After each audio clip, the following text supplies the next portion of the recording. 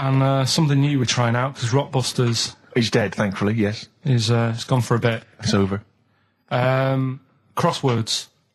Oh, this sounds intriguing. Where'd you get the idea from? What's the basic format of this? Right, what I've done is I've take like a popular saying from the show. A popular what? Popular saying, something that crops up quite a lot in the show. In our show? Yeah. Yeah.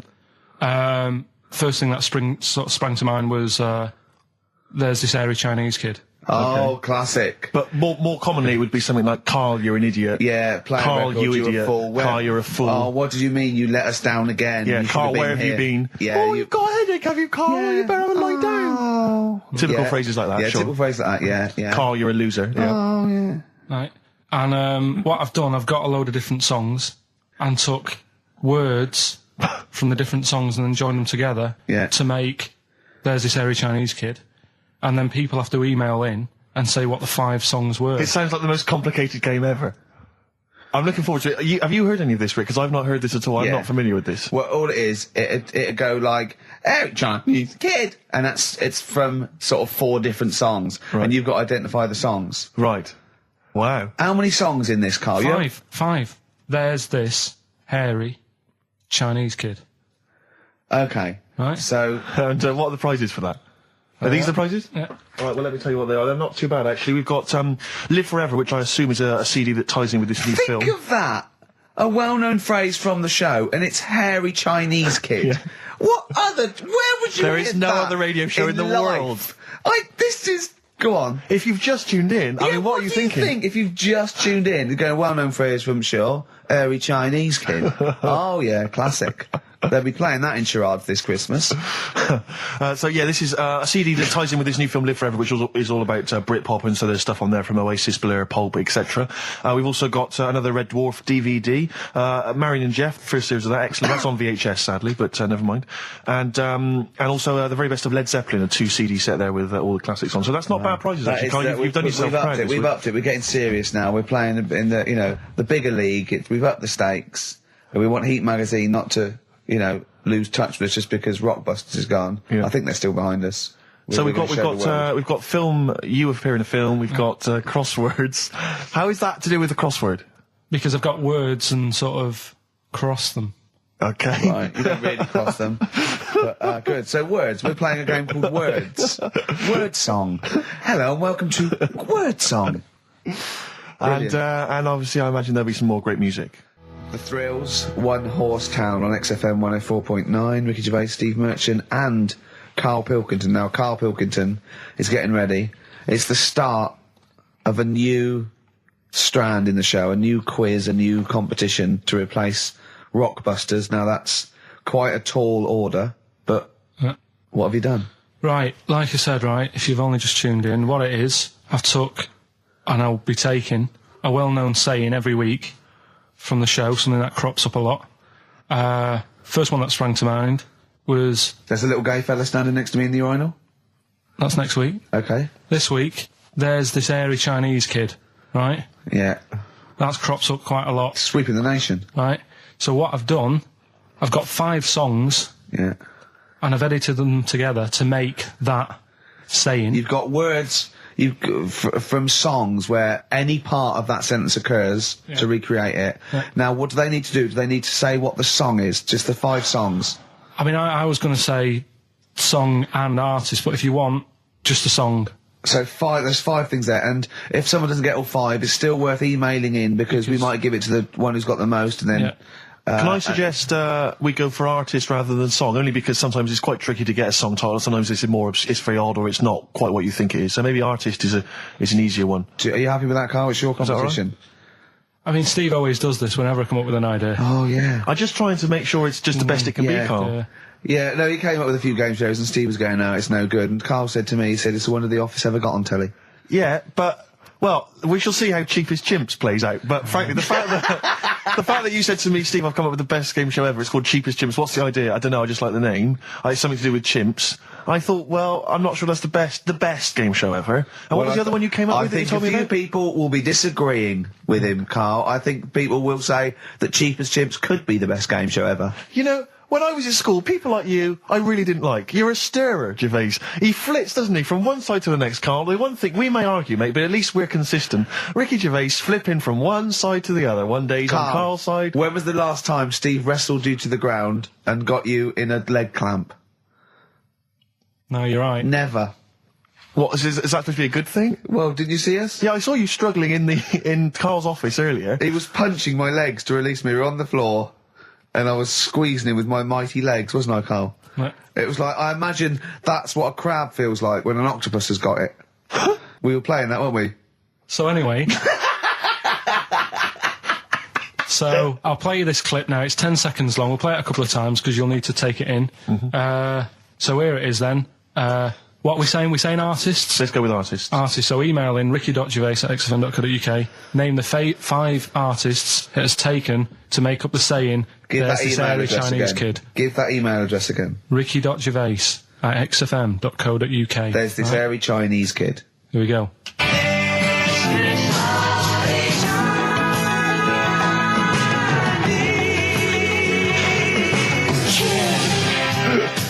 Play it again. Play it again. Here we go.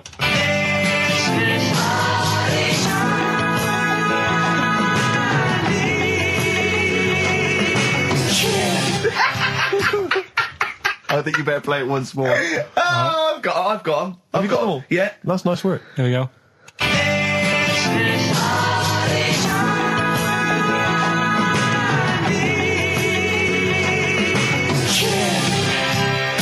I just remind you now that the prizes include a Red Dwarf DVD, Marion and Jeff, the first series of that on VHS, a Live Forever Britpop CD, and also the very best of Led Zeppelin. Let's play one of those actually while we're here.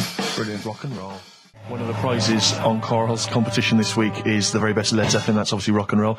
We've also got a Live Forever Britpop CD, Marion and Jeff, and Red Dwarf. And should we play it again? So people There's have got this another hairy chance? Chinese kid. Who are the artists? Here we go.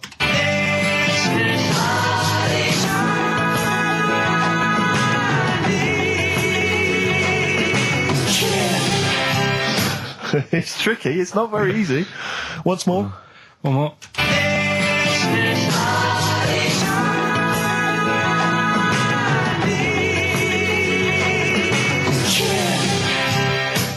Well, there you go. Ricky.gervais@xfm.co.uk. Those prizes can be yours. Who is he and what is he to you?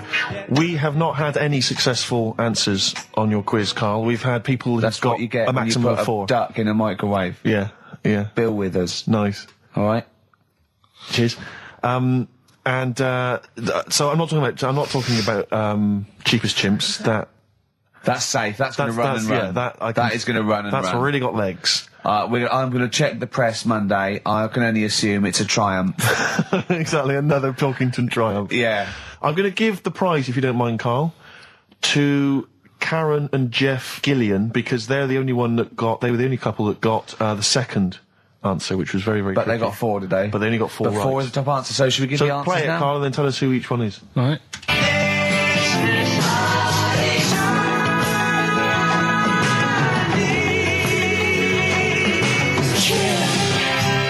So there you go. I didn't know the second one. There's Play this again. hairy Chinese kid.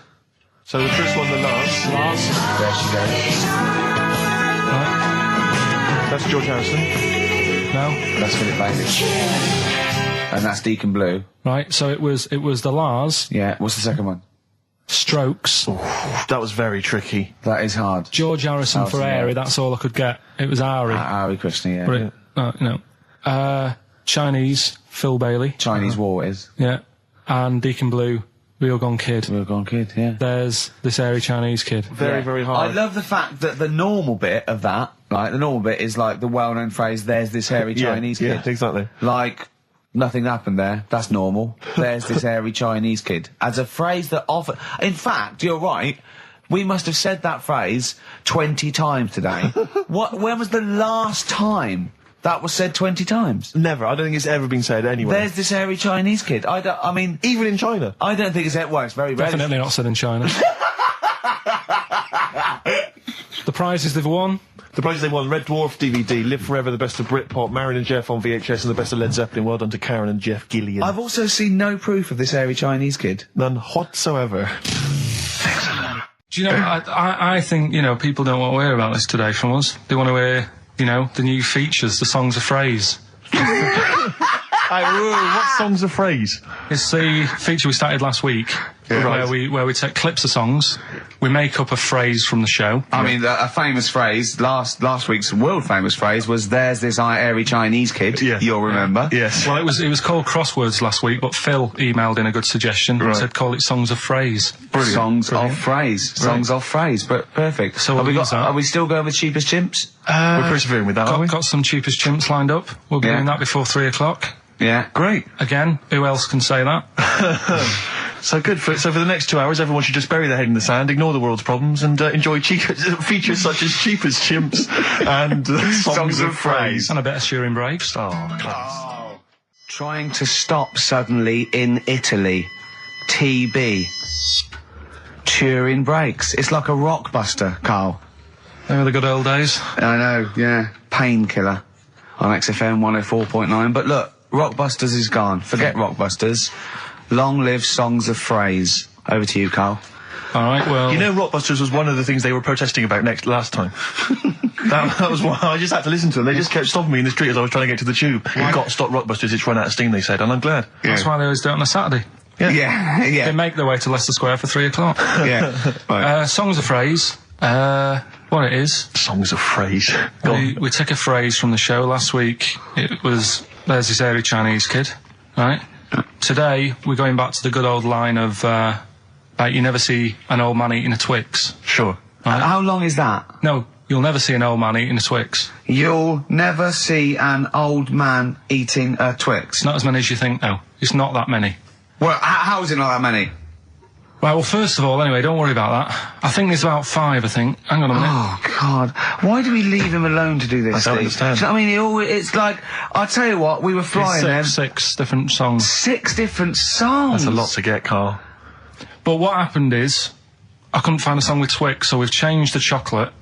Oh, this is rubbish. We're not doing it. We're not doing it. No, you've got to be punished. We're not doing this. Do it next week. You'll like it. No, shut up, Carl. No, just no. We're he's not put a doing lot of effort in. So what? You're right. He's got to do it right. He's got to do it right. No. There's too many. We said too many. He's changed the thing. It's not a one-off phrase. It's ridiculous. No, it's absolutely pointless. Rick, if only his parents had spoken like that to him sometimes in the past, do you know maybe what I mean? we wouldn't be in this discussion You're now. not doing it. Come on. No. We're not doing it, Steve. What do you think? I'll tell you, we've got the prizes, but I'm not even going to bother giving. I'm not even going to bother. I think we'll just share them out amongst homeless. Absolutely. No. There's troubles in the world, and I'm not going to let you faff around doing nonsense like that. It's ridiculous. Well, let's do it for this week. Let's play a beautiful song. What do you think? I'd love to hear a great song. Yeah, the times they are changing. We've said that. Look at Mother Nature on the run. Look at Mother Nature on the run, Steve. Yeah. Play it. So we're not doing... No. It's your own fault. Now, Carl, the big question, as we know at the moment, is whether we're going to let you do Songs of Phrase or not. Rick, I should tell you now, there has been a flood of... Oh, no, there hasn't. Sorry, I was thinking there'd been a flood of emails, but it was people agreeing with you, Rick. I know Tony Blair has been trying to get through. Yeah, exactly. I'm just checking the emails now. There's absolutely nothing supporting you, Carl. So no one gives a side either way about that's not fair. There were a couple of phone calls, weren't there? One was a guy saying you should. I think the other one was you, Carl. Was it phoning from the kitchen? Can we do it? Right. No. If you don't like it, we won't do it next week. But I've made it. I don't know why you did that. We thought of lots of stuff that you could do. You chose one where you have to have 10 words and 6 songs to choose. You haven't got Twix. I don't know what you've substituted Twix for. Okay, I've got to say now, I'm going to sit on the fence, so I'm quite intrigued. Okay, right. What have you substituted Twix for? Well, I can't tell you. Of course you can. No, I can't because people have to listen to it and work out. All right, let's just hear it. Let's hear it then. No. They know what they have to know what the word is. They have to tell what the song is or the artist. I prefer just to play it. No, you've got to tell them what it is because they might not even know what word they're looking for. Let's hear him out, Rick. Right. Please, democracy. That's what we're fighting for. Come on. Right, you turn them up. Right, okay, I've got the earphones on. Go on then. Right. Okay, so hang on. The phrase originally was... you never see an old man eating a Twix. Right, and we're trying to identify a number of songs which you've used to make up that phrase. And you email in xfm.co.uk/Ricky with as many as you can get, and whoever gets the most right can win. It's so complicated. This is so not complicated. Right, here we go. I'm baffled by the email address. I couldn't figure that out. What's the email address again? xfm.co.uk/Ricky. Right. Right. And there's some link on there, is there? Yeah, that you just press and it comes through. Brilliant. That. Right, here we go then, right? And you'll never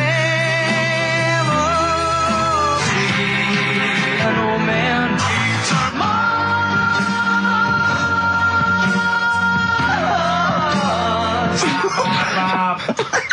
Well, I missed a little bit at the end. Let's hear it again. Mars, ba ba ba. Let's hear it again. and you'll never see an old man turn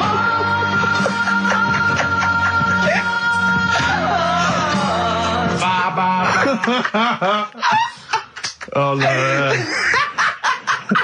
Oh, God. Okay. Right, we'd say the prizes, Steve. Right, so how many songs were there? Do we know? I think it was 6. You think there was 6? And you'll never see an old man eat. It might be 5. 5 or 6? Yeah. Anyway, why not email in the answers and how many there were, and you might be in with a chance of winning on DVD the original series of Citizen Smith with Robert Lindsay. That was good. Paul Whitehouse's Happiness, the first series of that on DVD. We've also got a couple of CDs here. The Best of Britpop, Live Forever, Oasis, Blur, Radiohead, and all the rest of them on there. Right. Supergrass's current album as well. That's all I right. think it's a current album. Yeah, it is. And Okay. less convinced by this one. If I tell you that some of the artists include Delamitri and Deacon Blue, then I know you'll be rushing out later, Rick, to buy this. Scotland Rocks. A compilation of... Is Wet on there? Let's see. What the about Wets- Biss? What happened to Biss? Let me see. I'm not gonna... I tell you, it doesn't... I mean, we've got Gun on there. Oh, yeah. We've got... baby, lately. Aztec Camera. Yeah. Big Country, obviously. Proclaimer's not on there. Wait a minute, where's Runrig? There they are. And obviously Rafferty, Baker Street. Do-do-do-do-do-do. Brilliant. So that's definitely worth entering for, surely. So xfm.co.uk/Ricky. Play it one more time. Yeah. Just in, right. and you'll never see an old man turn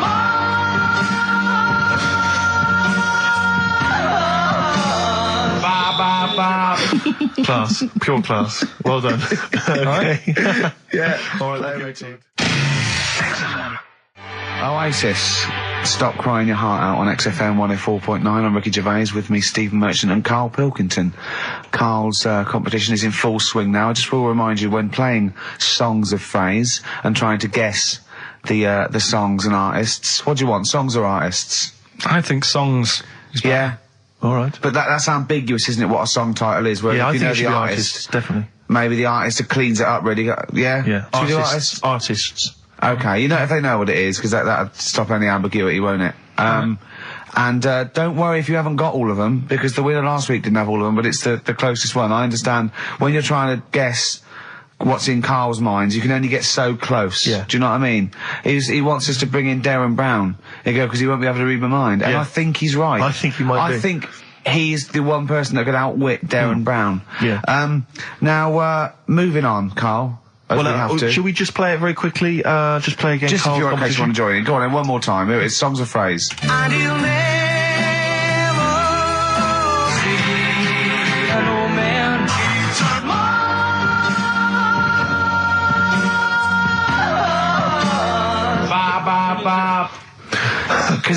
Because you have to get, you know, it is very difficult. So, you know, song or artist, we'd give points if you're close to any of those, and we'll choose a winner. So, you know, do And what the points mean? Crap prizes. XFM. xfm.co.uk slash Ricky. We're running out of time. We've got Okay. like 5 minutes left. Winner for songs of phrase. All right, give us the answers. Right. We did this at the start. We haven't even got time for the film thing today. Oh. But we'll do that next week. Songs of phrase. It was a phrase, you never see an old man eating a Twix. I love the fact that we haven't got time. Like, we've had such important stuff, and it's been so jam-packed and interesting. Not that it's been drivel with gaps we could have filled much better. Yeah. Don't look at it like that, like, What, with his film quiz? Come on. Oh, dear. So, songs of phrase, you never see an old man eating a Twix. We had to change it to Mars bar. Here's what we had. Jerry and the Pacemakers. Echo and the Bunnymen.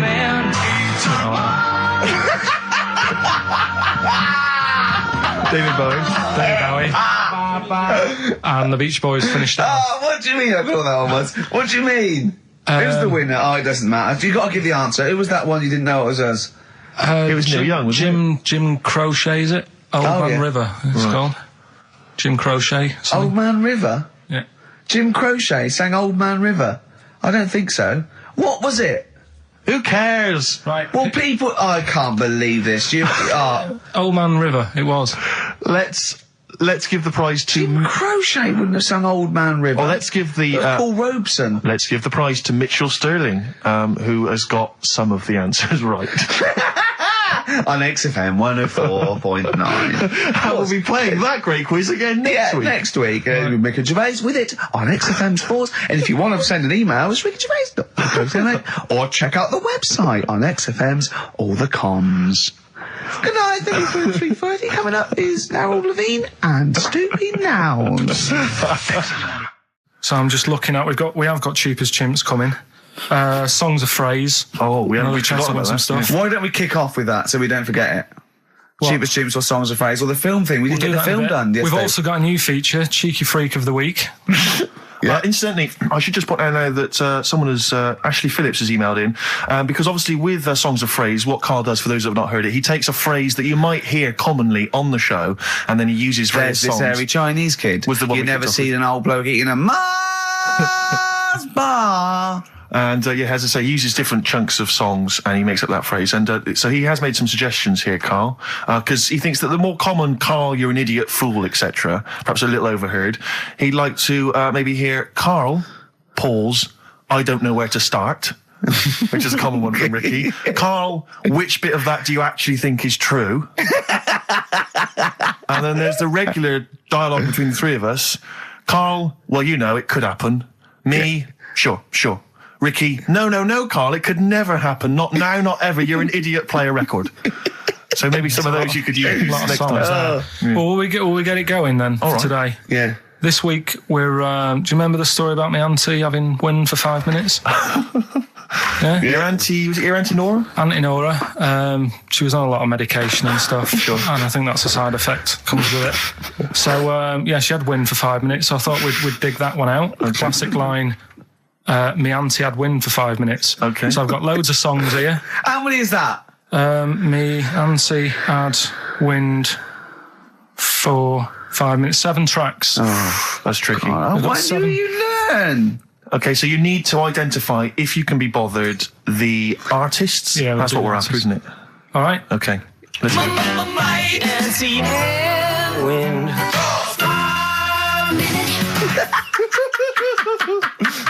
All right, we'll play it a few times. Just remember, as many as you can get, because the winner would probably be, who gets 5 or something. So don't worry if there's a couple you can't get, because you could still probably win. Go on. Again. Wind. Can I just, what's the email address? It's, if they go to xfm.co.uk/Ricky, they can just send them through there and that. Send them through that way. Which of these is the prize bag? Yeah, don't we get them mixed up? That's the one, is it, Carl? Yeah. All right, so let's see what hot treats you could win. As I get them out, Carl, do you want to play it once more? Yeah. Wind. I recognise all of them except one. Yeah. Right, let me see what we've got here. Once again, Carl, you excelled yourself with an arbitrary collection of DVDs. Just hanging around, were they? Just hanging around. Again, I'm always interested to know which of our XFM listeners has tastes as broad as this. Go on. We've got the recent BBC adaptation of The Hound of the Baskervilles. Brilliant. Okay, fair enough. That's We've all right. got, what's this? Is this something involving air, the band Air. I think it's a single at best. Yeah. This is probably worth having. This is the current Flaming Lips album, so you've excelled yourself there, actually, Carl. That's not bad. An XFM mouse map. They're as common as muck. Oh, hold on. You can't give away that mouse mat. It's a piece of foam. Now, I was going to dismiss the oddball sci-fi movie K-Pax featuring Kevin Spacey and Jeff Bridges, but Carl, is it signed by Kevin Spacey? It's signed, yeah. It's an actual. So win that and put it on eBay for £4.50. And man alive, what is that? Just look at their faces. No, Carl, don't give that. No one wants that unless it's ironic. Series 1 and 2 on DVD of popular northern-based sitcom Bread. Buy it, sell it. The game's getting hard because someone's dealing you a losing card. They all had a go. All the actors had a line on that song. Play the clips again. Play the clips again. They really want to win it now. Here we go.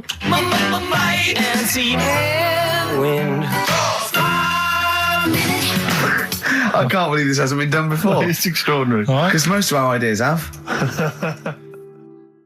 Verve, Lucky Man on XFM 104.9, Ricky Gervais, Steve Merchant and Karl Pilkington. The emails, I should point out, aren't flooding in on the No, but it competition. always takes time when they go through the website. Does it? Yeah. Okay. So they'll be arriving in a bit. Do you want to play it once more for those that have just joined us? All right, then.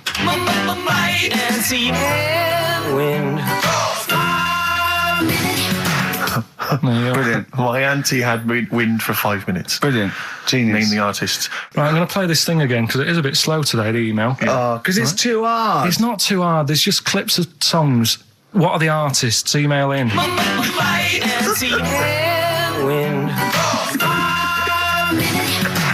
XFM.co.uk. He's getting annoyed because he put the work in and no one's... He's getting annoyed.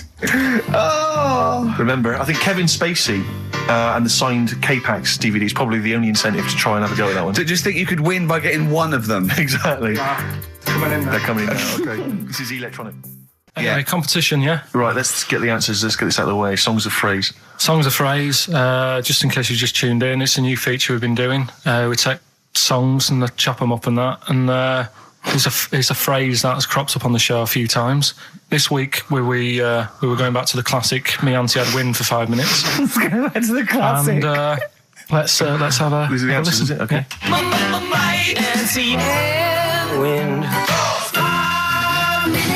Right. So what you had there is you had the knack. Yeah. With my Sharona. Auntie was some Manson track.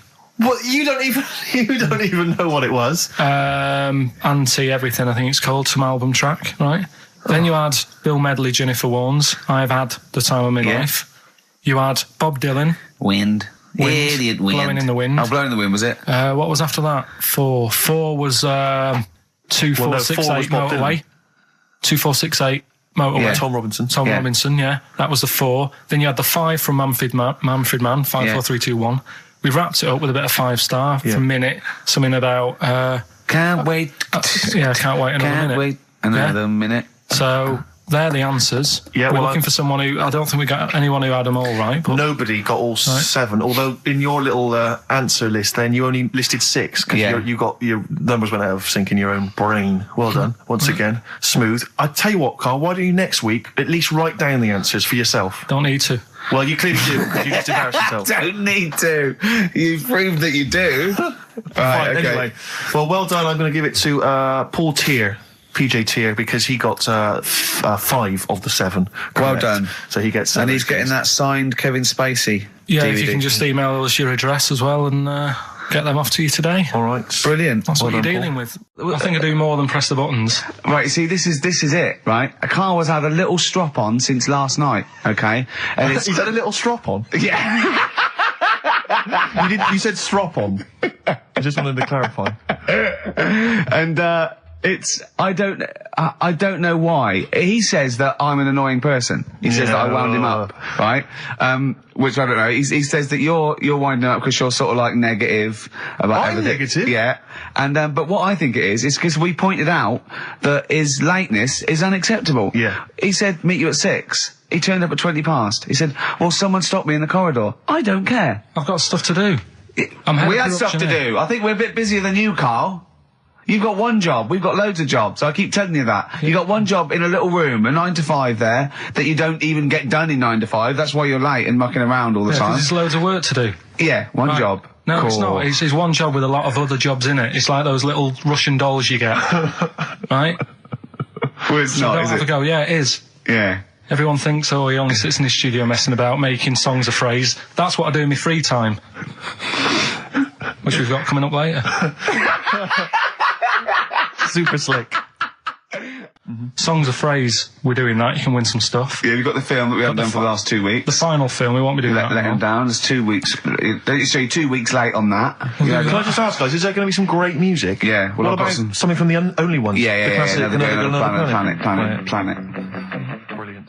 Right. Songs a phrase coming soon. Is it? Yeah. Yeah, what is it this week? What's the phrase? We're, remember the story I told you ages ago about my neighbour having a horse in their house? Oh, yeah. Having a horse. What's happened with that? Lenny Henry doing it as a series? So, And people nicking your ideas left, right and centre? well, that's the phrase we'll be using anyway. What? My neighbour had a horse in her house. How many words is that? 6. My neighbour had... So, there's no grammar either. My neighbour had horse in the house. My neighbour had horse in house. What is the phrase? My neighbour had a horse in her house. Are there any prepositions? Are there any prepositions in this sentence? Look, don't judge it beforehand. You see, I'm turning over a new leaf. I think this is a great idea. I think Carl's a genius, and I look forward to hearing this enormously. Yeah, okay. And I won't be sick on your leg, or squeeze your head, or make you jump when you're making a cup of tea. Just looking through the Guinness But it's still the funniest thing, isn't it? Squeaking at someone when they got a cup of tea. Right. It's a good game. Drink 8 pints. Go on. Songs a phrase. Songs of phrase, nicely done. Right, we'll get this going. How do you feel, Carl? Yeah, all Again, right, all disappointment. Right. Disappointment probably to your family and friends. Well, I don't think they'll be that gutted, to be honest. Right, songs a phrase. Well, Carl, why don't we both come up with songs of phrase? Because it's a big tease. People love that. Yeah. It's one of the hot new We've got quizzes. one more thing for you to eat. No, I'm not doing any more of that. Seriously. Play a song? Right, songs a phrase next. Right. That was rubbish, that half hour. Rubbish. That's great. Roots. The Seed, XFM 104.9. I bet that is a record. Eating grapes whilst DJing. Possibly. I'm assuming if there's any listeners out there that have a record-breaking attempt they'd like to see Carl undertake in future weeks, they should email in. I think Jono's got that one. Right, what have we got then? That's that. Right. That's the silliness aside now. Let's get on with the proper show. Right, songs a phrase. Yeah, let's do that. On to the classy stuff. Yeah. Do you want to do the prizes first? Right, now then, where are they? Here they are. I haven't seen these, but I'm excited as ever. All right, we have a T-shirt there, arbitrary T-shirt that you have probably stolen off of someone. What does it say? Is it the Red Hot Chili Peppers? So that's right. that's not too bad. It's a big T-shirt there. On DVD. This should you be giving this away? This looks like it's the film Don't Say a Word. Yeah. And it's it doesn't have all the proper packaging. It's literally the disc, the DVD disc, just loose. So enjoy that. The current album from Oasis, Heathen Chemistry, DVD, on DVD, The Life of Mammals, the complete series, the David Attenborough recent DVD, that. Walking with Cavemen, which I think is a DVD, it's currently on TV, isn't it? And, Well, there you go. And also the X-List, which is a good new compilation, double CD compilation from XFM with loads of stuff on there, including Nerd, Snoop Doggy Dogg, Athlete, all sorts. Go on then, Carl. So not bad, actually. Simple Nice one. Well done. Right, so, yeah, it's a phrase that's been said at some point, or said a lot on the show. We've had, like, Hairy Chinese Kid. We went back to, my mum had wind for 5 minutes and that. Today we're looking at, my neighbour had a horse in a house, right? Yep. If you remember, we were talking about that probably about a year and a half ago now. Yeah. Yeah, of course we remember.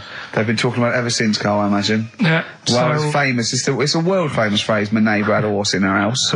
Right, so this is, this week's Songs of Phrase, and what I've done is I've got songs with those words in that make up that sentence. Yeah. You get to email in ricky.gervais@xfm.co.uk. There's 6 different songs, right? You email in with what? I don't what know, would there it- is 6.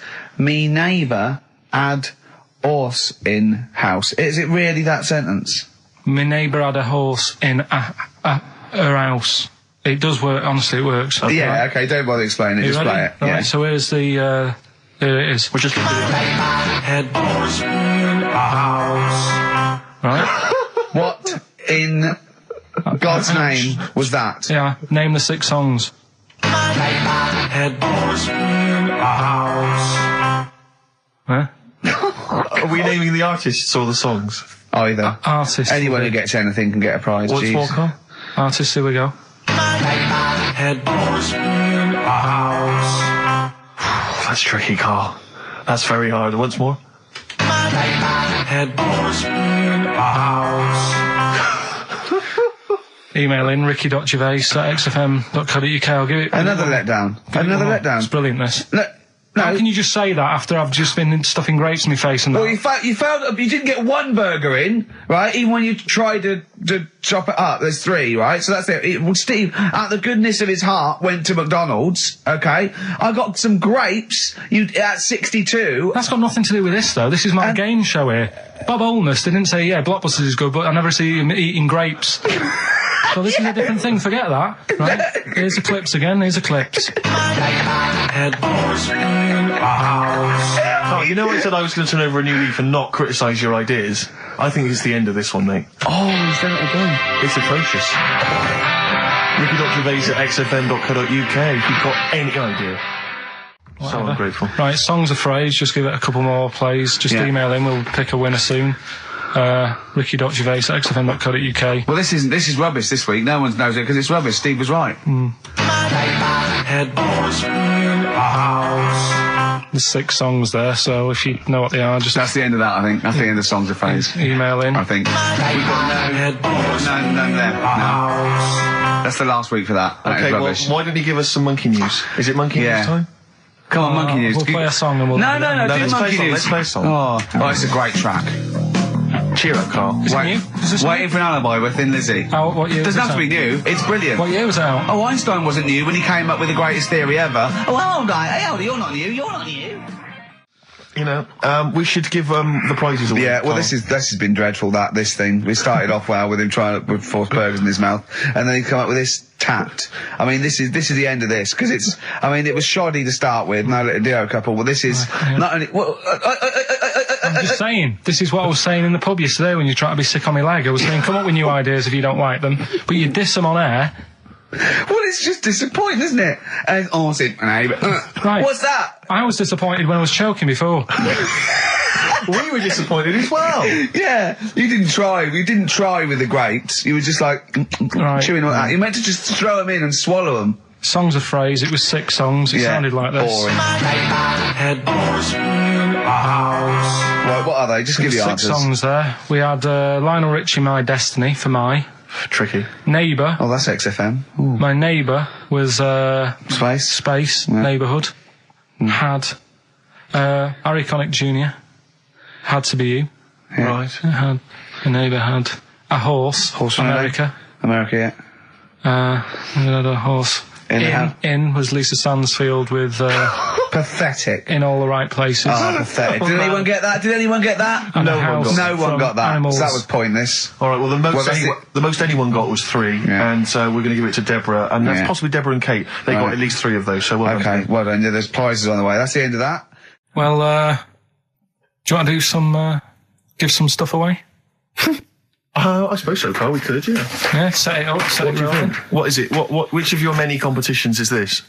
Songs of phrase. Talking of competitions, Okay, prizes to give away this week. You've excelled yourself again. We've got, once again, Scotland Rocks, the very best of Scottish music, Texas Deacon Blue, Brilliant. and Jerry Rafferty. Proclaim's on there or not? Proclaim's there, don't worry. Delegate's on there as well, don't worry. Yeah. It's Don't worry. It's Biss on there. It's Biss on there. I'm just checking to see if Midge and Hugh and Gry feature, but they do, thankfully. I don't know. The Rosillos as well. Oh, and Gun. brilliant. That's That's great. So I look forward to Is that. Lulu on there or not? Oh, Is she not on there? I can't No, see she's her, not on there. actually. She's not on there. But, the don't Wets, are the Wets on there? All the Wets or not? Are the Wets Fairground on there? attraction. Perfect. Brilliant. That's on there. So Brilliant. Is Wee Hootie McTooth on there? And is Jamboree? what's this? This is another arbitrary compilation called Strange and Beautiful. The Brilliant. X-List album, which is quite good. The new album by the White Stripes. The DVD Walking with Cavemen, that TV show that's on VHS. it's still got the price on there on VHS in case you haven't seen it. Fight Club and the best-selling book from Michael Moore's Stupid White Men. So actually some quite good prizes there, Carl. Not bad. All right, Carl, what's this competition? Right, Song's a Phrase. It's where I get a line that sort of is said a lot on the show or has been said quite a lot on the show. Yeah. Is this one Stop Squeezing Me Head? No. Oh, I could have done that. Yeah. But what we're doing is my favourite. The Elephant Man's my favourite film. Is that the phrase? Yeah, that's the phrase that we're looking at today. The Elephant Man's my favourite film. It is as well. It's his favourite film. I know. What is that again? So, 'cause it's funny and sad, and it's you know exactly what you're going to get. Yeah. They promise you an Elephant Man, that's exactly what you get. Yeah. It's good. Have you seen it, Steve? I have seen it. It is good, isn't it? Yeah. Do you remember at the beginning of the Elephant Think Man? of that. Having that as your favourite film of all the hundreds of amazing films. I mean, It's a good film and it's a moving film. Yeah. But I can't imagine it's a film I would watch endlessly again and again. Care about a bloke with an elephant's I head. watched a little bit of it again the other night. It's one of them that, just sort of reminds you. You know what annoys me when he goes, "I am not an animal." He is. Well, I mean, he speaks like one. And what doesn't help? He's got And he looks like one. No, yeah. But it was a bit unfair because they never let him look in a mirror because he's a bit odd looking. It upset him. Yeah. So his hair was always a mess. And that made him look worse than he actually was. Yeah. But good film. Get it out if you haven't seen it. That's the phrase today. Do you know, I remember my friend introduced me to that film, and if you remember at the beginning there's a big montage because he is working in a zoo, isn't he, or he's being kept in a zoo, and there's a sequence of various elephants, I think, actual elephants kind of rampaging, and it's just quite a sort of moody, atmospheric montage. Is he king of the elephants? Can he maul them? My friend said to me when we watched this, he said, what happens is he gets trampled on by some elephants, and that's what makes him look like an elephant. And I went, right. And I watched it and I thought, that's not the case. And I tried to explain it to him, and he's, to this day, still convinced that the Elephant Man, it's like when Spider-Man was bitten by a radioactive spider. Yeah. It was his mum, wasn't The it? Elephant Man. The power of an elephant. Was it his mum who got... He never forgets. Anyway. Be careful. Is it his man what? Wasn't it his mum who was pregnant and then they ran over her? And No, I don't think so. that's the impression I got from it. No. You are joking, aren't you? No. I thought, I honestly... Anyway, right, so the phrase is, my favourite film's The Elephant Man. Oh, well, wait a minute. There's 5 songs make up that sentence. Yeah. Right, this week. Have a listen, see if you can work out the songs. Email in, ricky.gervais@xfm.co.uk, right? And you win all that stuff Steve just said. So, right, here we go then. The Elephant Man. He's my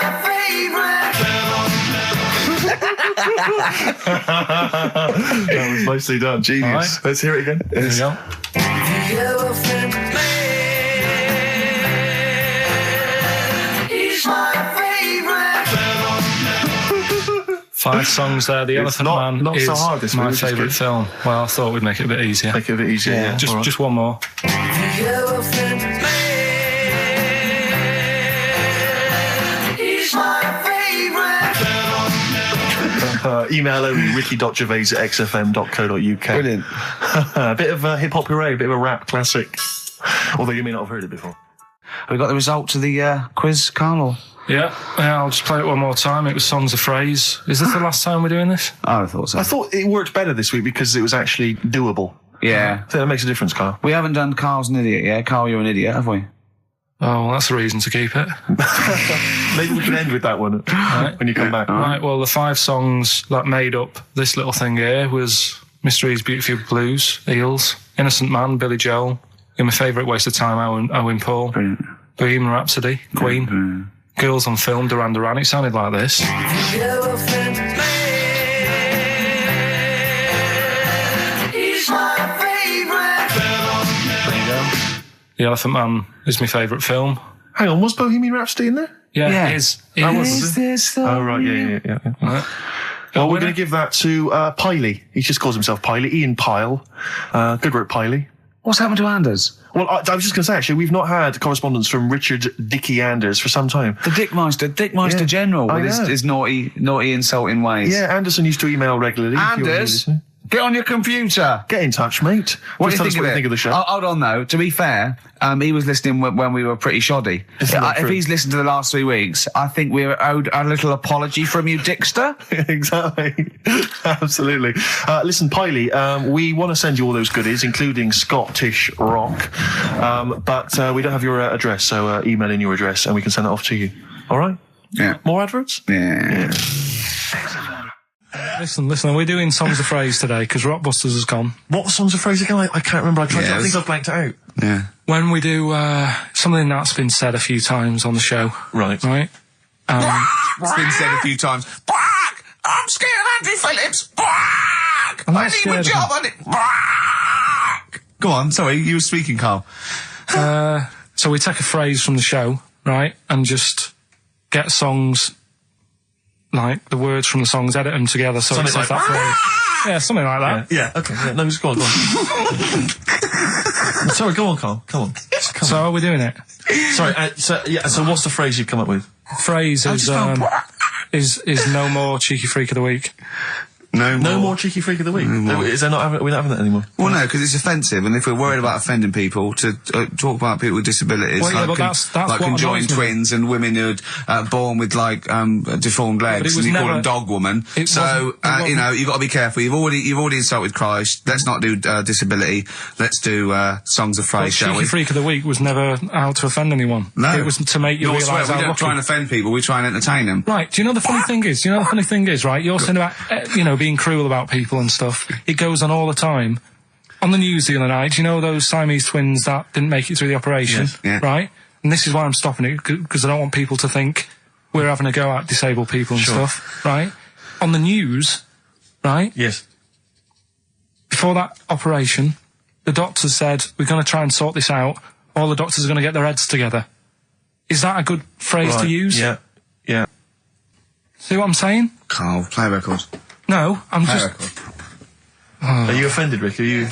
Oh, you've offended me. You're the one that's you've Yeah, but I'm saying, we're not out to offend anyone, yet it's always going on. People are always having a go. entertain. Please don't bring it down. Play a record. No. I hate it. Darkness. Growing on me. You love the darkness, don't you? Yeah. I was lucky enough to see them. They were doing a I little like the album HMV as well. thing. Is it People good? have told me it's a bit too jokey or Yeah. a bit too tongue-in-cheek, but it isn't really. If you don't know that, it sounds great. It just sounds like sort of retro 70s rock. It's great. I think it's brilliant. It's nice to have rock back. I think you'll agree. Big time. Yeah. Yeah. High five, man. High five. Yeah. Sweet. Sweet, mate, sweet. Songs of Phrase. It's the mighty return of Songs of Phrase. No one has requested that. It's not due to public appearance. A lot of people have requested some swearing. They have indeed. We had a lot of emails for that. But go on, Carl. And remind us again what exactly Songs of Phrase is and why we should care. It's just a phrase that we take from the show, make up by taking words out of a song, edited it together, right? The phrase that we're doing is no more cheeky freak of the week. No more cheeky freak. It sounds like this.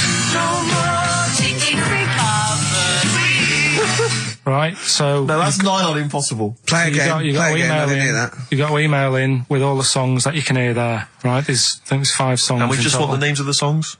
Yeah, that'll do. Okay. All right. So we just hear it again? No more cheeky freak of the week. All right. Yeah, that's It is good. It's probably one of the best you've done. It's very tricky, though. That's not too tricky. Play it again. No more cheeky freak of the week. How many have you got, do you think, Rick? Just Well, I've noticed the same person singing twice. Is that right, In a Tom? band and solo. Yeah. And I know one I track think- straight away from the word. Can I just say, I do think naming the songs is a bit tricky. Let's just name the artists. Is that all right? What's the artist? Just the artists. Just change the rules slightly. Yeah. Before we play it again, just let you know what the prizes are. We've got on DVD Later with Jules Holland Louder. Lots of the alternative acts he's had on there. A DVD, there, a couple of DVDs. With Rollins Boogie on there. Woogie Piano over the top. Let's hope so. Brilliant. I can't Mary wait. Chain are on there, Stereophonics. We've got Sonic Youth, Ash, Hole, Queens of the Stone Age, Foo Fighters, quite good. Once again, Cruise of the Gods on DVD, starring Rob Brydon and Steve Steve Coogan. That was on at Christmas. It's not bad. It's not the same one. They haven't been sending that back. We've been giving out different ones each We week. have indeed. This is an album just called quite simply I Love You. Yeah. And you'll be pleased because there's the likes of Mel C, Cliff Richard and the Hollies on there. Brilliant. Excellent. The best chill-out album ever. We've got the Beach Boys on there, Elvis Costello, Pink Floyd, Coldplay. That's not bad. And this is the one that's most interesting, I think, the American Song Poem Anthology. I've not heard it yet, but apparently, I think what it is an anthology of recordings that were made apparently in, I think, maybe 50s or 60s America. There was a particular organisation, you could send in songs or lyrics that you'd written at home and they would set it to music and record it for you. And this is a compilation of them. So obviously there's some quite idiosyncratic and odd little things on there. I think it's probably worth a listen. So not bad prizes at all, Carl. Let's play it again. No more taking free cover. Well, we've started that going. Just the artists then. ricky.gervais@xfm.co.uk. ricky.gervais@xfm.co.uk. Once more, Carl. No more taking free cover. See, it's great. Yeah, not bad at all. A little bit of Elbow. Nice to hear that again. This is the one Red. XFM 104.9, Ricky Gervais. Sure. Elbow and Red. Good tune. The old Spanish archer. Alright? Yeah, Elbow. Oh, sorry, you've lost me. I wasn't listening. Elbow. Alright. Sony award-winning from Ricky Gervais. Well, we're not allowed to do anything. Sure, a bit. Andrew likes those sort of things. Rick, I can tell you now that the answers to songs of phrase are quite literally dribbling in. I think there's 2, maybe 3 answers so far. So very excited about that. And we just had an email from Dan. He says, my Mrs. Lynn is pregnant and is 8 days overdue. Carl, could you offer any words of encouragement to coax the baby down the birth canal? I've sat Lynn only inches away from the speaker to allow optimum audio transfer to the uterus. What would you say to that child there, just to lure it out to the wide world, Carl? I wouldn't rush out, to be honest. Right. It's not good, is it? Out here. Sure. And I don't really want to talk about kids either, because Suzanne's mate's just had one and now she wants one. Oh, God. Yeah. Please never bring a child into the world, Carl. Promise us that. They just bore me. Have you seen, there's loads of people in the office who have got them now and they've all got baby pictures everywhere. And they're all like, isn't it nice looking? And it's like, no, it's not. They all look the same. Do you know what I mean? All like Mel Smith. Don't they? But it's that theory, actually, right? Do you know how I've said before about babies, right, Yeah. but like little old people? Yeah. There was, no. Another of the great theories. No, the fact that, you're born and you sort of, you got no teeth, you got a little bald head, you can't control your bodily functions and that. Sure. Then you get to like... Sorry, 70. you're describing yourself? Yeah, I was to say, you've got a dangerous No, ground, I'm aren't just you? saying, that's how you're born. Yep. Then you get to about 70 or whatever. Yeah. All that starts to happen again, doesn't it? Right. Yeah. Now, there was a story in America about, just backing this up again, 70-year-old fella, 70-year-old fella, okay. little bald head, Yeah. right? Probably no teeth, and that, Probably, yeah. nappy and that, right? Yeah, probably, yeah. Goes into, A lot of 70-year-olds pop the old nappy on your 70th birthday, take your teeth out. Goes into an off-licence to get some beer, doesn't get served because they didn't think he was old enough. Right. Okay. Right, okay. Wait. Carl's back. Wait a minute, No, sorry. okay. So they thought he was a giant baby that had walked into an Forget office. it. Weird, isn't it? Steve, forget it. Carl, please. I Forget need it. Carl to answer. No, that's the story, but it's weird, isn't it? That's Well, what it's I'm not true. saying, it just backed up The my guy theory in an again. off-licence thought that a giant baby had waddled A into an 70-year-old off-licence. wrinkled baby in an overcoat, sucking Werther's Original, smoking a pipe and going, I can't believe it, the price is not the same as they were, right, was a small child. Well, Yeah, weird, isn't it? Play a record, you're an idiot. well, what's happening with Songs of Phrase? Forget it. Forget it, No, who as cares? I say, the answers are dribbling in, and Can we run this radio station for a week? Yeah, but the thing is, if we genuinely wanted to do a good job at that, we'd have to fire ourselves straight away. No, do you know what I mean, though? Just to sort out the playlist, let DJs, you know what I mean? Sort out what can be said and what can't. Just for 1 week. Yeah, see if we can give it a bit of, shall we? What would you do? I don't know, does the phrase pissing in the wind mean anything to you? Well, I know, yeah. Well, are we going to even meet this week? Because it's, we've wasted time pre-recording stuff that we can't put out. I don't know if it's He's worth... still on that. He is still on it. I mean, to be honest, I've let it go, but he's still on it. What else is on the list? What list? On the list, I said to you yesterday, let's sit down and have a chat. I threw that away. I thought it was just a piece of crap. You can't say crap. You're saying... You should have bleeped that. I know, why don't you believe that? Why don't we pre-record the whole show, then we only have to come in once? What do you think of that? Carl. Whatever. Carl. Steve, what are you doing with I songs seriously of think praise? if we put out last week's show, would anyone know? Carl. Play a record. He's driving me mad now, Carl. Carl. Seriously, he's driving me mad. Carl. Press the button, please. Carl. I'm sick of it. Carl.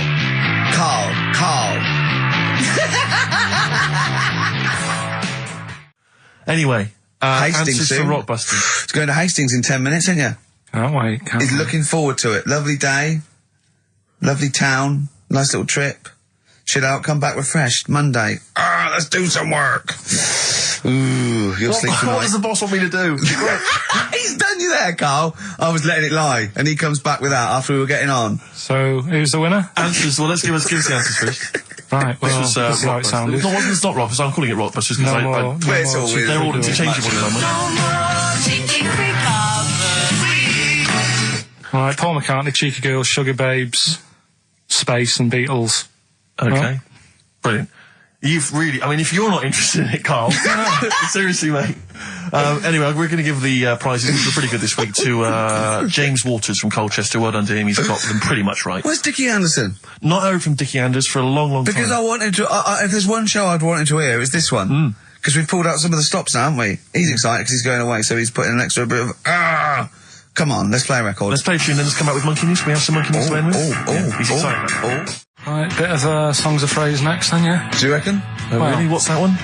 See you in a minute. Right. Well, we got songs of phrase, Right, haven't we? Songs of Phrase then. Okay, let's just have a look at the prizes. Just remind us again what exactly Songs of Phrase is, because I know a lot of people put it out of their mind week by week. It's a phrase that's, been said on the show a few times, right? You remember classics, like, what was? We've had Hairy Chinese Kid. Yeah, there's this hairy Chinese kid. Stop squeezing my head. Carl, you're an idiot. Carl, you're an idiot. Some classic phrases. Classic phrases. And so you use various old-time songs and you put them all together and that spells out the phrase. Before we play that, let me tell you now, you can win. Look forward to this. What's this? The new album from the Star Spangles. That's called Bazooka. Is that out, is it? Never heard. When's Bazooka out? Never heard of them. The best summer holiday album in the world ever. You've got the treats on there include the Fast Food Rockers and Laz Ketchup. Yeah. I'm waiting for their second single, because I don't know what that's going to be about. Sure. Is it going to be a bit more fast food? Maybe like Pret a Manger? Yeah. Yeah, lovely. This is very good. Yeah, 2 disc set, the best of David Bowie. Inspiral Carpets, the best of them. Still don't know how they string that over 3 seasons. No idea. Bowie's is one. Yeah. We mentioned it last week, the American Song Poem Anthology. That's kind of a kooky collection of songs. And we've also got a couple of DVDs here. Stephen King's Rose Red. I've never heard of it. Straight to video. Yeah, made for television. Yeah. Will never be seen at the cinema. And I'm sure there's a lot of nerdlingers listening, so they will be loving Richard Dean Anderson in Stargate SG-1. Free inside, there's a collector's card, plus you can win some exclusive memorabilia. Brilliant. So I think a pair of their... Right, all you've got to do is listen to these, 13 songs, probably, to a well-known stupid phrase. It's only seven different songs, right? Well, just get the most you can. Just be rough. Artist or song, it'd do, right? And the phrase is about me dad nicking from telephone boxes. Right. You got to give them a clue, because they've got to know what they're listening for. It's hard enough when you know. Daddy's never going to stop robbing from telephone box. Is that it? Yeah. So what are these songs then? Go on in. It doesn't matter that some people don't know what that's about, do they? Doesn't matter. No, they're not. Well, your father's a thief. Is basically the point. Email only. ricky.gervais@xfm.co.uk. Let's hear it. All right.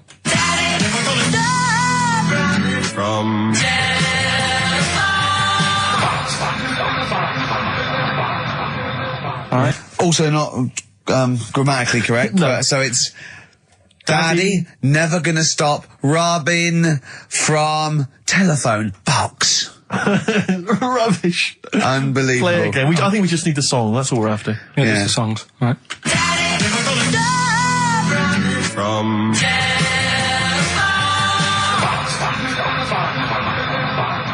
Just again. Well, This is a desperate feature, It isn't it? really is awful. from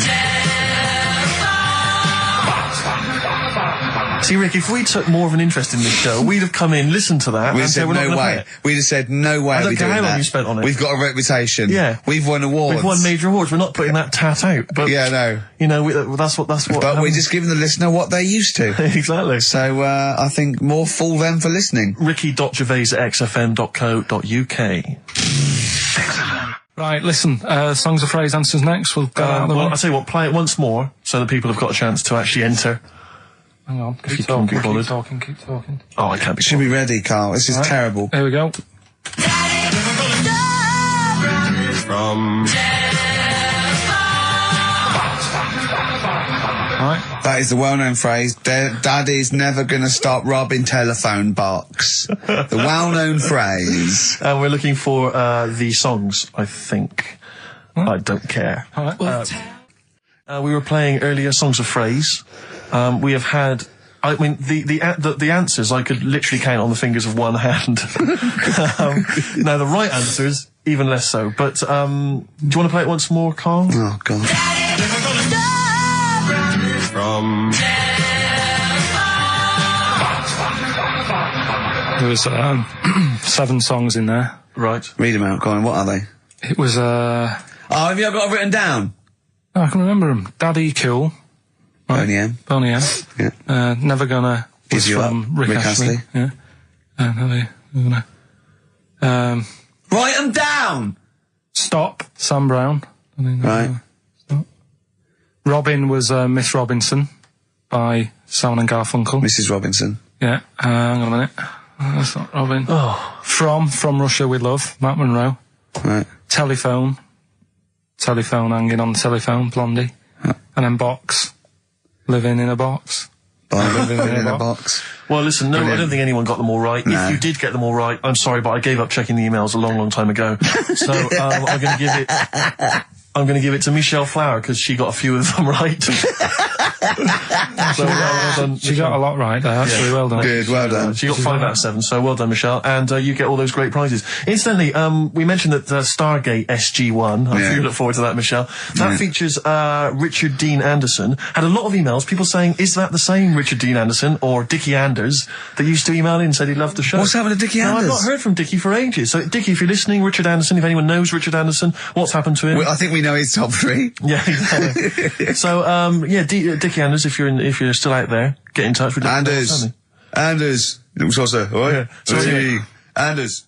What have we got? What What are you providing then today? Have you got a quiz for us? Yeah, we've got, what's her name if you want? We've got, We've got what? what's her name? What's her name? No, Is that a new one? Don't know. Yeah, what's the name? Yeah. What girl am I thinking of? Songs of phrase? We've Songs got of that, phrase. we've got that coming up. All right. Yeah. Okay, so quiz time. I know everyone's been looking forward to this. Which quiz is Well, it we're this going to week? play along because he's done Songs of Phrase where he cuts up bits and pieces from records. You have to guess the title or the artist and makes a well-known phrase, i.e. a phrase that we've said a lot. And the challenge is that me and Steve have got to try and work out what it is as well before we will tell you the phrase, but let me just see if I can guess. Play it. Tell me why, tell me why, tell me why. Play the game of swing. Right, I know what that is. I didn't hear it. Can you play it once more for me? Right. I know what that is. Right, it's why don't they play the game of swing ball? Because that's what he said when he turned on and saw people in wheelchairs playing tennis. And his point was... Tell me why, tell me why, tell me why. Play the game of swing. Oh, dear. That is so naughty. This show's been a bit naughty, I think. I don't know what's happened to us. I think it's like sort of end of term sort of madness, but I think we've got to calm down here. We've been a bit naughty there.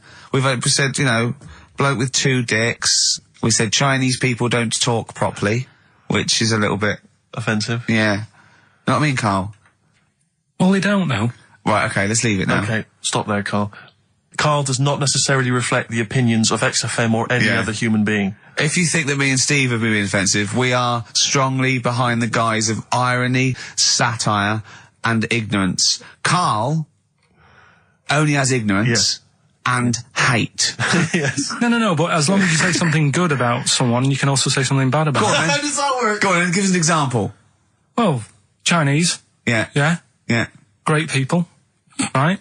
Good. That's Really, the... The women really good looking as younger people. No! What are you doing? I'm just saying, as long as you know what I mean, there's good and bad and everything. For every What are the positive and old ones negative. like? Yeah, they don't age well. What do you mean? The fella in Karate Kid, the teacher, was only about 36.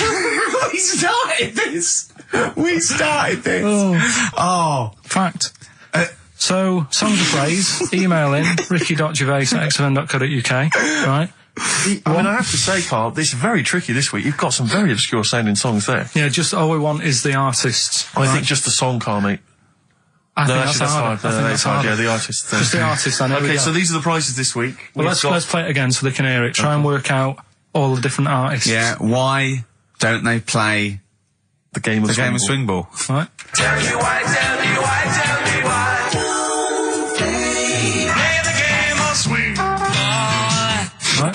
That's tricky. It is tricky. That is tricky. That is good. But there's some great prizes, including, Carl, I can't help but notice, torn from the current, well, I think today's issue of the Daily Mirror. What, he's giving away a giveaway? It's a free CD from the Daily Mirror, which you can buy it, you spend 30p on the Mirror, you can get this anyway. But it's still in the piece of plastic that it came in. I love just that. ripped. Anyway, there are some other treats. Oh, you'll be loving getting that through the door.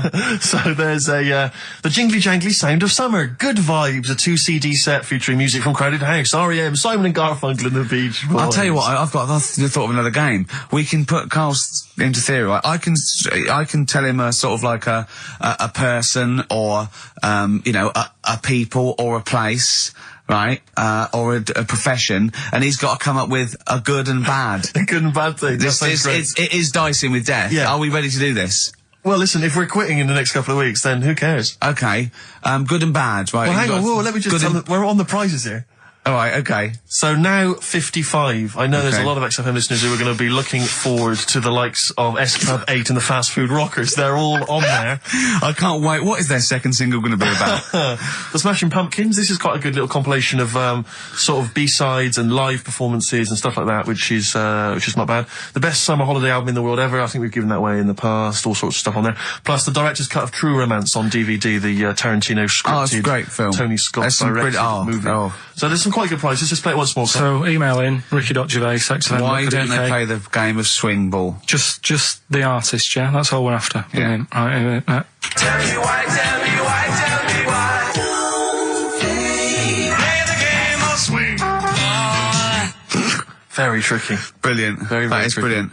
All right, bung the song on. I'll bung the song on now. What? Let's put a song on. Bit of Pharrell Williams. Yes. Good and bad. Good and bad. Old people. Pharrell Williams featuring Jay-Z, that's a new single, and then Frontin', that's released on the 4th of August. It's made me sort of feel funky, but in a chilled out way. Yeah, that's perfect. Do some adverts though, just to... That would really help you. Yeah. Darkness. I believe in a thing called love on XFM 104.9. Ricky Gervais, Steve Merchant, Karl Pilkington. Karl set the ball rolling with songs of phrase. Why don't they play swing ball? Referring, of course, to people in wheelchairs who play tennis, because he was disappointed they weren't getting around the court quickly enough. So why didn't they play swing ball? Yeah. Brilliant. Someone just emailed in saying because if they hit it to the top, they wouldn't be able to reach it to unravel it. Exactly. Which is a good point. Yeah. But I mean, nonetheless, good and bad in people in wheelchairs? Do you want to do that? Good and bad. Good and bad things about people in wheelchairs. Good and bad. Yeah. Suppose. Don't know really. They take up less room in cinemas. They've got their own seat. Good. That's good, is it? That's a good thing. Yeah, good. Yeah, well done. Well done. And what's bad? Don't know. I'll have to think about it. Okay. But well, let's leave that, eh? You started it. Let me just give the email address. But, I mean, let me just give the email address. I just said it, so look, talk over it. Okay, I'm going to do Carl's top thing. Ricky.gervais@xfm.co.uk. That's also the email address for your answers to this week's Songs of Phrase. Play it again, Carl, if you would. Go on. Tell me why, tell me why, tell me why. Play the game of swing ball. We just want the artists, is that right? Yeah, that'll do. I've got two that you don't like. Not that you hate them, but that you sort of like, don't agree with them. Would Liverpudlians be in your list? Probably. What about gay fellas in toilets looking at you? Well, I think they've sorted that out. So.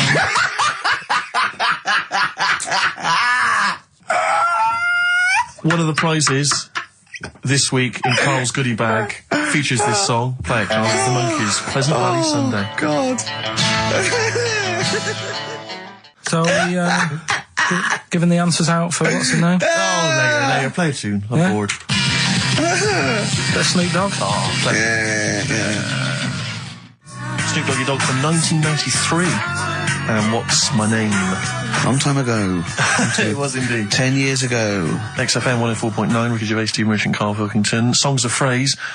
We've had very, very few entries. I really think people aren't interested. They really have just given up. I mean, seriously, Karl. That's the one thing you contributed to this show, Karl. And it's the weak link, I think. Missing link. In the chain. The missing link. Oh, do you reckon there is one, Karl? Do you reckon they'll ever find the missing link? Wandering around Manchester. Wait a minute, Karl. The stats then. Let's have the answers, if we can. Right, there was Let's specials. play it once more. Alright. Tell me why, tell me why, tell me why. Special. Yep. Jermaine Jackson. The game of swing. Right, there was Play the Game of Love. I think that was Wayne Fontana and the Mindbenders. Right, you think, but you're not sure. Louis Armstrong was the Don't Mean a Thing if it ain't got that swing. Yeah. And Queen, Don't Stop Me Now, We're Having a Good Time, and that. We're having a ball. We're having a ball. Yeah. Well, I mean, considering you yourself weren't entirely clear, I think it's only fair to give it to Paul Brown, who got some of the answers right. PB, you are getting those prizes. Well, they are on their way They're to you winging their now. way to you. Silence is Easy, Star Sailor on XFM 104.9. Right, it's the quiz of the week. If you want to go out and do some shopping, this is probably a good time. And come back again for about 1:15. But don't forget, what I will say is, even though these clues, we're going to do songs of phrase, by the way, where Karl picks out a phrase that he might have said once, tries to find words from songs to put it together. You've got to guess as many as you can, song or artist, I can't remember. But even though you might look at it and go, that's mental, I don't know any of them, you might win if you get 2 right. I mean, I think the winner last week got about 3 out of 3 Well, or I have 7. to be honest with you. I mean, last week, Rockbusters, surprisingly, was a very, very popular quiz. Yeah. It just happened to be awful. Yeah. This one is pitiful. I mean, it's truly atrocious. Yeah. And it really doesn't even have a fan base. I mean, there's no one championing this one, Karl. Last week, seriously, mate, I got about Karl's face. 7 or 8 replies. Oh, God, that's terrible. That was like when you told a kid that you couldn't afford a Christmas present this year. Look at his face. Yeah, he is a bit distraught. Karl, I suppose it's like Chris Evans' face when they said they were cancelling Girls and Boys. It's like, but I can come up with great TV game shows like that. No, you can't, Chris. Not anymore. Oh, his little glasses slid down his nose. I'm the guy who don't forget your toothbrush. Yeah. What was that money you owe me? No, you owe us. Oh, believe it. Alright, so will I just play it to you and Whatever, you Karl. try and work out what the phrase is? Sorry, it's a phrase that might have once been uttered on this show. It was said last week. Oh, right. All right, okay, brilliant. Alright, here we go. I know you're just 16, but looking all of 21.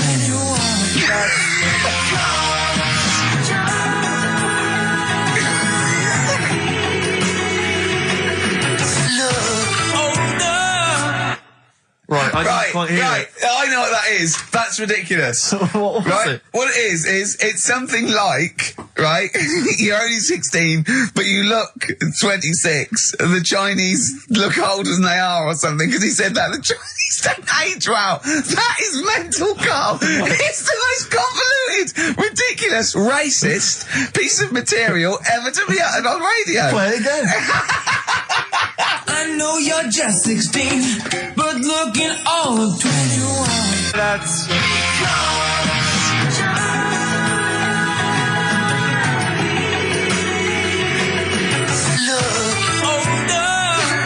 Okay, you're just 16 and looking all 21. That's because the Chinese look older.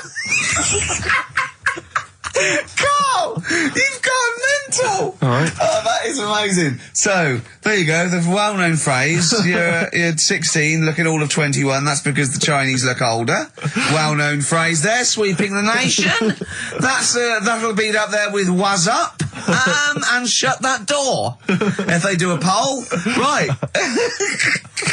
Okay, Flat once more. We're after the artists. Just the artists. Yeah. I know you're just 16, but looking all of 21.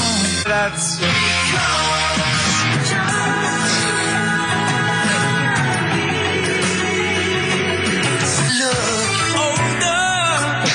Unbelievable. All right, let me tell you what the prizes are. We've got, I assume this is the new album from Mower. Everyone's going crazy for Mower. I've not heard people stop talking about Mower. But there it is. We got the new album from the Webb Brothers, which might be quite good. The Polyphonic Spree album, the best dance album in the world ever, which is ideal perhaps if you're having a barbecue and you've got lots of 8-year-old children coming. The Polyphonic Spree, I look at them and I think, well, you know, you're a pretty good band, but if that album sounds like $1 million, you're going to make that 40 quid each. I know, it's extraordinary. I mean... They're the sort of indie equivalent of the So Solid crew. Yeah, you're not going to make any money. The manager's getting 20%. Exactly, yeah. And also on DVD, Red Dwarf Series 1. So, some absolutely barnstorming places. And if you can identify what artist to use in this well-known racist phrase, that's because the Chinese look older. Play it once more, Carl. One more time. I know you're just 16, but looking all of 21. That's...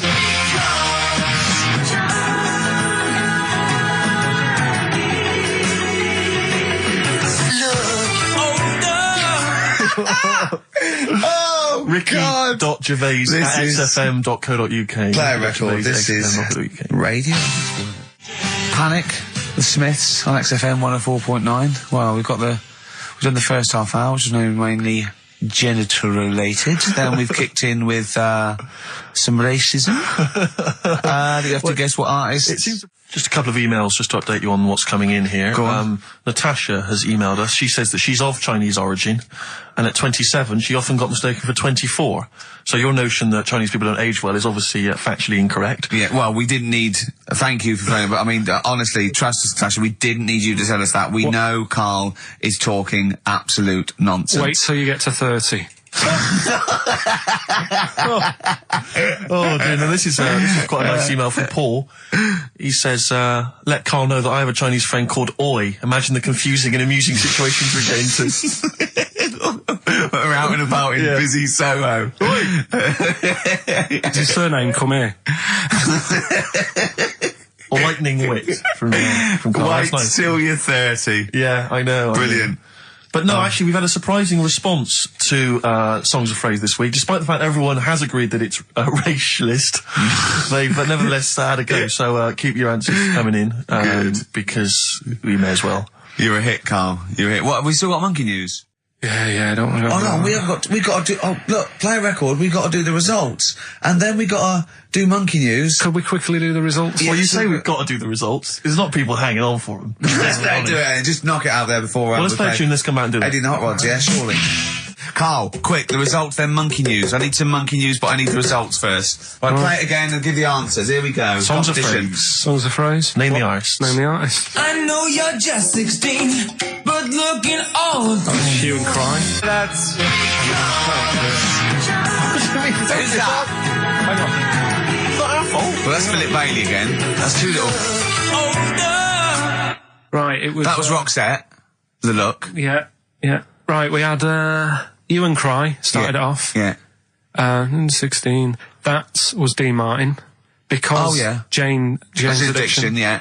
Because Cars. Yeah. Chinese Philip Bailey. Philip Bailey, that's second outing he's had. Last one we used him for Chinese, where there was a hairy Chinese kid. He's never got so many royalties being used in racist game shows. Brilliant. Then Roxette and finishing with George Michael. Oh dear. So brilliant. Right. Who's the winner? Well, the winner, actually, it looks to me like he's got all of them here, from Bognor Regis. It's Stuart Birch. Well done, Stuart, and you get that bag of tat. Bognor Regis. Yep. Oh, just need his takes address. me back as well. Yeah, if you just email in your address, Stuart, and you can have those goodies. If you're not interested, don't bother. Do you want to do you want to set up Songs of Phrase? Yeah. Oh, God. If you've not heard the show before... I thought we weren't doing this week. I thought we weren't. No, we'll do it once, right? And then next week's the last one, so we'll do Rockbusters. That might be the last one ever, depending on whether Carl decides to come back in October or not. I'm bored of it. I told you I'm bored of it. Why are you bored with it? I get bored quick with stuff. Yeah. I told Suzanne the other night, how lucky she was, that I haven't got rid of her yet. She's, you know what I mean? Things... Did you put on a soft music though first, didn't you? You didn't just like start getting that right. You know you're a very lucky girl. Sorry? Well, I used to get bored with you and that. Yeah. Oh, dude. You're lucky you haven't pissed off. Yeah. Do you want to open the champagne or what? Well, she was annoyed the other night. What's that on your ear? Don't worry about it. Where'd you get out? We're walking to the pictures, right? To go and see Bruce Almighty. Sure. Why? And just something to say, innit? Yeah. So you were trying to sneak in the back. So on the way, cutting across Leicester Square, and those fellas who sell roses, he comes over. Do you want one? Do you want one? I said, don't do that. She's allergic to them. Right. So he'd go away. Yeah. She got all annoyed about that. Because she's not allergic to them. Well, she's not allergic now, but they're about £3 each. She go, what But the point of that, Carl, is not that she really wants a rose, it's that you're willing to spend £3 on her. Taking us to the pictures. How much was that? That was £8 each. Did you pay for it though? But didn't you ever... If I know you had her dressed up as a small child. Yeah. Me and my son, please. Or you made her sit on your shoulders and wear a long coat. Yeah, exactly. Anyway, listen, songs of phrase then. You paid for her to go in and then you went and had a pint while she watched it. Yeah, there's no point in both of us seeing it, but tell me about it. Tell me what it's like. Oh, right, songs of phrase. So let's explain what songs of phrase is. You do it. Okay. Oh, really? If you think that Carl is bored with life, then you will be even more bored once you have heard this particular quiz. The gist of it is that Carl has taken a well-known phrase Well, or saying... no, stop you there. Not a well-known phrase. Something that he said once. On this show. Yeah, probably. And he's somehow compiled together a number of different songs which have somehow built up that particular phrase or sentence. If it's anything about Chinese people, Philip Bailey will be involved. That's all I can say. Okay, let's hear it then, Carl.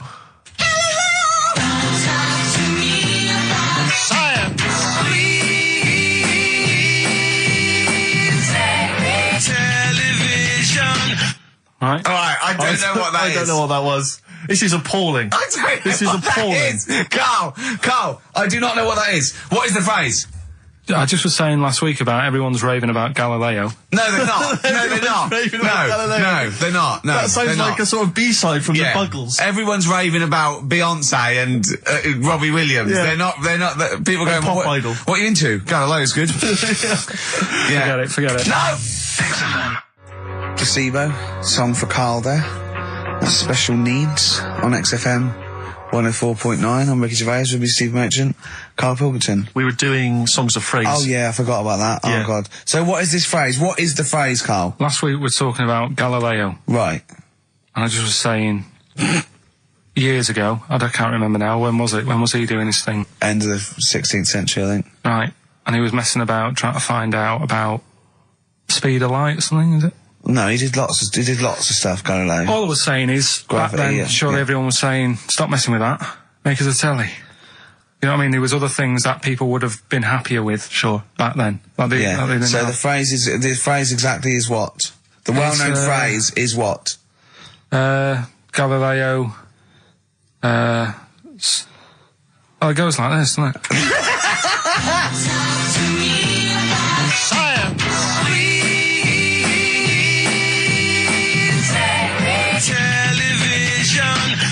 Right. So it's Galileo's stop Talking to me about talking about science. science, make me television. Make me television. Yeah. So you email in with the bands and that. Brilliant. Right, let's... That is rock bottom. I mean, the well-known phrase being Galileo, stop talking to me about science, make me television. As a well-known phrase is one of the weirdest things I've forget jizz out of windows and things like that. That is the weirdest thing I've heard on radio as a competition. Can we have that one next week? Okay, well, here are the prizes. If you think, Rick, if you think the quiz has hit rock bottom, wait till I tell you these prizes. No, brilliant.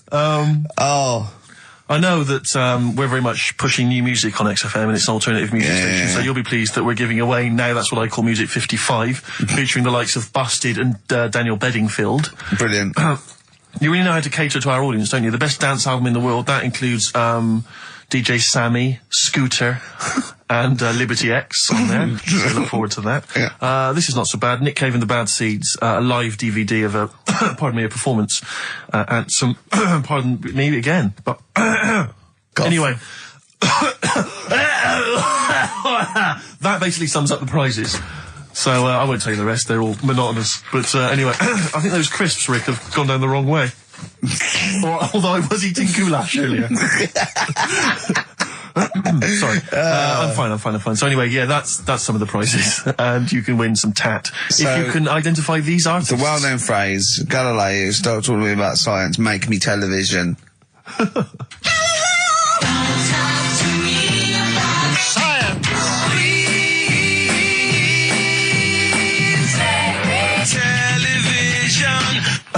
I just email. But easy this week, I think. Play a record, Carl. I mean, it's ridiculous. Ricky.gervais@xfm.co.uk. The Pixies. Answers rushing in, we should point out, for the quiz. Most of them agreeing that it's pointless. Some people have called it... It's songs of phrase, of course. Some people are referring to it now as songs of arse. Which is more than appropriate. But you'll be pleased to know that it's ending this week. And next week we've got the return of the even more pitiful Rockbusters. For the last one. That's back for the last one. We perhaps also need your petitions to Carl. If you want us to stay on the air, then you need to petition Carl, giving good reasons why he should stay, why this show isn't boring, or rather why he shouldn't be bored by it. I mean, you're bound to be bored as listeners, but obviously he's running out of steam now. What are you fed up with? You're just fed up with, in general, are you? I mean, you want your Saturdays back, do you? Just want a bit of a life back, that's all. But you don't do anything with your life when you've got it. Why don't you do this instead of, like, your day job? Can't. It's more important than my day job, innit? That's what earns the company money and that. Know what I mean? Well. So... Why don't you do a regular show then? Sack someone who's, quite frankly, not putting the weight. I've done that. I did that years ago. What do you mean? Done it. Told you, I've done a lot of stuff. Boxing, done. Tick. Dancing, done. No, you turned up, the place was shut. Yeah, but... Dancing? When did you do dancing? That's when he went and said, I want to do dancing, and he went along to the place, and it was shut, and that was it. And he said, I didn't do it anymore. That's not doing it, is it? Boxing, he had a fight with one lad, then the lad beat him up, and he didn't go again. Oh dear, it's pathetic. Well, anyway, yeah, so this is basically our penultimate show. Next week's the final, and we're all looking forward to that enormously. Yeah. But that may be it forever then, and this all for one, one for all for one. The Three Musketeers, gone forever. Yeah. I, for one, will be pleased. Oh, I have to get some of these taped, because I like coming in and sort of, Incidentally, Rick, don't be afraid to nick as many CDs as you see fit on that last show. People have already nicked them. No, I know, but just take whatever you want. If that 4 Non-Blondes is still there, isn't it? I think it's still there. Because I don't want that to be nicked. Yeah. And I got a feeling, because I don't think there's any Smiths in the library, but there's quite a lot of Gina G. Really? What? What was that sigh for? Nothing. What? Ooh. Play a record. Monkey News is on the way, plus the results. This isn't radio. You've got to keep talking or playing music.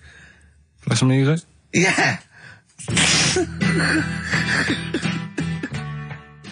I was going to say the winner. I don't think anyone cares. Oh, come on. Someone got all of them, didn't they? Well, okay, play it again then. This was Songs of Phrase. You did this. The well-known phrase is Galileo, stop talking about science, make me television.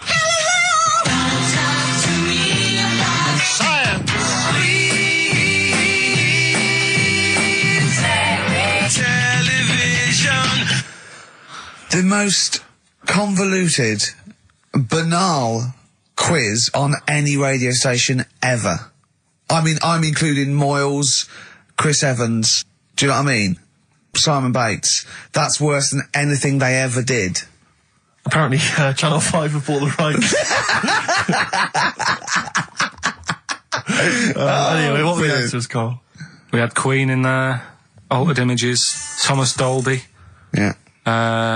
Beatles, Aretha Franklin, and Red Hot Chili Peppers. Well, extraordinarily, Tracy and John Burton from Colchester and Essex got all of those right. Why they would want the prizes, I've no idea, but good luck to them. They can enjoy those at some point. God bless. Right, are we... Competition then, come on then, what is it? Oh. Songs of Phrase. Remind us of this? We got the film one coming up later as well. Oh. But Songs of Phrase is the one where I take a popular phrase from the show. Well, no, it's not a popular phrase from the show. It's sometimes something you said once. There's this airy Chinese kid. Yeah. And I get all different bits of songs, so, I make up that sentence, and you have to email in with the artists that you hear. Well, what's the popular phrase then? What's this popular phrase that's sweeping the nation? It's what we talked about last week. Go on. My girlfriend had a problem with a marrow. Right. Yeah. All right. Okay. She wasn't your girlfriend. Oh, yeah, but I couldn't find sort of No, okay. blind date or whatever. So seven artists it's taken to make up this Me Songs of Phrase. girlfriend had a problem with her marrow. That's at least 8, so... Well, maybe I not. think I've managed it in 7. Anyway, here we go. Oh, What the artists? We're looking at the names of the artists. Yeah, Get what- a pen and paper and make a note. What artists are you hearing here?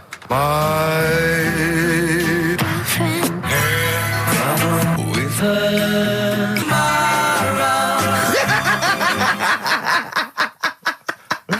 Very good. Oh, okay. All right, What's so, more? So, what are the artists?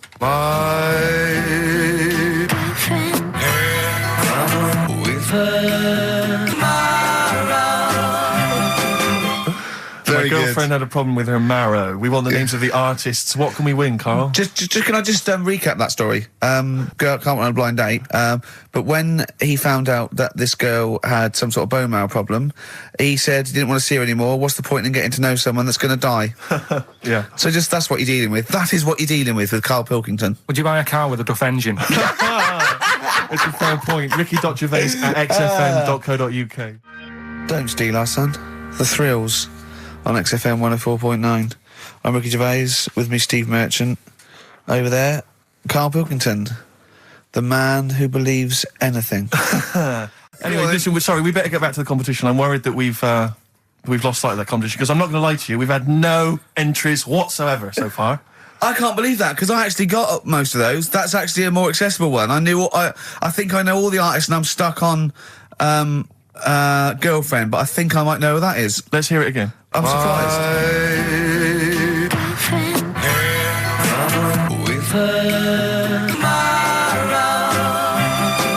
Now I think that's a pretty accessible one. An eh? accessible quiz? Yeah, so no one's... Is the email up or no one's listening? No, well, I think there's a little bit of that. But I think we've accidentally closed down the texting. Oh. So if you're texting in, This don't is bother with that. rubbish. It really is awful, isn't it? Yeah. just play it again. Hang on a minute.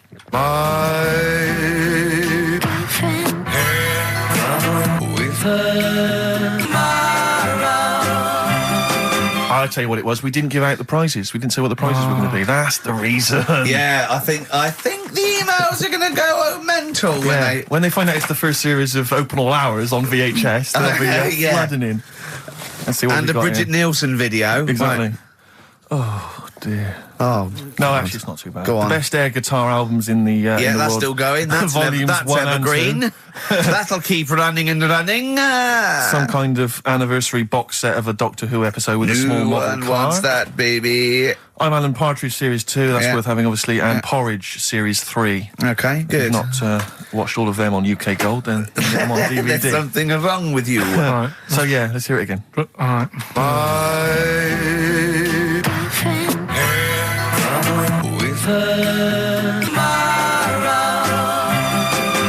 Just name the artist. That's all we want. Just Yeah. the artist. Ricky.Gervais at xfm.co.uk. Play record. Right, Adams. Yeah. Yeah. Oh, this is absolutely fantastic. His version of Wonderwall. If you've not heard it Beautiful. yet, you'll be loving it. You'll be loving this. Carl, have we got the results? Yeah. Go on then. What are they? Play it Songs again. of Let's play it Phrase. again then. Okay, This songs was of the phrase. phrase. It's These were the rubbish. songs.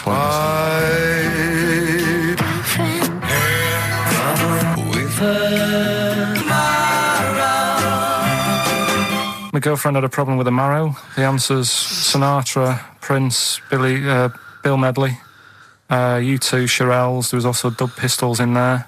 No one got all of them, Carl, obviously. But we'll give it to Mark Cantan. He got, what did he get, about 6 or something? Yeah. Well done, he's from Dublin, so that's nice. Well done. Listening over there, the Irish. Yeah. It's good, isn't it? I love the fact that in pole position, in positions 1 and 2 of his favourite films of all time, is The Elephant Man and Cares. Yeah. That's brilliant. Yeah. Go on. All right. Am I leaving the mics open a bit when this is going out? Or what? Yeah, let's have a listen. Yeah. All right. So don't talk then, right? Just put that hot dog down, Rick.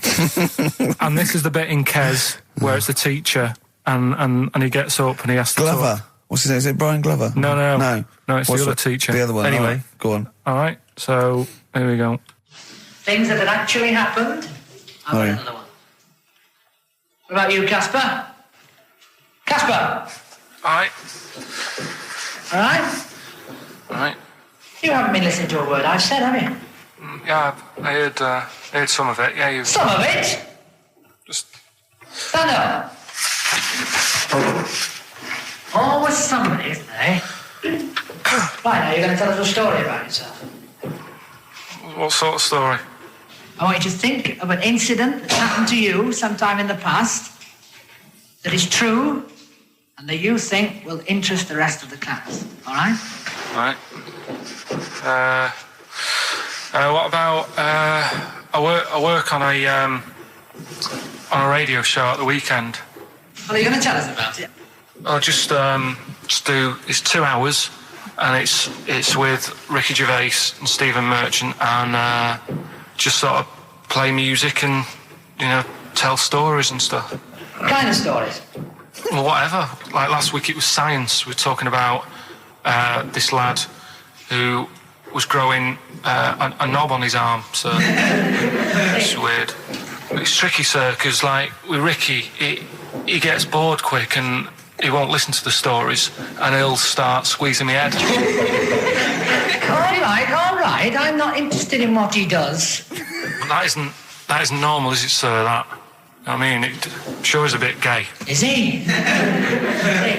Just messes about, though. Do you know what I mean? I try and like come up with good stuff, like monkey news and like quizzes and stuff, but then he'll just, Ricky will just mess about. I mean, on Saturday he did it again. He squoze me head. How do you spell that? Squoze. S-Q... Oh, you're going to show it off the wall? This is a new word to me. Squoze is S-Q-U-O-Z-E. Right, now tell us what it is. It's when he gets me head and he puts one hand on the back of it, right? And he puts the other hand on the front of it and he just sort of swivels it. Swivel, right down the back. Oh, swivel's not it's spelled S-W-I-D-R. How many times a day? How many times a day does he swells it? It depends what time he gets in. If he gets in about 12:30, he could get a good 3 in. But I think, I don't really want to talk about. Don't you? Well done, Billy. Big round of applause. That is the effort. Yeah. Wow. That's the best thing you've ever done, Carl. Tell you a job I don't like. What? I wouldn't want to be doing. The woman, there's a little woman who sits in the little snack stall on Finchley Road station. Yeah. And I don't know how to describe it, really. She is surrounded by snacks. She can't move for snacks. It's Does it look like American Beauty, but with different... Not dissimilar to that. Yeah. It's a little hut on the station. Yeah. And it's like, if you go to the seaside, you can put your head through one of those cardboard cutouts and it looks like you're a big fat person or whatever, and you can have your photo taken.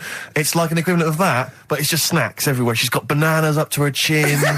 She's got chocolate coming down to her eyes, crisps either side of her. She can't move. She can't do 360 degrees. She's like packed in there. I don't know how she gets in there. I think they put her in her first, and pour in the bananas. Yeah. Then they go pour in the nuts. She has 2 hours of makeup before they open. Exactly, yeah. Dressing her in there. Because I'll ask for something from the fridge, and she cannot turn her head to see.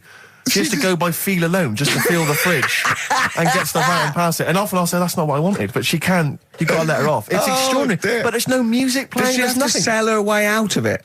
Exactly. If it's a slow day, she's stuck there till the next day. Yeah, it's like a world-breaking attempt. Yeah. Carl, what job wouldn't you want to do? Well, any job. You're a lazy... You're joking, aren't you? I've done loads of stuff.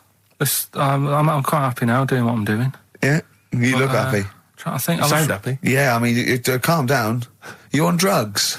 I'm all right. Are you on happy E? before England have won and that. I'm happy for them. Yeah, go on, happy for them. I'm happy in that. Yeah, what do you mean happy for them? We are England. Happy for us. Yeah. I mean, we didn't play. I did very little towards it. No. It was mainly Johnny Wilkinson. Yeah, I barely contributed. Switching on the TV was about as much as I did. Exactly. And shouting, come on! Yeah. Talking about jobs and that, though, I was reading the other day about, rubbish jobs that people have had and stuff. I haven't got time when I'm at work, man. I just get on with it. I'm not squiddly diddly. Fingers in pies, different jobs. Go on. Do you know Ivor the Terrible? Ivan. He, his Russian, that was the Welsh fella. Who was bloody awful, but not as bad as his Russian cousin, Ivan. Yeah. Go on. He had a fella doing some work for him, right? Yeah. This fella built his house. Yeah. After it was done, right, the terrible fella was like... fella Ivan. He was going, oh, it's brilliant, you've done a good job there. Yeah. I don't want you to build another one like that. Took his eyes out. Just stopped him making an house like that. One? Blimey. That's bad, isn't it? Why didn't he take away his trowel? Then he could have seen, but he couldn't have built a house without a trowel. You can't build a house without a trowel. Yeah. I suppose he probably later thought that once he'd been nicknamed Ivan the Terrible. Yeah. He thought, why? Because you gouge people's eyes out. Yeah, but I didn't want to build another house. I know, but Take his trowel away. What would I have been then? Ivan the Crafty at most. Exactly, yeah. Ivan the Jealous, Ivan the spoilt brat. But Yeah. Gouge someone's terrible eyes. is That bad. is bloody terrible. I'm surprised you're not called Ivan the... Do you know what I mean? Yeah, you're going to go down in history like with Vlad the Impaler. Yeah. He's mainly remembered for impaling people. Yeah, he did a lot of other stuff. Did a load of great charity work he did. The impaling is the thing that's really gone down in history. When were you reading about Ivan the Terrible? No, it's just or little stories. Ivan the Terrible is the thing you remembered from this informative article. No, it was just little bits like that. Talking about him, there was a thing about someone who worked for that fella who painted the ceiling. Sistine Chapel. Yeah, there was a thing. A woman who worked for him in his house, and I love how you assimilate information when it's just bordering on the academic, or just the interesting and true. It's wonderful. Ivan the Terrible gouged someone's eyes out 'cause built him an house. That fella who painted that ceiling had a woman work for him. Imagine if you wrote that down in an essay. Imagine if you wrote that in a school essay. Well, you'd probably end up with not getting a grade or... Yeah, or thinking you turned up to more than you had. Exactly. Anyway, the woman who lived with... Yeah, the woman who lived in a shoe. Go on. yeah, there was this woman who lived with him, and she used to go out and do all this shopping and that. Yeah. But because she couldn't read or write, he used to have to draw everything that he wanted. Why couldn't you just tell her? I don't know. No, wait. That's an excellent point. Could she talk? Yeah, but if it's a big list and that, loads of different coloured paints. But why and couldn't stuff. she draw on a piece of paper? Why did he have to do it? Because he's a better drawer, isn't he? That's the point. That's it. That is. We were just looking for the logic of the story. You found it. You've done it. Play a record.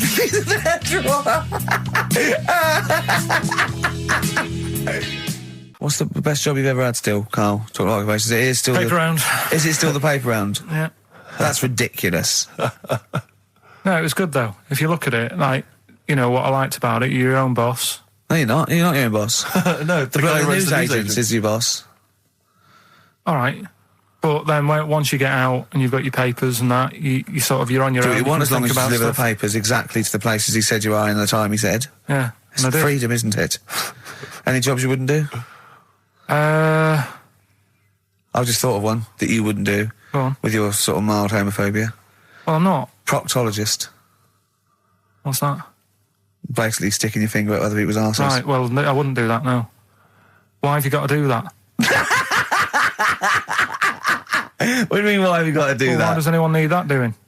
Because they got to look if they've got an arseache or something. Which trainee doctor makes that their speciality? Do you know what I mean? That must be, right, we got a place for proctologists, and it's you, Meadows. You came last. Oh, seriously, what? I'm not the arse doctor, am I? Yeah, you came last. Oh, I'm a bum GP. I can't yeah, believe it. yeah. You got to, I can't believe this. Yeah. Couple of emails. Monkey Matt's emailed us. Who? Monkey Matt. Oh, Matty, yeah, go on. Yeah. He says... How's the Monster? He's all right. He says, Carl has missed a cracking headline from the Sport. Hide-and-seek champion found dead in cupboard. I hope it's real. I don't know if it is. I doubt it. Just looking through some of the news stories that Carl did make it into Carl's news roundup. Yeah. Just this one you might be interested in. Headline, woman says partner ran off to become vampire. Yeah. And it says a young mother says her partner has dumped her to become a vampire. Rebecca Roberts from Somerset says Matthew Barrett fell for a blood-worshipping woman in a US cult. The 23-year-old mother says he began shaving all his body hair, dressed in black, and used Rebecca's lipstick to redden his eyes. Rebecca caught him performing weird blood rituals in front of his computer at night, cutting himself to prove commitment. She said, I thought it was just a hobby. Everyone's got a right to one. I was pleased he'd found an interest. Brilliant. This is apparently from The Sun. Apparently he's left. He's gone to America. He's living in this Ohio-based cult. But it's the last bit where she's been asked whether or not, if he came back, would she take him back? Sure. And this is where I wonder if the journalist, you know how journalists are supposed to just report the news, be objective. Yeah. I wonder if maybe the journalist here has maybe had some interference. Made the quote better for them than... Go on. Because it says, I never thought this would take over his life. Now, if he came back, I'd say fangs, but no fangs. Oh dear! I can't believe. Imagine you're the woman, Rick. Okay. And I've come round. You're the journalist. I'm the journalist, and I've come in Okay. and I've said, I can't read about this. All I have to do is not say that thing. You've come. I understand you're obviously quite upset. Your husband's gone gutted.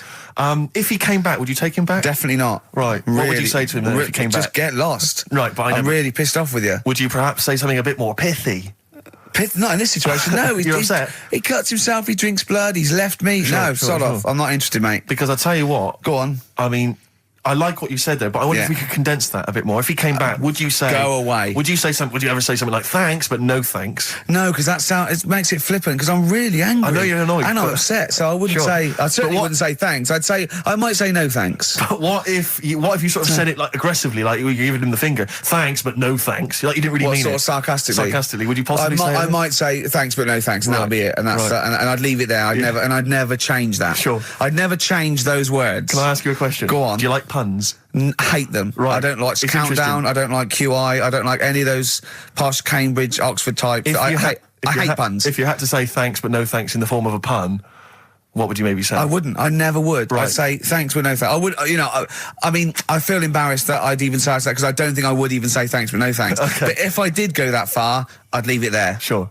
So, have you ever noticed, as I have, Go on. the similarity between the word thanks and fangs? not really. It's very similar. Not Thanks, really. fangs, FTH. There's a K. Fangs very much. G. It's A and N. Well, the A, the N, and the S, but that's about Would it. you agree it sounds marginally similar? Yeah.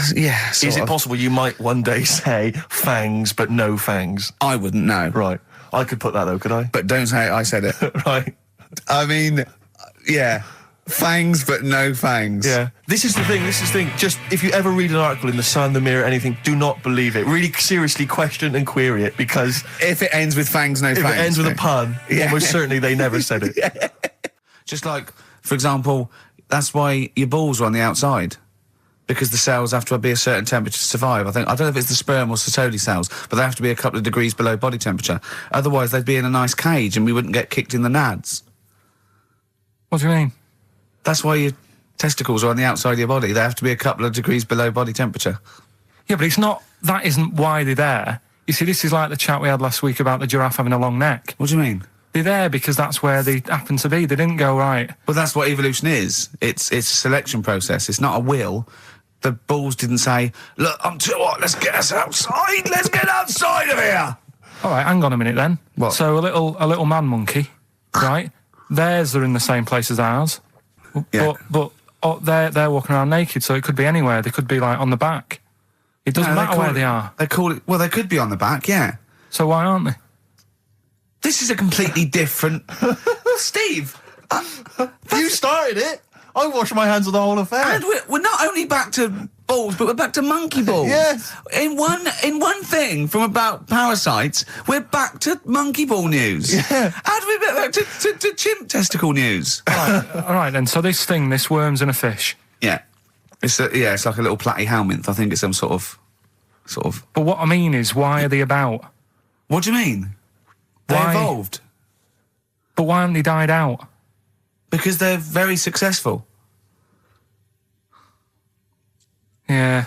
What do you mean, yeah? What do you mean, yeah? Tell me the brain event that made you say yeah in that 1 second gap. Because in a way I don't get it, and if I think about it too much, it hurts a bit.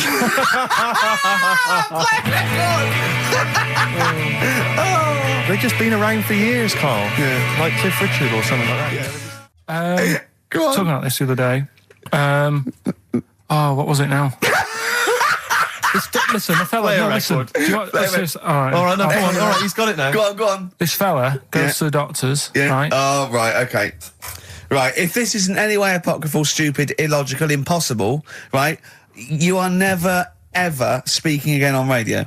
So make sure this is at least possible. I'll tell you what, I'll even give you improbable but possible. So if anything that breaks the laws of the universe or logic, okay, that's all you have to avoid.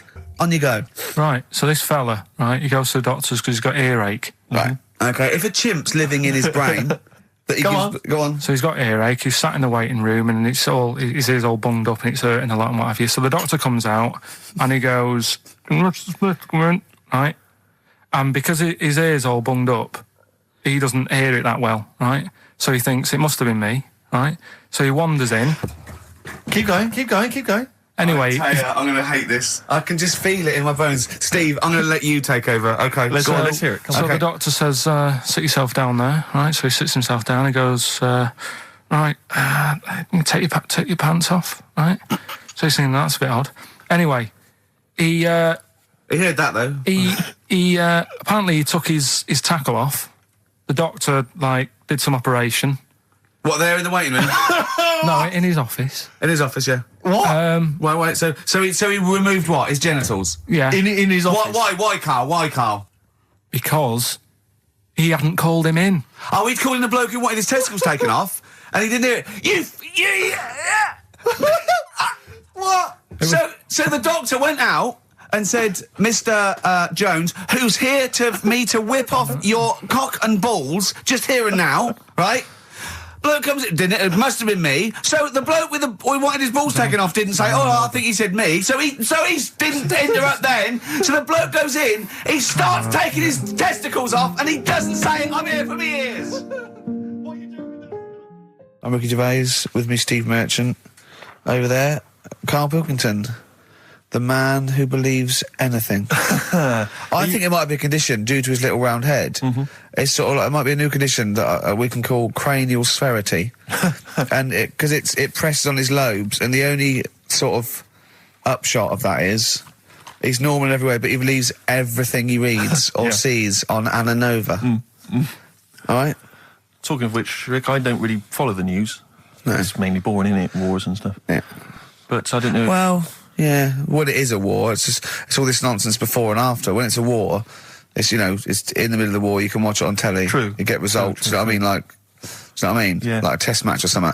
But it's all this rubbish before and after. It drags on. This recent war seemed, I thought, just generally, it was better presented than the previous one. Because I remember the first Gulf War, it was often during the night, and I couldn't stay up. Yeah, because I think the American had rights to it, like the Tyson fight, so we had to get it at 2 a.m. Exactly. Which is annoying. They had it at, their prime time and that. Yeah, and a lot of it was in black and white, when the bombs went in. When the bombs going in. So, this time there seemed a lot more colourful stuff. Yeah, it's much better coverage. I think they should win awards. Yeah, well, I'd like for to see it. awards. So, like Channel 4 won for cricket. Yeah, I mean, a few times as well, I was quite pleased to see they actually had footage of the bombs exploding. Yeah.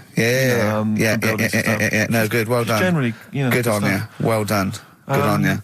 Yeah, it costs a lot though, doesn't it? It isn't a costly War's thing. a lot more. When you got something like a Jimmy Carr game show, which probably costs about $100,000. Yeah, like half an hour war costs millions. It's almost as expensive as like Terminator 3 or something. Yeah. But I mean, But then you got a variety. Exactly. Sorry, Steve, you were talking, mate. Well, no, I just wanted to make sure you're aware that the World Elephant Polo Championships have taken place. I did get it. I think they mentioned on. Yeah, we won, didn't we? England won. Yeah. Well, my question is, where have they been practicing? I don't know. Do you remember ever at school anyone ever saying to you, "Are you interested in playing polo with elephants?" Do you reckon it was 5 blokes in pith helmets kept sneaking into a whipsnade? Possibly. What are you doing, lads? We're practicing. Get down. Yeah. Get off them elephants. Yeah. I didn't even know we had a team. I can't believe it. No, but it's like Johnny Wilkinson and the rugby lads. They're going to get MBEs, all sorts. The elephant boys, the elephant polo boys, nothing. They're going to get nothing. I haven't seen the sun talking like them. To be fair, it's not like horse polo where I don't think there's a stick long enough. I think the elephants kick it, don't they? I think you might be right. I think they're not allowed to use their tusks. They'd burst it, weren't they? I think they go, start again. Raheem! Yeah. What do you mean the elephants kick it? All right, I've opened a can of worms here. Normal polo on a horse, they have like... stick and that. Yeah, they whack them, right? But I think it's obviously they're too high up. I think, I might be wrong, but I'm pretty sure they just train the elephant to kick it. So why are people something about? Why not just let them have a kick about without... Imagine that! And why does horse racing have to have a jockey? Well, they just let the horses go, okay, lads, on your... No cheating. On your marks, get set, go. Get back here. Get back here. Brilliant. Where are you going, Lanzarote? Yeah. Where's that? Don't know. Suzanne sorted it out. I said, Lanzarote, I said, is that Africa or is it Spain or Portugal? Just took you, don't know. I went, what do you mean, don't know? I goes, well, what's the currency? I went, don't know. I said, Suzanne booked this one, did she? Yeah. I thought, where is it? Is Lanzarote African or? Foreign. Somewhere foreign. I was looking last night, and doesn't look that good. Like one of the highlights of the things it says you've got to do is go and have. Apparently they've got restaurants in caves, and that's like one of the things they say you must do. So, if that's a highlight, do you know what I mean? Right. So I'll do that. Go and see what that's like. Yeah. When you're on the beach, Carl, do you wear the very, very tight Speedos? No. Do you walk around with them? Sort of longish shorts, t-shirt on, probably with a sort of a light shirt on top of that. Right, sure. So quite wrapped up then. Covered up. Do you wear a hat? Because obviously the bald head, there's risk of sunburn. No, I just put a bit of lotion on it. Lotion on there. Yeah. Just have a bit of a wander down the beach, have a look. Yeah. See if there's any old blokes with their tackle out and a backpack.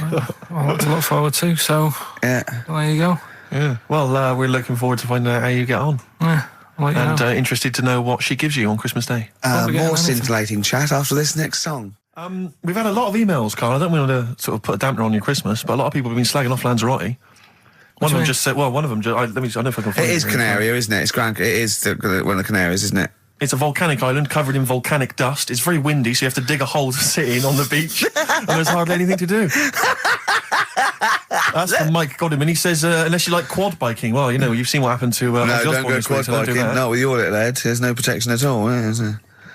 I don't know what you're thinking. I don't know. At least Rick Mann and Ozzy had lots of hair. Yours would be like Humpty Dumpty. It would crack like a little egg. And then we'd seen, there's no kings or kings horses. So, Yeah, well, they couldn't do the job anyway. No, shouldn't really send them. They're not really qualified. Horses not equipped to put send back an a egg medical man. man like Neil Fox in Yes. to mend But not eggs. some kind of military horse. I bet he's had egg on his face a few times, hasn't he? What, Foxy? Yeah.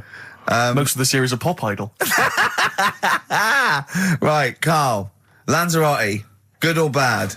Well, you got to give it a go, haven't you? Yeah, well done. Give everywhere a go. Exactly. That's what I was saying. You know, don't just take the word for it. I mean, if it had said an Alanova, Lanzarote shit, he'd have believed it. Sure. You know, if he'd have overheard it in a pub, Yeah. Lanzarote a crap, he'd have believed it.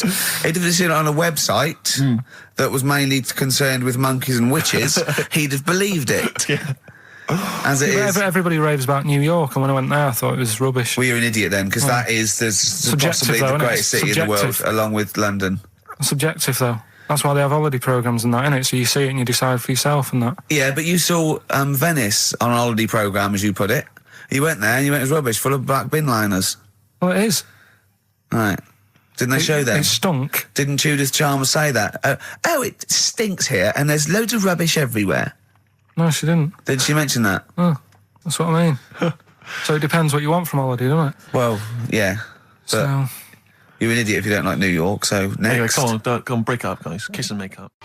Well, the general public are getting involved with Carl's holiday, and I mean, this has been a damning report on Lanzarote. There's not been a positive word written about Lanzarote so far. Wow. It's volcanic, there's no natural water supply. Apparently there's no natural water supply. It's You all have to sit in a imported. hole.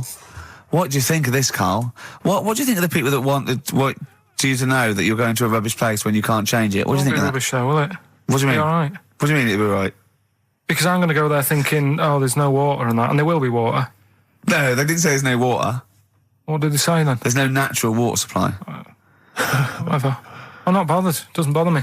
All right. I'm going to have a good time and that. What are you going to do? What's your plan to do? Got a book. What book you got? Rich Hall book. I'm just going to read that. So, Brilliant. and the weather's better than here, isn't it? What's the matter? What's the Well, matter with I've Carl? got something to cheer him up. Someone's emailed in, Emma's emailed in, she said that for those that know, those in the know, they referred to Lanzarote as Lanzagrotte. Brilliant. He's a bit fed up. He's got 2 CDs for Christmas from a company that's he's been with for 6 years. He's a little bit grumpy about having to answer the phones. He wouldn't go and make Steve another cup of tea immediately. Selfish. Yeah. Carl, what are you thinking? Nothing. Go on, what were you doing? Come on, Carl, you're getting paid for this. Project. Out. We'll take one of those CDs away. All right. Right, okay, are you in a film this week, Carl? We're doing that now. Yeah, go on. Get it over with. Hang on a minute then. Get it over with. Let's get this show over with. We can go home. You can go off to Lanzarote and sit on some ash. Some charcoal. He's not happy about that. That's annoyed him. The listeners have all ganged up on him. Yeah. XFM giving him 2 CDs. We've had more calls for his resignation this week than ever before. What do you think of that, Carl? What do you mean? There's another reason. Do you know what I mean, though? Because he's grumpy. He's not just giving it. He goes, well, I can't help it, can I? I don't want it. You're being paid well to do a job. People have tuned in to be entertained, to have good songs. Me and Steve are working I'm pressing here. the buttons. I'm paid to press the buttons. That's what I'm doing. Has every CD started on time? Then Yeah. why would they give you Monday off if you just paid to press the buttons? Don't get every other Monday off, do I? So have you stopped doing that now, have you? Well, yeah. Why? Because there's work to do in that. I'm not moaning about it. Let's get on with it. So It's you in the film Scrooge. Yeah, Which yes. version of Scrooge? the old one. Is it if it's just you moaning with bells, I'll be annoyed. Right, go That on. is essentially Scrooge. yeah. Right, Scrooge, listen to this, and then there's some question at the end, All right. and you can win some stuff and that. Yeah. All right. Yeah.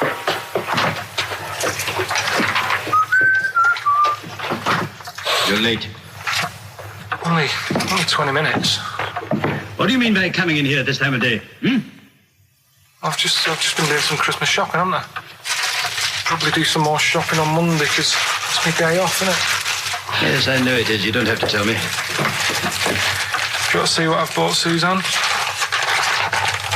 No, thank you. I don't mind showing you. It's only a Christmas present, isn't it? Just bought some more condoms. Why? Well, I bought some last year. Got 2 boxes. They all got used, so... I'm very glad to hear it. How much do I pay you? Why are you asking? The presents I buy has got nothing to do with what I earn. Like I say, if I won the lottery, I wouldn't go mental on her. Do you know what I mean? I probably wouldn't even tell her because I think she'd want to travel around the world and all that, and I'm not into that, to be honest, so I'll probably keep it quiet. Why? Well, once you've been around the world, where do you go next year? Each to their own, though, innit? You know what I mean? Well, what do you want? What for Christmas?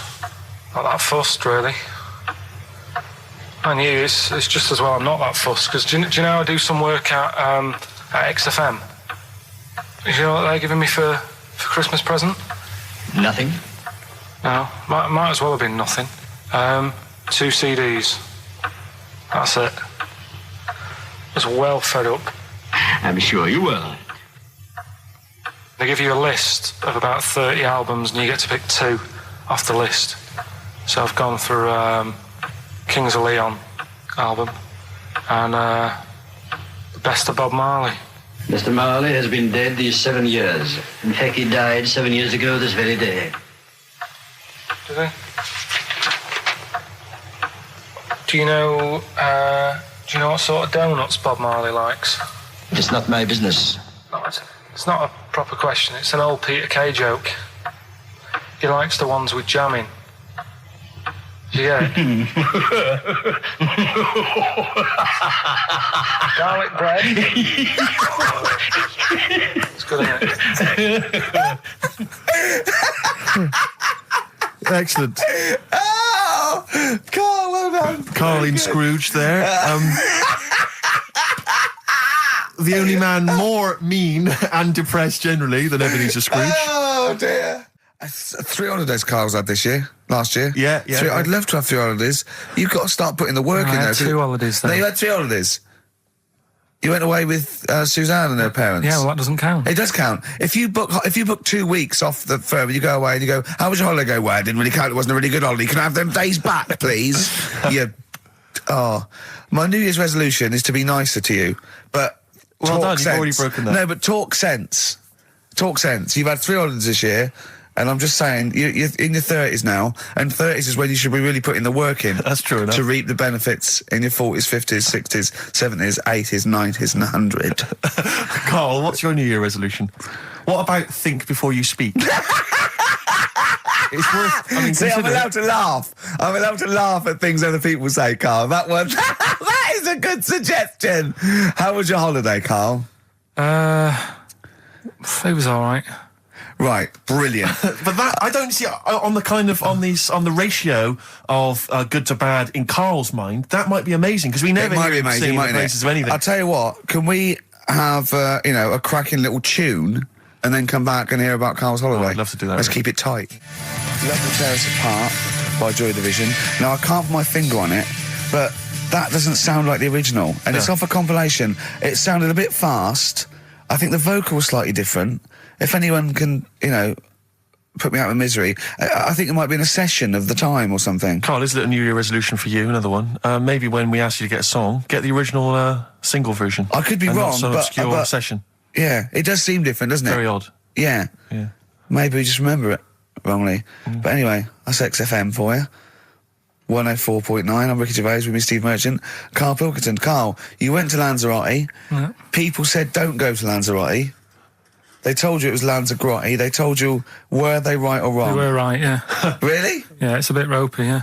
Is it why? Just, out there. If it wasn't for the volcano they had, it'd been knackered. That's their big draw, is it? That's it, basically. That's all they've got going for them. When you landed, was it really hot? Were you quite excited? You were thinking this is It okay? was warm. It's we can't complain about the weather. The weather was all right. Sure. You know what I mean? That's what I went for, but it'd be nice if there just was something else. Yeah. What did you do all day then? Did you read your ritual book? No, I didn't read that. I read that book. Do you know the book that I bought and all the chapters were messed up? Oh, yeah. I bought a better version of that, All right. and I read that, Excellent. and then, Did it make more sense in order? yeah, a lot easier to follow. Yeah. And then we went and had a look at the volcanoes and that. They've got 36 of them to look at. How many did you look at before you realised that pretty much, you've seen one volcano, you've seen them all? Probably about 6 or 7. Really? And then when you got to the 8th, you thought, no, I know what this is going to be, Suzanne. This is going to be like a mountain with a hole in the top. Yeah. Really? But it happened years ago as well. It's like, just keep a couple, fill the rest in, tidy it up. Fill the rest in! Yeah, no, Well, yeah. getting some builders. No, seriously though. Okay, They're a 4 death million trap. tonnes of concrete, please. They're an absolute death trap. Yeah, what? Yeah. What do you mean fill them in? Do you know what a volcano is? It's just a hole, isn't it? That's happened. Well, it's more than the happened back hole. It's in- more a portal to the magma in the centre of the earth. Back in 1730 it happened, and they still haven't sorted it out. Well, when you say it happened, volcanoes were made a lot longer ago than 1730. No, but the one that did Lanzarote in. Right. Sort it out. What would you suggest? How tidy can they up. fill it in? It's joined. It's all joined. No, but what I'm And saying is, it was the big it was- plates of the earth are all joined. It All was the a magma's disaster, wasn't it? joined. With the trade centre thing, that happened. They cleaned it up, sorted it out, they've moved on. That's what I'm saying. Whereas Lanzarote have just gone, leave it. It happened back in 1730. You misunderstand me. How, in the name of God, can you fill in a volcano? You ignorant twit. No, but it's not just the holes. They've actually left the lava everywhere. That's what I mean. It's not just the big holes. There's lava everywhere. But it's molten rock. They can't just pick it up like they're like a carpet. Put it in the holes. The holes are there ready. Just push it all in. That's what I'm saying. What exactly is there then? Is it just a kind of moon-like kind of surround with just kind of dust and rock? That's exactly what you see. I was there when the Mars thing went wrong. Yeah. I would have just sent a camera crew there, filmed a bit of that, right, and say, "Here we are. This is it." Ignore the little coffee shop in the background. Right? This is Mars, because that's where it's like just loads of dust. Yeah. Holes everywhere. Tidy it up. Little round-headed aliens complaining. yeah. It's Whinging. just like Mars. Yeah. So, is there what's the best bit about the holiday? Come on, pretend you're Judith Chalmers. I have been doing. I would have done all. I would have said that. Don't bother. Right. I mean, the hotel was good. Yeah? That was all right. What was that like? It's all right. Just, clean. That's all you want, isn't it? See, that's not quite what Judith Chalmers does. She doesn't go, what's the hotel like? All right, yeah, clean, innit? All right. What was it like? What was it? 3-star, 4-star? Did it have a swimming pool? What was the room like? I had a swimming pool and that. Yeah. Yeah, it's good. I think it was one of the better ones on the island. Okay. Nightlife? Wasn't really. And there was a bar. There was some bands playing. Yeah. Not very good. Food got a bit boring. Yeah. It was always the same food every night, but they sort of themed it and made out as if it was different. So, like, on Mexican night, it'd be chicken with a nacho on it. Right. And Chinese night, sort of chicken with a little prawn cracker on it and stuff. Sure. But that got a bit boring. That's me just turning on my phone, because I want to read to you a text that I got from Karl. I think you sort of sum up the holiday in this text, don't you? Do you remember it? I can't remember. Let's have a look. Let's have a little look. Instantly, what did Suzanne, your girlfriend, make of it? Similar view to you, that they should fill in the holes? Yeah, it's just that thing, you see, I went on a coach trip, right? And you go and see the volcanoes. Like I say, there's 36 of them. Yeah. Which, how many do you need? And when we're on the coach going round all these volcanoes, the fella on the front's going and look out your left window at the moment, and there's a volcano. And if you quickly look out at the right-hand side there, there's another one. Right. And on the left, he's just like, all right, we've seen it. Sure. Do you know what I mean? Yeah. And that trip, we'll talk about that trip in a bit. Right, this is the text I got from Karl, right? All right. Been up to a volcano. Been in some dead artist's house who built his house in the lava. They said they would show me science with volcanoes, but all they did was chuck some water in a hole and it shot up in the air. No dwarves in the canteen, no scousers here, but there is a Swede woman with a big head. She looks effing gormless with a cap on. All right? So a little reference there to... A Swede woman? What's that mean? Do you mean Swedish? Yeah. Or she looked like a vegetable? No, the Swedish woman. But they've all got sort of quite big bill, aren't they? And I sent him a text. Oh, well, it's just good to be on holiday because, I'm working. He sent back, so am I. Just been watching Sky News. There is a school for monkeys who want to get a band together. Is that monkey news for later?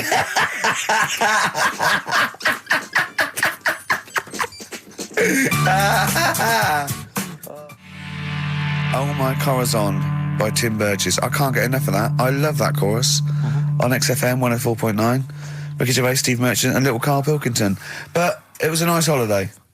Yeah, it's all right. It's just, I went there to relax and that. Exactly. Did a little bit of that. Trying to think of some new, features and stuff. Sure, always working. 3 holidays a year, Jesus. Oh, well, not really 3. Two. It's all holidays, really. one big sort of like work thing to me and Steve. 2 holidays, isn't it? Work hard, you need the holidays. So, yeah, the things that annoyed me was like, you get bored sat around the pool after a couple of days. I'd read my book. Yeah. There wasn't much going on the... Not even any crabs to throw sand at, was there? No crabs or anything. They wouldn't bother with Lanzarote, right? So, decided to go on a little trip. That's when I saw the volcanoes and that, 36 of them.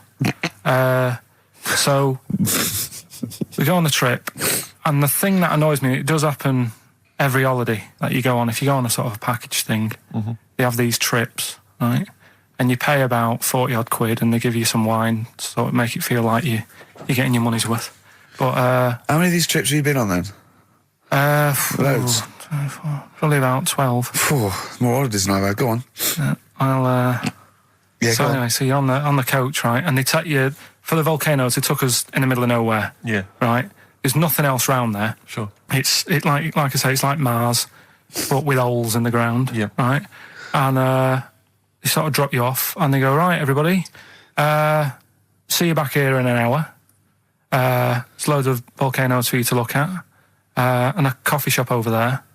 And for a fact, right, you don't need an hour there. You could just say, well, just keep the engine running, because I'll have a look in this hole, we'll get back on, give us 5 minutes. Don't need an hour. Absolutely. But that they've got something going. It's a backhander, definitely. What, with the coffee shop? Definitely, yeah. They go there.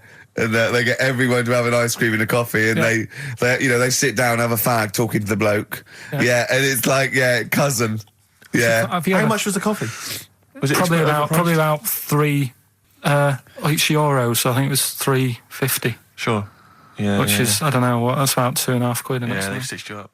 Carl, you're a second-time buyer, aren't you? But Yeah. Bought one in Manchester. Lost £7,000 on that one.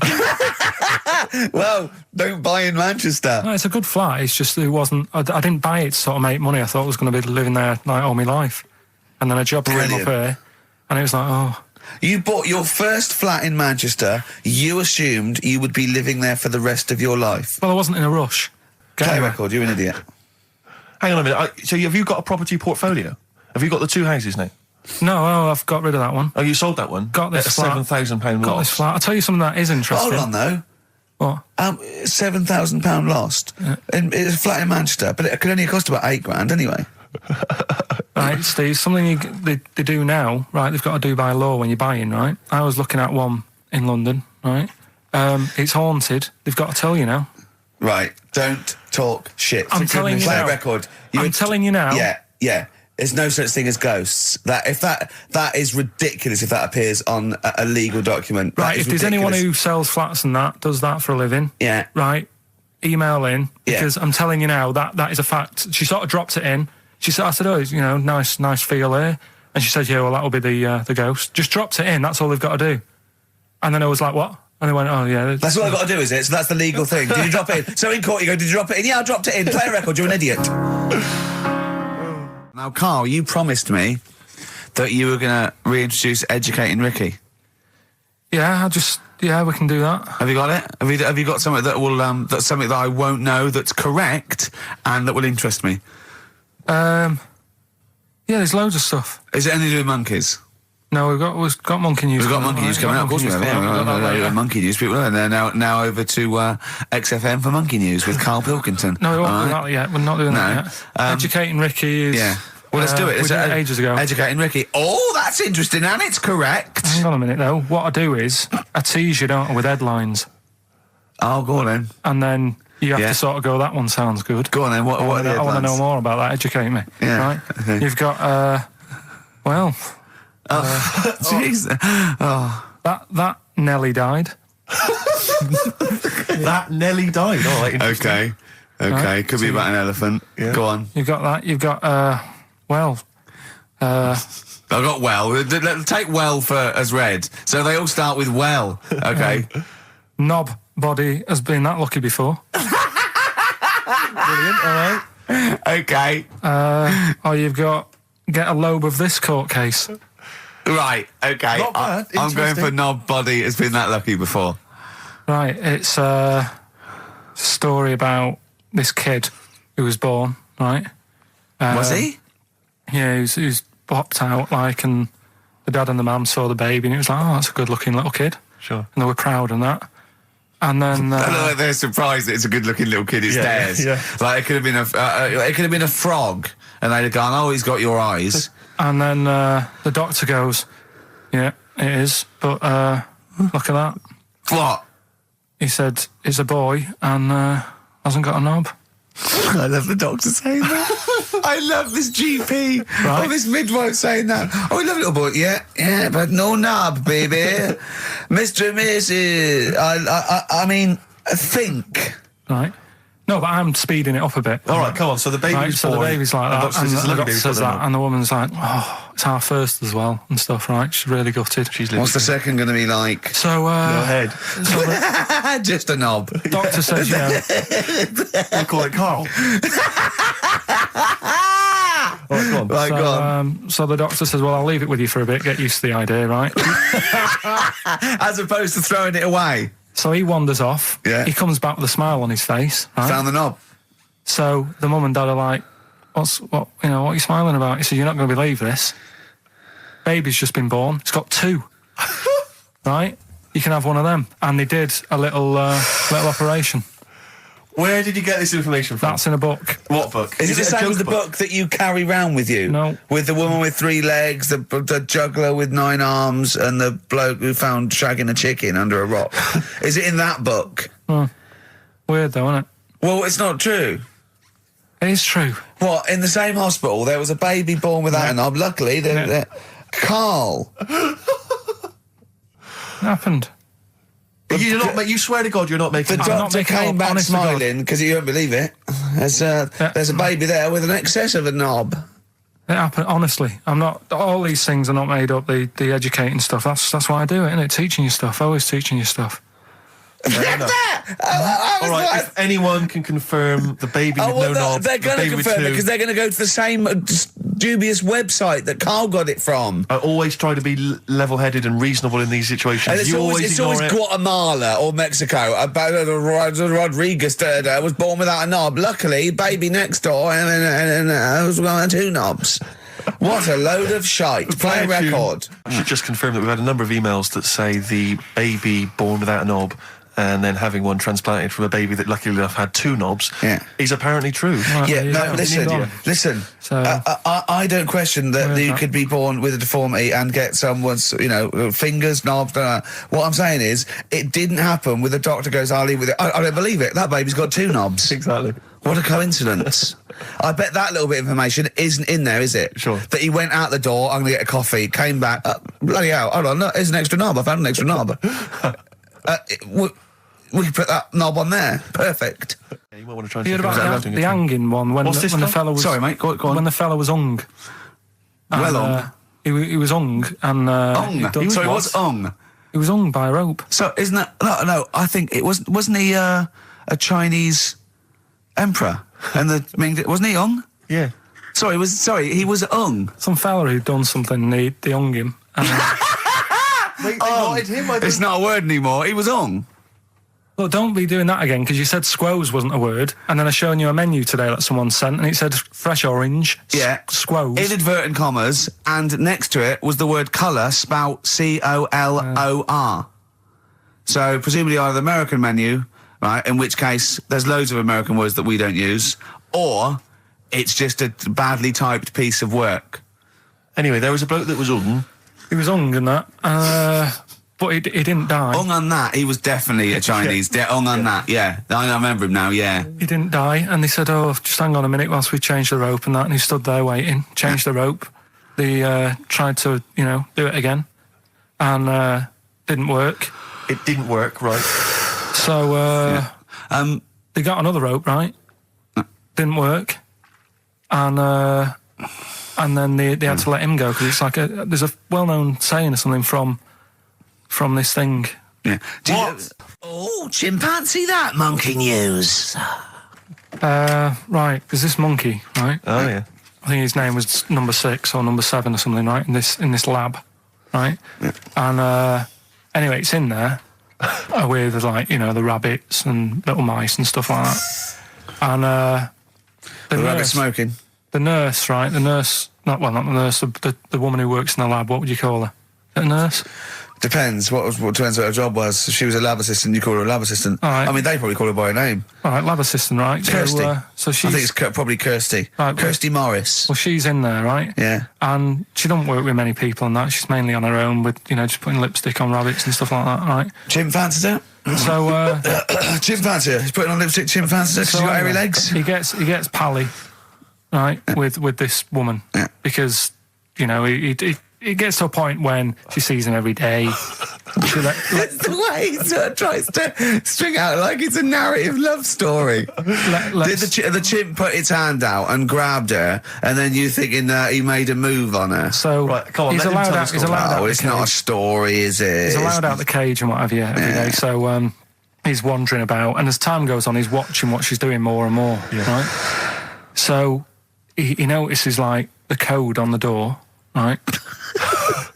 Right. Whatever, 247 or whatever. Yeah. He goes, right, I've clocked that, I've got that, I'll remember that, right? And then he goes, right, there's a lot of lipstick and that knocking about, a lot of makeup. Right, okay. No, there's no way. Finish. No, because Steve, you know what's going to happen. I know what's going to happen. So he's there. It's ridiculous. And he's going, well, if it's there, you know what I mean? So while she's messing about with the rabbit, he gets there, he's in front of the mirror, putting a little bit of lippy on. Right?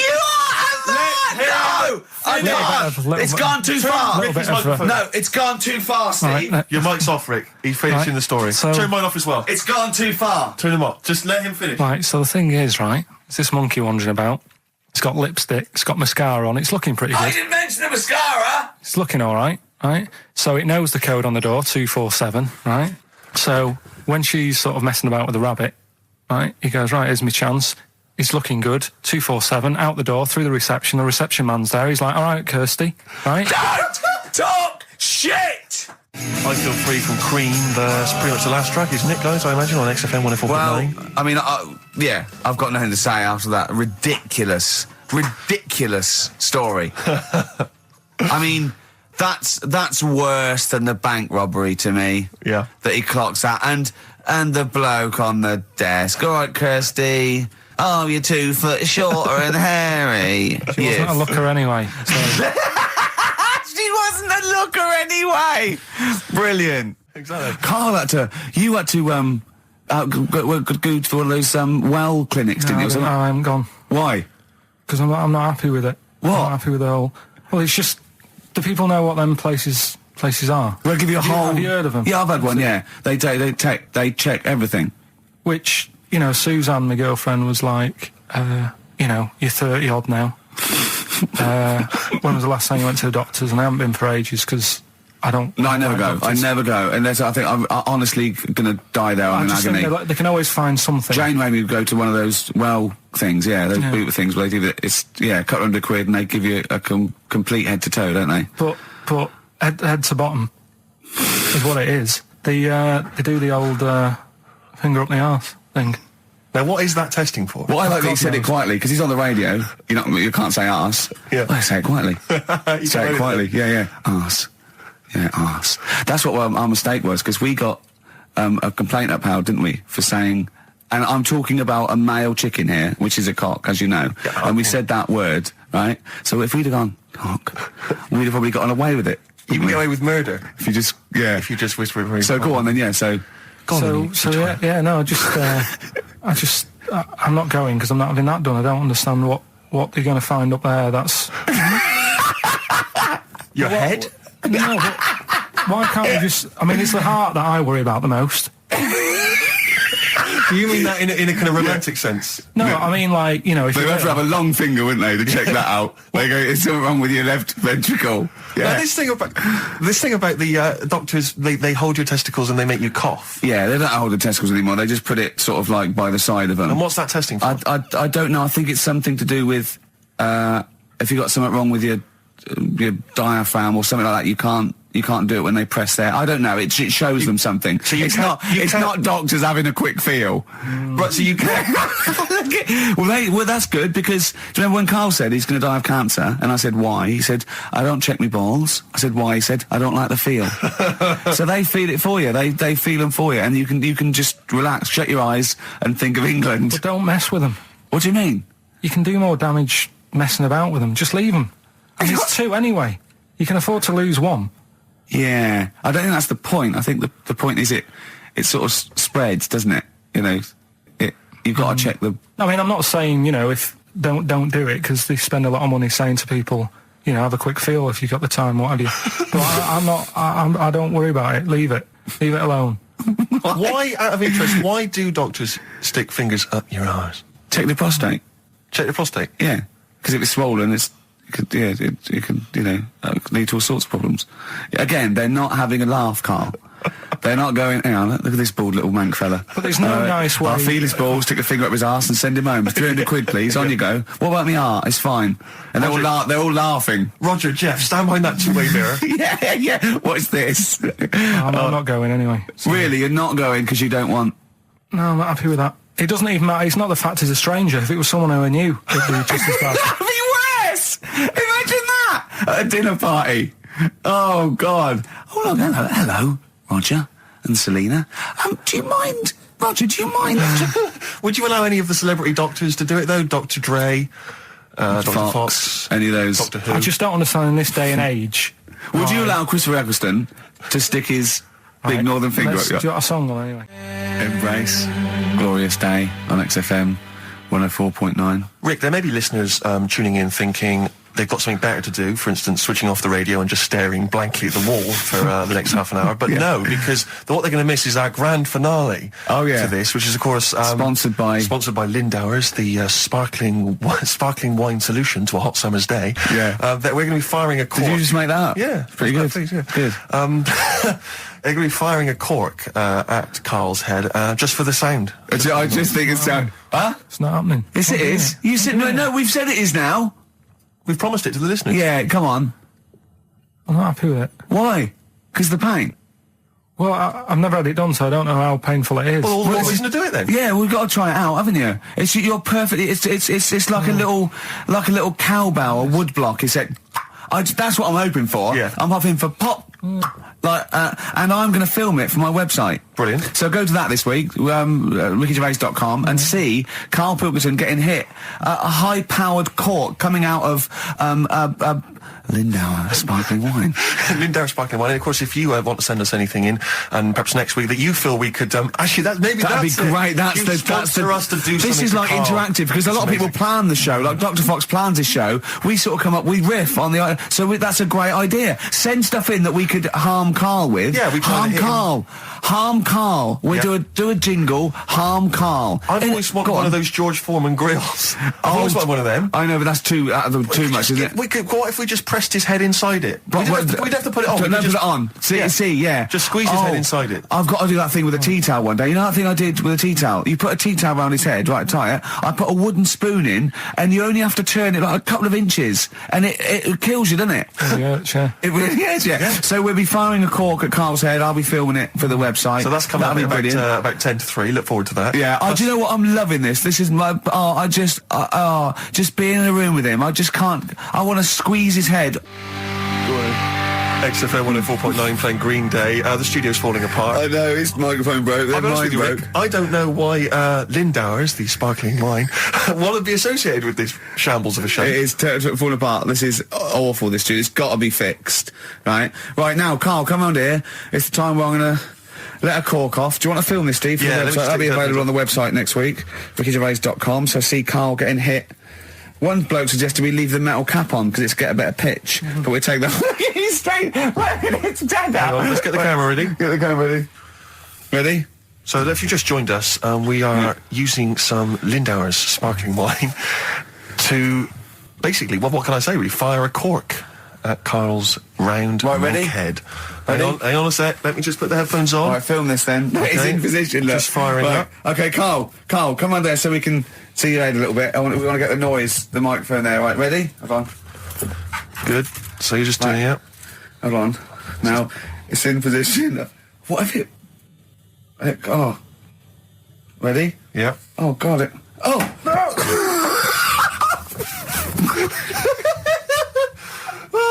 It's like Jackass. Did it hurt? It hurt me. What do you mean? Did it hit you? I sort of just. It went off. It went off course. Did it? Just glanced, did it? Right, Lindauer, you're going to send us 8 more bottles, please. Yeah, we're going to get this right. Well, Karl, what are your thoughts? Why have you stuck it out here? Nothing better coming in, I thought. Well, I'll tell you why, because you're always on holiday. You don't do a lot. You get paid, well, doesn't he, really? He's a moaner. He doesn't try and get on at all. He doesn't deal with people. He moans about everything. And, so he's... I'm alright. I've got my own little room and that. Yeah. Like a cage. It is like a cage, isn't it? And he can shut the door. If people walk past, he goes, shut the door. He doesn't want them looking in. He's like a miserable old chimp. We noticed today how much he's simian, isn't he? He's very strange, actually. We maybe should try and get a picture on the website because Karl's arms are particularly chimp-like. It's very, very strange. Because he's got that he's got long downy hair. It's and not the like long extended knuckles. Yeah, and his totally round face that sort of the chin goes back and the dome of his cranium. I think, quite seriously, I know we sort of share about 98.5% of our genetic material with bonobos and chimpanzees, but I think he's got a little bit more. Yeah. I honestly think he's a little bit of a throwback. Just his line, they just kept to this sort of really the ugliest one in the cave and the tree, and he really didn't come out of it. I'm not saying you are, I don't think you are. Yeah, you're chimp-like. No, it does annoy me. My hair annoys me on my body and that. Because I've got like hair on my little toes and that. Have you? Then on the legs. Would you see your little toes? Can you pick things up with them? Never tried. Okay. Well, that's the finale of this week's show. We're going to see if he can play a record and put the fader up From a tyre, while swinging in a tyre. Just using his hairy toes. Yeah. I've sort of got hair all the way, but then it just runs out where it should be. On the top of your head. Top of my head. And is this part of the reason why you're always uncomfortable about, being nude or around naked people? Is that partly the reason, do you think, because you look so grotesque? Well, when I'm on holiday, I don't really like wandering about without a top on unless, like, it's a quiet beach or whatever. Sure. So what would you normally wear? Need. I just have like a nice sort of light, summery, sort of linen shirt, maybe, just a few top buttons open. Yeah. But I don't like... The naked body isn't that nice anyway, is it? You know what I mean? Whatever it is, if you're a cat and you're shaved, you don't look that nice. You know what I mean? But with I think you'll find a cat is naked even with its fur on. Cats don't wear clothes. No, but what I mean is, a bald cat isn't that good. You know, it does me head in that I'm bald. I'm not, I wish if I could have hair, it would be nice, but that's life. Would you prefer animals to wear clothes like Mickey Mouse does? Or Goofy? You know that I don't like nudist and all that. We've done it. But don't you think sometimes you could sort of like maybe fancify a little bit, like if there was such a thing as an ape salon, and there isn't, Carl. There isn't, right? Would you give a orangutan a trim, maybe sort of his hair? Because some of those look like they're going bald, but they've got a comb over, don't they? They should just have a shave. When it's like that. That's what I did. Just take it back. And the underarms as well. Yeah, they've really got a lot of underarm hair. Even the women ones. Really? Yeah. That's disgusting. I know. I don't know. I don't even know why they breed. I don't know how they get they laid, some of those horrible old hairy ginger orangutans. Yeah, they are particularly grim, some of those. I know, yeah. The big ones. I know. Ginger ones. Yeah. They can't be happy, can they? What is that? Where did that happen, the ginger thing? Why do people give them, like, a hard time and that? Well, you just gave them a hard time then, so why did you do it? You were just buying in, were you, to people do sort of give... I don't understand why, but ginger people get quite a bit of stick, and I've never understood it. No, it's just, I don't know why. They do, though, don't they? I don't know, it might be historical, it might have been because... I'm sure they don't everywhere in the world. I'm sure it's probably... Oh, they are. They're always... I've said to you about even, like, ginger cats, they're always fat, because they're sort of sick of it, probably. Wait. Ginger cats, what do you mean? When you see a ginger cat... They've been eating, like, because they're upset, fed up they've been bullied. You never see, like, a thin, happy ginger cat running about. It's always overweight and looking a bit fed up.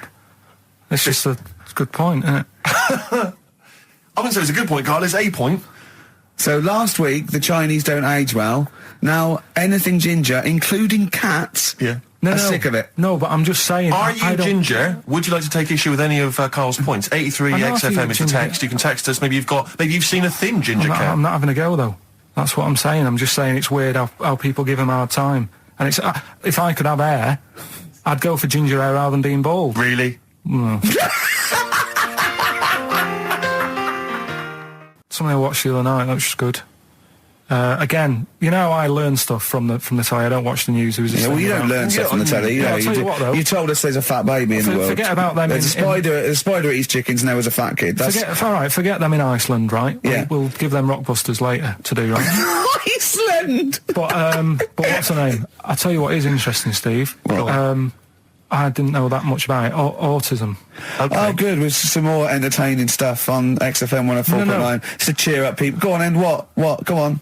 No, right. Have you heard about it, Steve? What autism? It scares me to death when he comes up, when he touches on a serious subject. We've been talking about wheeling a dead pope round, the Chinese don't age well, and ginger people are hated. And now we're going to touch on a really... my heart's in my throat. Go on, Carl, then.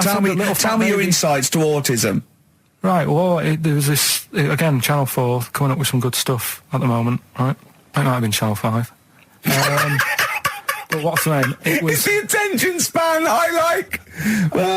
These people who they've got like this autism thing going on. Yeah. And they sort of take in a lot of information. They get sort of they get so into it that they know everything about that subject and what have you, right? And there was this lad who he knew everything, right, about EastEnders. Right. he sort of, the cameraman was saying to him, so, you know, why EastEnders and that? And he said, I don't know, I just like it.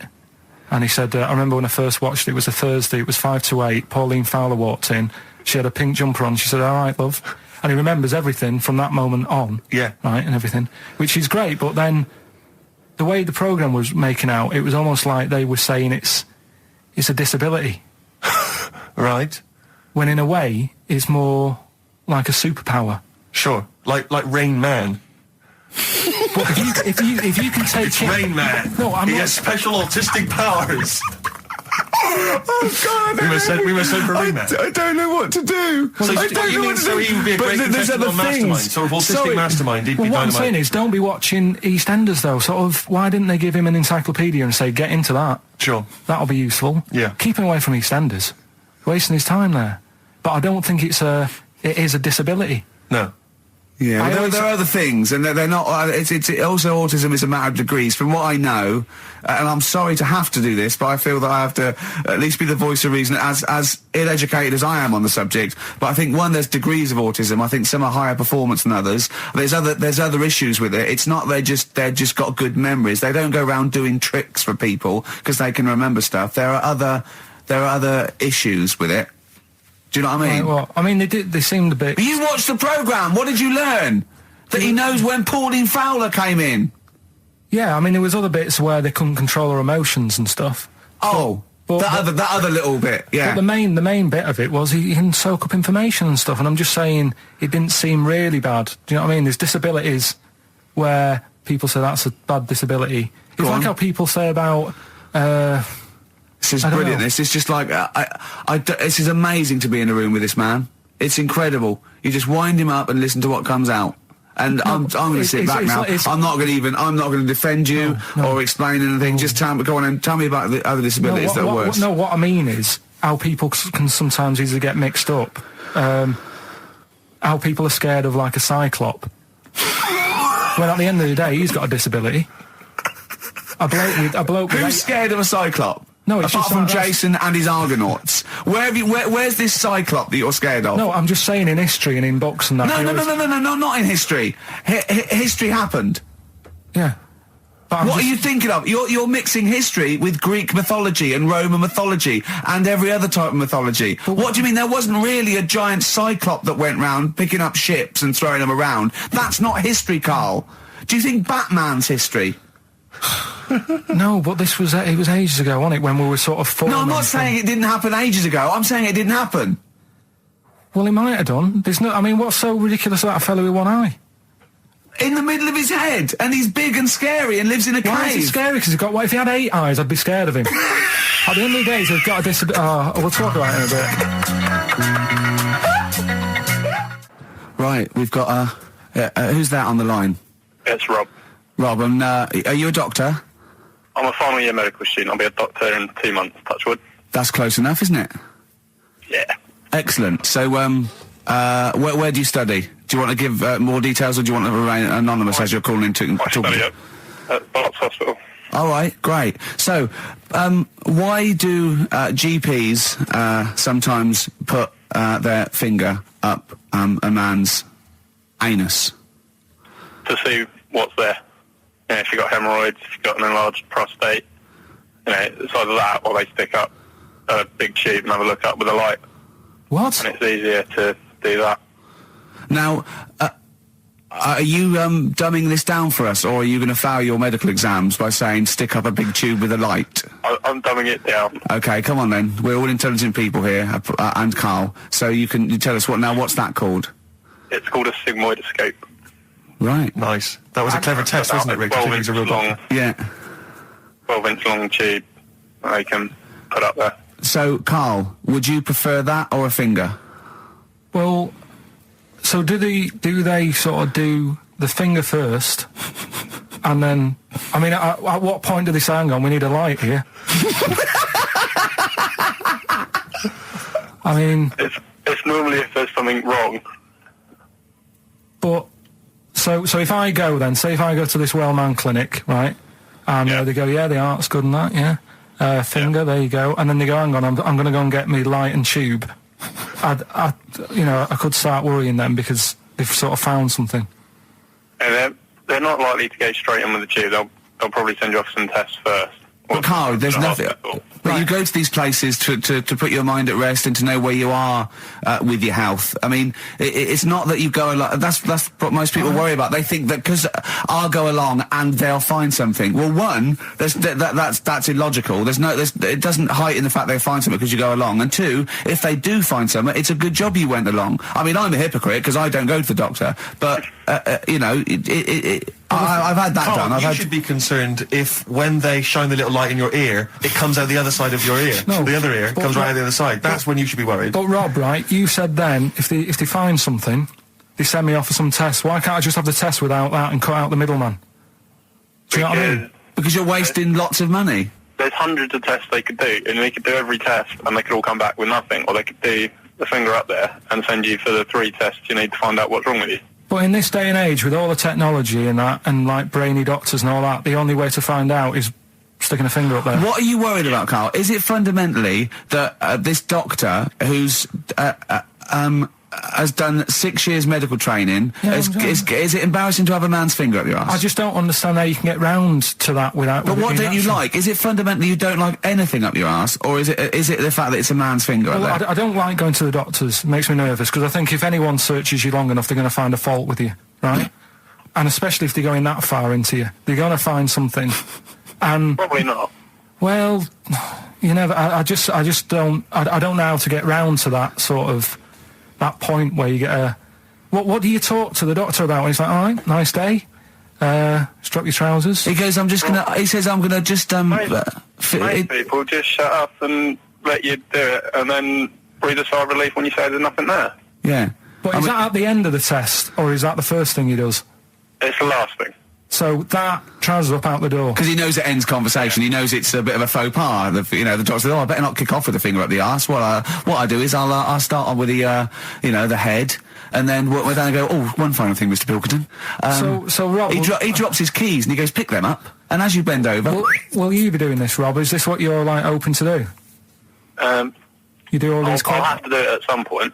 All doctors do it at some point, no matter what they specialise in. So the first one, is the another doctor there to sort of make sure you're doing it right? Not dentists. No, but do you know... aren't doctors anyway. No. But do you know what I mean? Like, normally it's like a co-pilot will have someone with them for the first one. So when you put your first finger in... Yeah. Will someone be there going, right, you just want to move to the left of it? I've already done it. Have you? Yeah. So that's the thing with a student, you're learning. So you get people teaching you. And you learn on... these things. Can I just point out, Rob, I think I'm right in assuming that you have a glove on. Yep. And there's lubrication. Yep. And it doesn't hurt. No. There you go. What are you worried about, Carl? Who's this person who everyone's testing on in your class? It's not one person. It's not one person. There's like, when a patient comes in and they've got a problem, your boss, the consultant, he does his finger up, and if he finds something, he goes to the patient, is it alright if the student has a feel as well?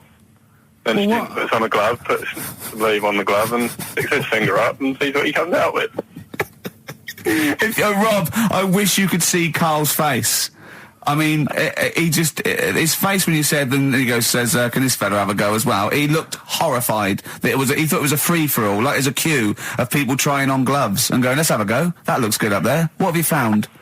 No, I mean, how come you had to sort of... Is it not something you could test on yourself rather than waiting for other people to come in? Because then, you know... It's an awkward position to get to, really, isn't it? Well, but you can have a good rummage then without feeling too awkward, but to sort of have a go on your first patient when you don't really know what you're looking for anyway, do you know what I mean? Never really thought about it. Because you don't... If you've never done it before... You pop your finger in there, and you've got to sort of look. You've got to have an expression on your face, like you know what you're finding. Well, they can't see what you look. They can't see your face. There. You got the big boss consultant man going. Now move your finger there, and you'll probably feel this. But he's just done it. He knows what's there.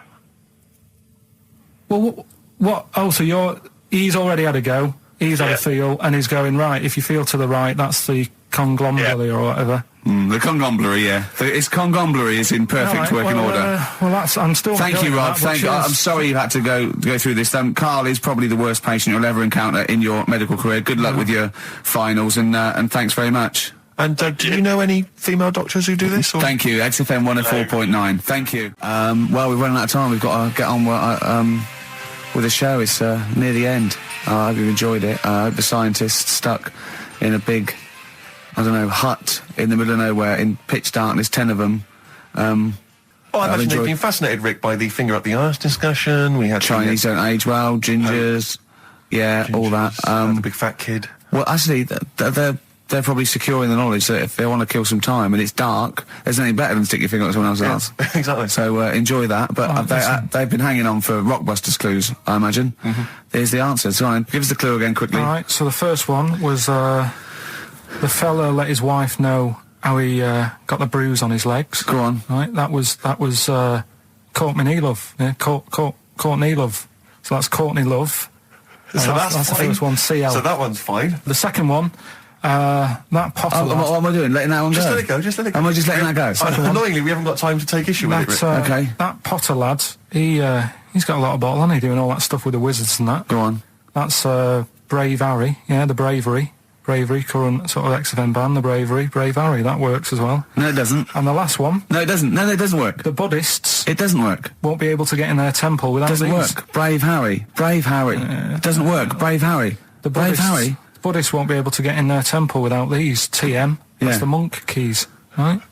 So who got all them? The monk keys. Who got all them? Right. Which band are called the Monk Keys? The Monkeys. Oh, the Monkeys. Yeah, the Monkeys. That was the record before us, and here we are, pre-recorded, because we did this a few weeks ago, because we're not here at the moment, are we? We're away in that. I'm Ricky Gervais, with me Stephen Merchant. Hello there. And Karl Pilkington. He's not actually with us. He's on the. He'll be in some of the best of clips that will be coming up shortly. Yeah, this is just us, isn't it? This is just us. We did this. When did we do this, Rick? A couple of weeks back. Hold on, what is it? It's the 27th today. Yeah. I enjoyed Christmas. I loved Christmas. I loved Christmas. I had a great time. What did you get? Loads of presents. So did I. I'm glad they made it to number one. I'm really glad. Stroke, he, she. Yeah, I'm really glad that the pop idols, Cliff Richard, Westlife, made it to number one. Bo Selector. Yeah, just delete that. Yeah. Okay, well, we're going to play some of the best of, some of the greatest moments of the last 3 weeks. Yeah. Ever heard on XFM 104.9. What about this? Do you remember this one? Oh, which one is it? All right, so here's the first bit. When we were talking to Karl in the week, the thing we're talking to Karl is that you come up with something that's sort of like quite innocent, and he goes, once, right? And you realise that it's comedy dynamite. Yeah. He doesn't know it, but we want to go save it. And he let out, you were filling in a form, weren't you? It was all like your girlfriend thinking you're a div. And it's happened before, isn't it? Because she came home and you'd filled out a form to get a job once, hadn't you? Yeah. What was that for? Granada Telly. And on it... Well, let Karl explain. Yeah.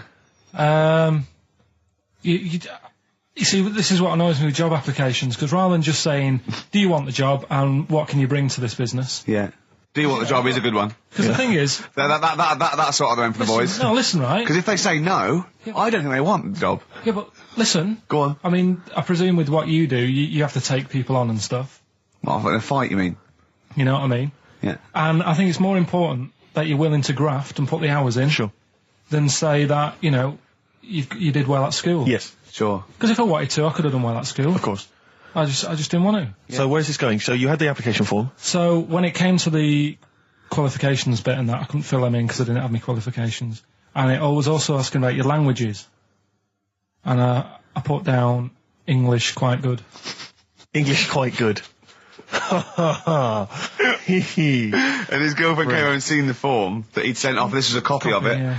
And so she went, you know what I mean? So that's what started, the disappointment. So they're going to get that and think that you're not English. I don't think I've got it. It was ages ago. Right. How long ago was it? Oh, well, it was when I was still in Manchester, so 5 years ago. I don't think you've got to know. I think you'd... There could be a long list. I mean, there's probably a lot of admin problems in that organisation, but they probably...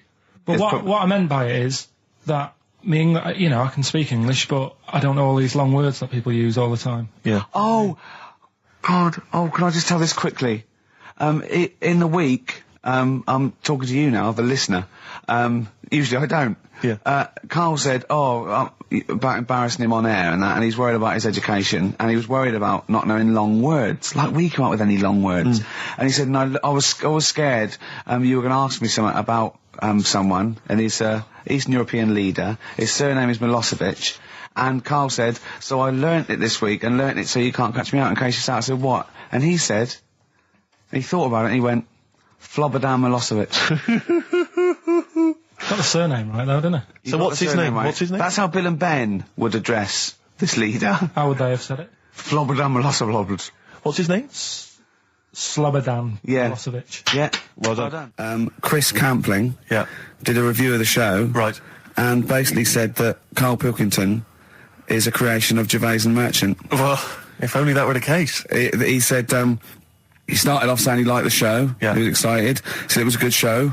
A lot of the jokes... I'm already questioning his critical faculties. Yeah, exactly.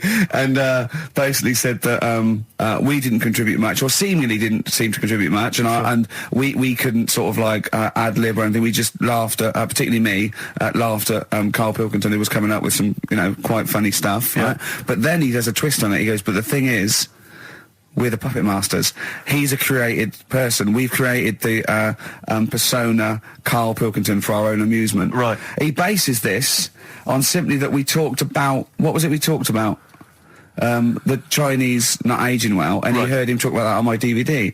But clearly I say, Karl, remember when you were talking like that? It's a news, or remember in the week, and so he thinks it's all scripted now. Imagine if this show was scripted. I'd be ashamed. Yeah. If this show was scripted, I would send back the BAFTAs for the actual shows we've written, and I would say... I'm having a go at Chris Campling. He's nice about our other work. He likes The Office, and he likes my stand-up and everything, and he likes the show, but he's saying...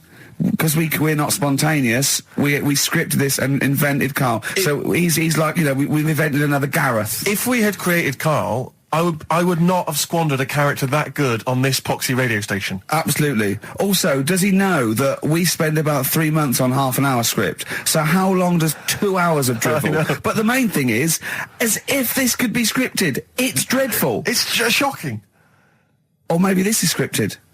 Hang on, you've lost me there. Let me just check the script. Maybe Chris Campling does not exist. Maybe I've made him up. I don't know what to believe. See, the name doesn't wash with me.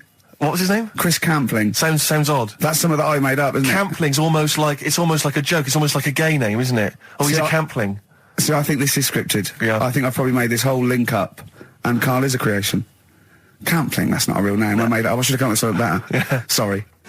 Down to the River by Bruce Springsteen on XFM 104.9. So, that little fella in the Times thought Karl was just a puppet. We created him. He's an actor. What's his actor's name? Brent Hogwell. we got him from Spotlight. Brent Hogwell. This stupid, dopey Mancunian accent, he just puts that on every week. Yeah, exactly, yeah. Yeah, he speaks rather like Hugh Grant. Yeah. And we just got this whole world around him. We set a whole... What do you think about that? He had his head shaved, especially. Exactly, yeah. So, would he think that, maybe if he's looked online and seen me head, and he's noticed how round it is and that, does he think it's sort of been, morphed into that shape just for the show, just for 2 hours on a Saturday? Yeah. You spend 5 hours in prosthetic makeup like John Hurt in The Elephant Man. Everything about him was made up. Yeah. We created him, because I remember coming up with Auntie Nora. Oh, yeah. You said, Rick, we need another character. I said, what about giving him an Auntie Nora? Doesn't sound convincing, I said. Yeah, and you said, what is it about? I said, well, I don't know, she farted for 5 minutes and she's got a fanny like a split tennis ball. No one's going to believe that. Yeah. Oh, that brings us neatly... Well, let's put that to bed now. So, Chris Campling, honestly, we do not script this shambles of a show, and Karl Pilkington really is like this. If you want, you can meet him. I'd love to send Karl for a drink with Chris Campling. Can we do that? And then he'll eat his words. Chris, if you're listening, honestly, this isn't a stitch-up. As I say, I'm not having a go at you. It's a very well-written article. It's very, very fair. You're just complimenting him on his grammar. Yeah. It's a very well-written article, Chris. No, I'm saying we're not having a go. You've typed that beautifully. It's not like he snagged us off. I would just love him to meet Karl Pilkington. People in the street come to me and say, is Karl like that? And I so want them to meet him. Yeah. Or maybe he can send in, if he's online, he can send in 5 subjects for Karl to talk about that we couldn't possibly know about, just so he knows that we just really do throw things at Karl, and that drivel comes out. Imagine if it was scripted. What?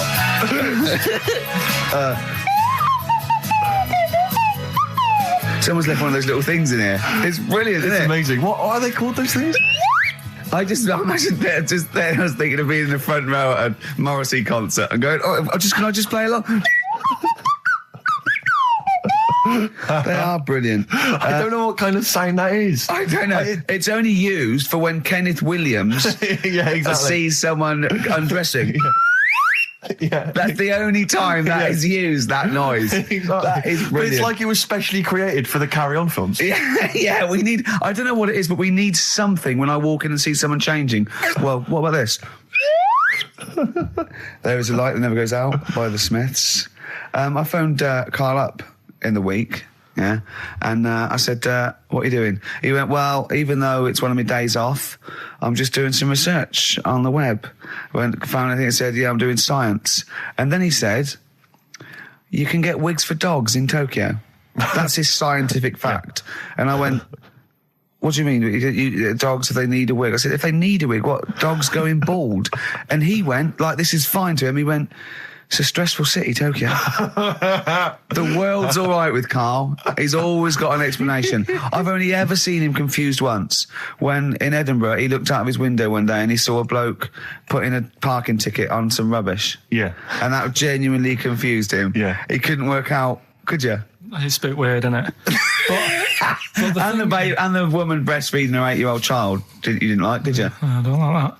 But the what's the name? Animals with wigs. I kind of thought, after I put the phone down to you, I kind of thought about it, thought, yeah, it's a bit daft, that. Are you sure he's not the ageing pop group? No. The Animals? But when you think, have you ever seen, like, a bald pet?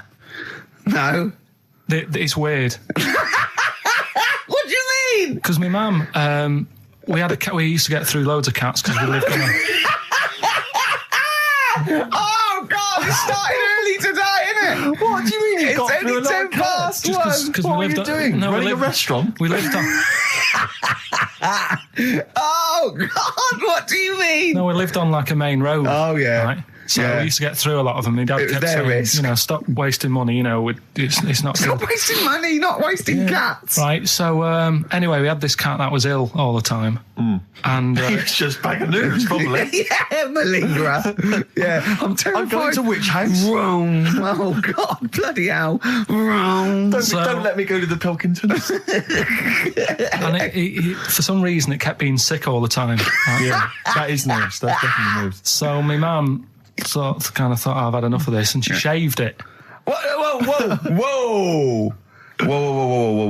Now, I know you're not vets in your family, but what correlation did your mum think there was between you being sick and shaving it? Because it kept being sick, and it was a pain to wash, because it kept getting caught she up. wanted a dry wipe cat. So why didn't she just varnish it? What? It's weird. So now he's cold and sick. No, but not all of it. She left sort of the back half, but sort of from its waist, sort of. I love that. Shave it because it's sick on itself. And that is it was the weirdest looking thing. I mean, normally I like cats. I'm always like giving yours a stroke on the head and that. Yeah. But as soon as she did that, it was like, oh. Yeah. Can't touch it. And then. So now it's sick, cold, and hated. Yeah. Karl. It must have, the other cats must have been taking the mick out of it constantly. It's just making things worse. I'm hoping that it got run over and was put out of its misery. No, I think it got all right, that one. Or is that the... Yeah, it did get run over. It did.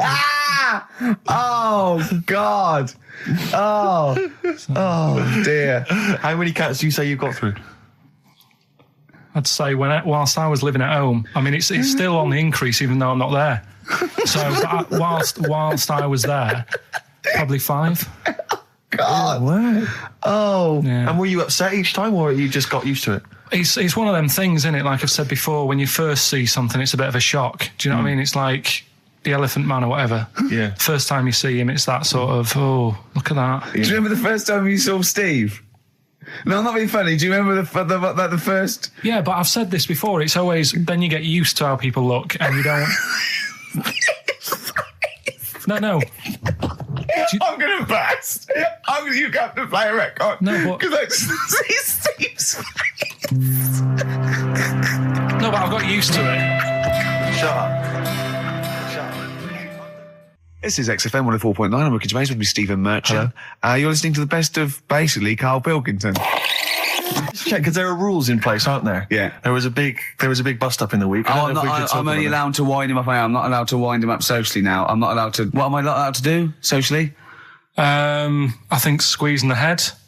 Socially, has been crossed off. Right, okay, and I agreed to that because it got to a head where, you know, Karl was really upset and he was thinking of just giving it all in, weren't you? Yeah. Yeah. Why was that?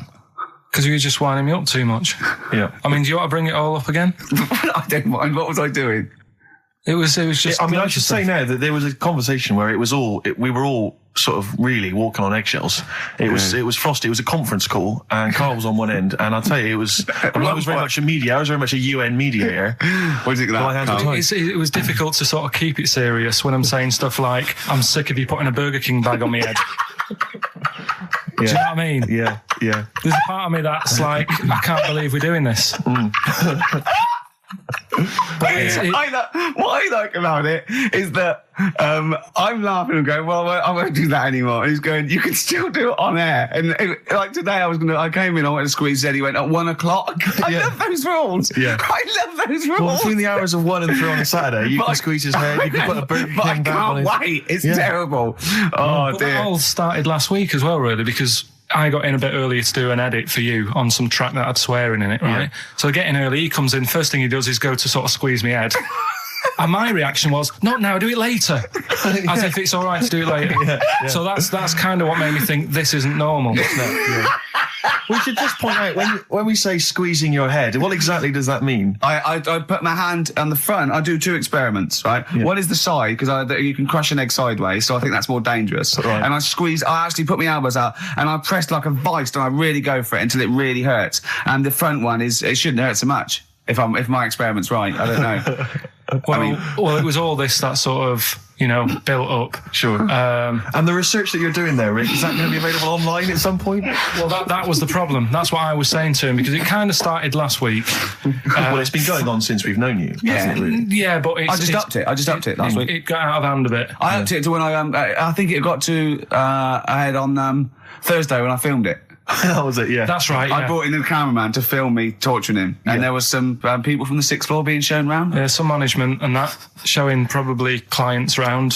Sort of, they've probably been on all the different floors, same what all the different radio stations do. Fox. This is XFM, the sort of this sort of noise going on. Yeah. You see them all look down and saying, don't do that, right? Sure. They might want to spend a load of money. Yeah. Right? Yeah. And he's doing that, he's wrestling with me, he's filming it. So that's when I just thought, It's mad, isn't it? And then when we were having the argument on the phone, I was saying, has this been some sort of experiment? Yeah.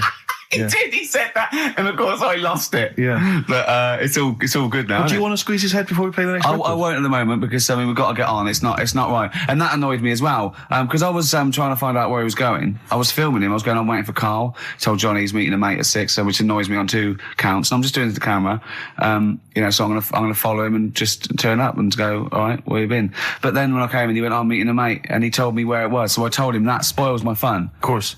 Because you'd want to just track him down. I don't want him to like it. Yeah. Which is pulled the rug under my carpet now that he's going to let me do. Do you know what I mean? It's just, it's a little bit annoying. Right. Is this talking about diets and stuff? Right. Go on. They've come up with a drug that they tested it out on a mouse. Right. They said it's a problem. Weight is a big issue in the world, and a lot of people are depressed, and that probably like Rick Waller. Well, I'm depressed looking at Rick Waller. Well, Oh. I mean, you could sort out Rick by, Jono is an old man, he's got loads of money. He's not old. No, but he's getting on a bit, right? He's about hang on a minute. What I mean is he does his own shopping, right? So I bet it's hard. What do you mean? Because he's like, how old is he? 35. Right? He's got loads of money, he does his own shopping, so when he goes to the supermarket and he passes, the sponge cake section, it must be tough when you've got loads of money to burn that you go, just one more. Yeah. One more. Look, we are getting close to libel here, I think. No. But I'm saying how it is because I've tried losing a little bit of weight. Have you? And it is difficult when you're in Waitrose and you see a little chocolate muffin and you think, well, one more and I'll do without. Do you like a little chocolate muffin now and again? Yeah, right. Is that your favourite thing? So the thing is, let him finish his point. So the thing is, right now with Rick, he lives at home with his mum. So why doesn't his mum just say, "I'm going to buy less this week, and if you eat it all, you're not getting any more"? Yeah. That's sort that. Does he live with his mum? Sharp shot? I bet he does. Bet he does. So you don't actually know if this is true or not? No, but anyway, right? So this drug they've come up with... They've tested this on mice, haven't they? They've tested I'm worried if they haven't tested it on mice. Thank God for that. It's definitely been tested on mice. Definitely. They fed a mouse a load of cake. Yeah. Right? And it went a little bit chubby, and he said, right, stop a minute. And then they gave it this drug that makes you lose weight. Yeah. And its weight went down, but the only bad side effect was its eyes were popping out. Well, that seems to be fine then. Let's give it to Jono. There doesn't seem to be any problem. Oh, Rick should get some of that. Yes, Struth, Doc, look at these. Oh, Jesus, Jono, your eyes are popping out. That happened to the mice. Sorry? That happened to the mice. But what do you mean? That's the option. What do you mean that's the option? So I love the fact that your choice is either be like a fat, happy man who has the odd sponge cake, or a stick man with eyes on stalks. I mean, Steve's chosen that. All right, calm down. I thought we were slagging off Rick Waller and fat mate. people. Sorry, Let's mate. have a go at the fat people before we start on me, Rick. Yeah, no, I didn't. I forgot. I mean, it's like... Yeah. Because I got some issues, and body issues. I know. But Rick Waller's grotesque, you know. Yeah, sorry about I'm that. just a little bit weird. I mean, do you know what I mean? Yeah, should we play a song and... Well, I'm just a little bit offended. That's upsetting. Carl, have you ever logged on to Friends Reunited? It was the site that everyone was talking about last year. No. Are you aware of the concept? I've heard about it, but there's no one from school who'd want to see it again, really. So basically, for those that don't know, you have to log on to his website, and then you can it helps you track down your old schoolmates if they've also logged on and stuff. And we took the liberty, really, of looking on the Friends Reunited site and typing in your school and trying to track down any of your old mates. We didn't get in touch with any of them, don't worry. We didn't do that. We're not going to surprise you with them now. No. But I was just interested to know, like, some of your thoughts on some of the names that I could run past you. I mean, these are people from your year. Just tell me if you recognise the names. Sarah Morris? God, yeah. Remember her? Go on, you're grinning, what's the thought? Go on. No, just, she was alright, she was a popular one. What does that mean? She was nice. Yeah. Okay. Okay, what about, Darren Buckley? He was one of my best mates. Was he really? Yeah. Seriously? Yeah. What do you reckon he's doing now? Do you still keep in touch? When my mum and dad were still in Manchester and they had a bookie shop, he used to go in because the bookies was next door. I love the way you paint a picture. If you did this in your history exam, Carl, you will walk it. Go on. So your parents had a butty shop, there was a bookies next door? Yeah, and he liked having a bit of a gamble, so he used to, I think he works for some insurance company. Do you think that his fiancée Beth knows he's got a gambling problem? Or that his 2-year-old son Lewis? No. Yeah, they live in Cheadle Holme. Hume. Cheadle Hume. He must be doing well. He's still supporting the Blue Army and frequents the shrine on a fortnightly basis. Funny thing with him is, right, when I used to stay over at his house, and his dad was a copper, and I remember his dad came down and said, right, I want to see you two. I was like, oh God, what's happened? And got us round the table. And he said, do you know much about drugs? So we were like, what's all this about? So he goes, you know, they're not good for anyone, you know, the stupid thing to get into. And we're like, yeah, we know. And he went, you know, do you? We said, yeah. He said, what's this then? And he'd found something in his bedroom, and it was a Skittle. What, the sweet? Do you know little sweets with the S on it? And oh, really? Drugs. Yeah. So he said, well, yeah, it's a Skittle. Yeah, I know what it is. Oh, he was bluffing like that as a slang word. Yeah, he thought because he was a copper, he probably had to be down with all the terms and that. So we said, oh, it's a Skittle. And he said, yeah, I know what it is, but what's it doing in your bedroom? Oh. It was like, no, it's a toffee. So, Darren there. Yeah, I know, it's a toffee, it's a squib, it's a, yeah. Well, do you know what happened to me on the way in? Go on. A homeless person called me a dickhead. How did he know? Do you know him? Is that why? He's like the local big issue fella. Oh, yeah. Yeah. And he knows me, he sees me walking up and down the street. Oh, that's how he knew you. Right. So, so normally I have a bit of a chat with him and that. And I walk past him. And, you know, I can be a little bit cheeky with him, because I've been cheeky with him in the past with stuff. You pinched his arse. No, just, you know, saying stuff like, God, you're always there, I mean, you got home to go to, and stuff like that. Yeah, no, just breaking the ice, No, but he knows, and he'd laughed at that, right, last time, so I thought I can be a bit cheeky, right? So he goes, do you want a big issue? I said, no. He said, come on, I've got loads of them, right? So I sort of said, when I was a kid, and I used to do a free paper around the free papers one. I said, just put them in the bin and go home. Right? And he went, yeah, but how am I going to get any money doing that, you dickhead? You see, I can see his point. He is homeless and having to sell newspapers to get 50p or a quid or whatever. Yeah, and sometimes I treat him, right? And today I didn't have any money. I had a takeaway last night, and I normally give them a quid, and I felt bad not being able to do that because I didn't have any money on me last night. Right. I couldn't look him in the eye. Did you explain this to the homeless person, the traumas of the takeaway without the tip? Did you explain that, you know, you've had it hard as well? I go, look, you don't know. I had food delivered to my warm flat. Yeah, it was a nightmare. You don't know what that's like. You don't know what the trauma is because you can't have food delivered to your flat because you haven't got one. So please don't look at me like that. You should have said. But most people ignore him. At least I gave him a bit of acknowledgement and sort of... took the mick. Yeah. I didn't think I was. I just was being friendly. No, I know. You got to be careful with the homeless because this is true, and this is you know when the clocks went back recently, so you got an extra hour in bed. Yeah. And I was at Cash Point with a friend of mine, and there was a homeless person sat by the Cash Point, and we were getting some money out, and she said spare some change, and my friend thought, oh, he's a bit awkward. He's just trying to make conversation with her. He went, oh, clocks go back. Extra hour in bed. Oh no. I gave her 2 quid. I felt so bad. He didn't do it intentionally. He didn't realise what he said. Just making conversation. It's tricky making conversation with the homeless because there's so many areas you've got to avoid. You know, what was on the telly. Yeah. You know. Although I get recognised by homeless people and think, I don't know where... But you've got to remember that's very much your demographic, Rick. Yeah. You know, people who watch TV through the window of Dixon's. In Dixon's. Yeah, there was a... The Ricky Gervais is on. Yeah. Well, they can smell the alcohol on you. They think you're one of them. You're listening to the best of, basically, Karl Pilkington. Lloyd Cole. She's a girl and I'm a man. Good that, innit? On XFM, 104.9, Ricky Gervais, Steve Merchant, Karl Pilkington.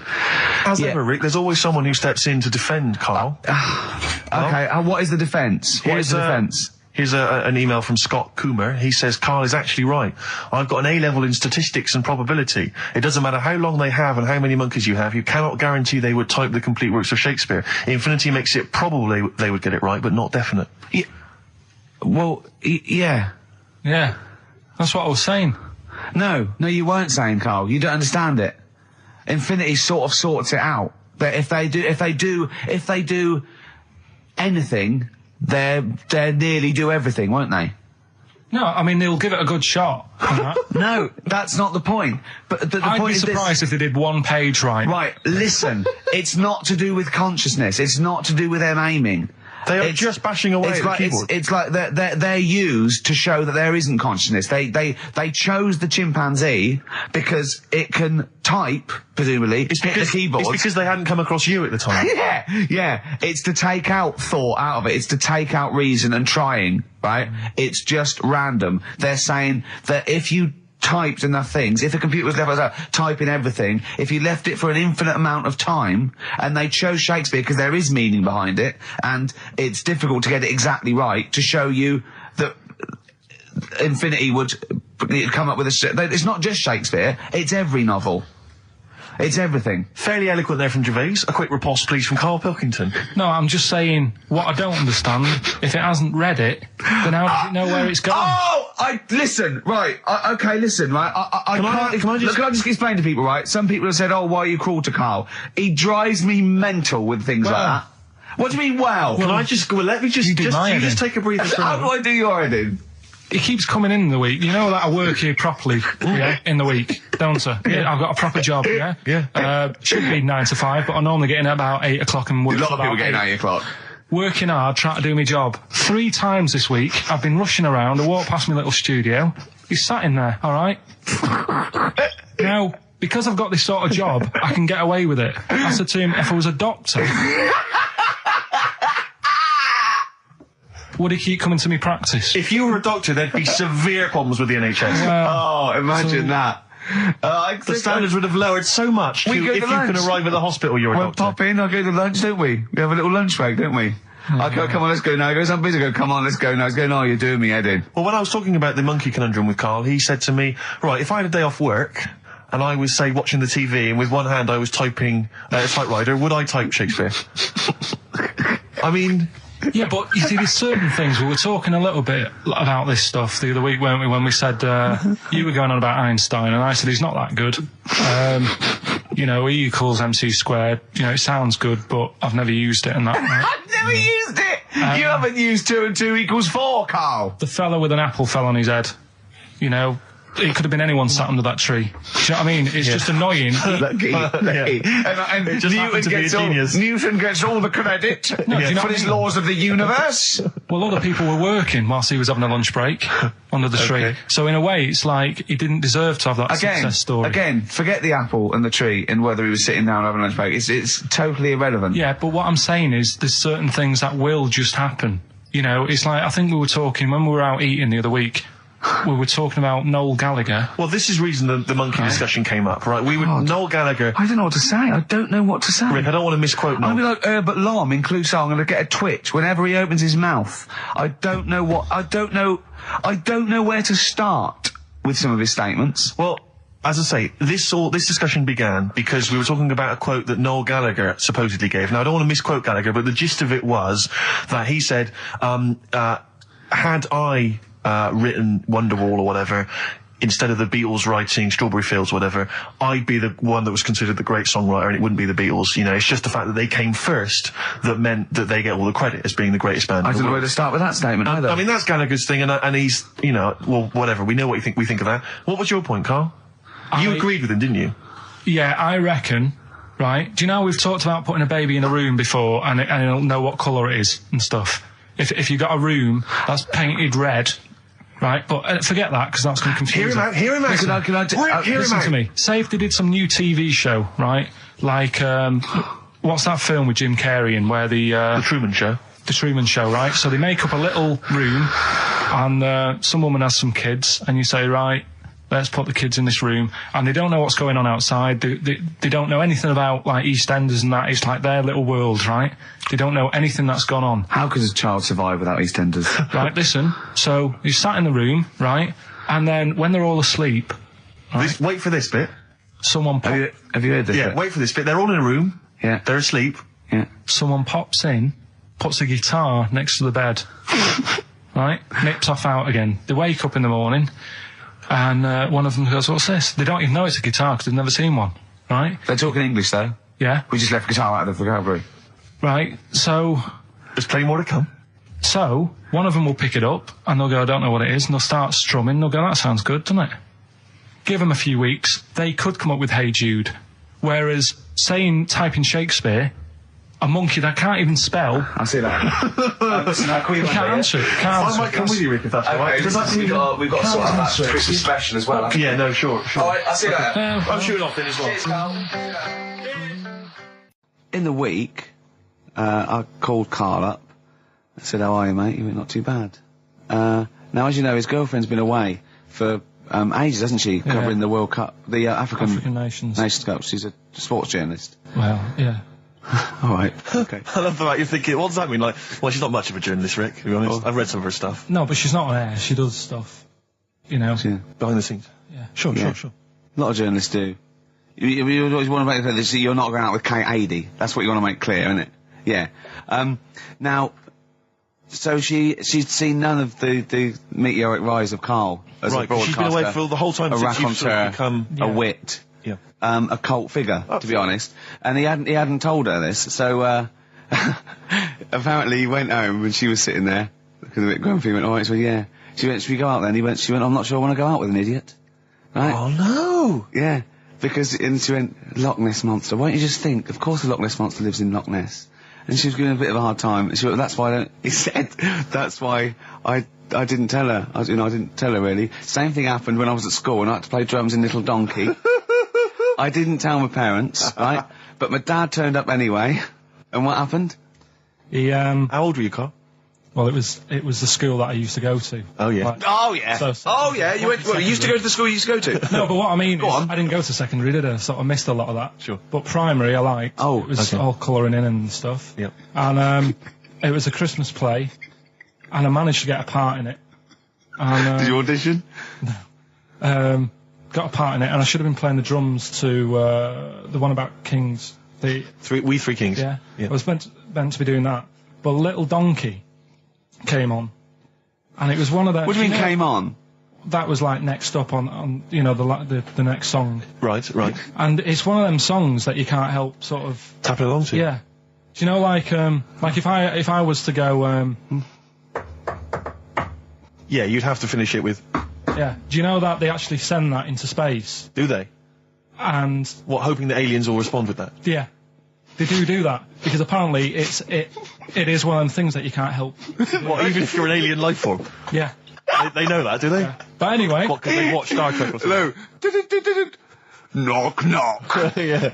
No, seriously. Is it true, like, if you send out knock, knock into space, they have to say... Oggy, oggy, oggy.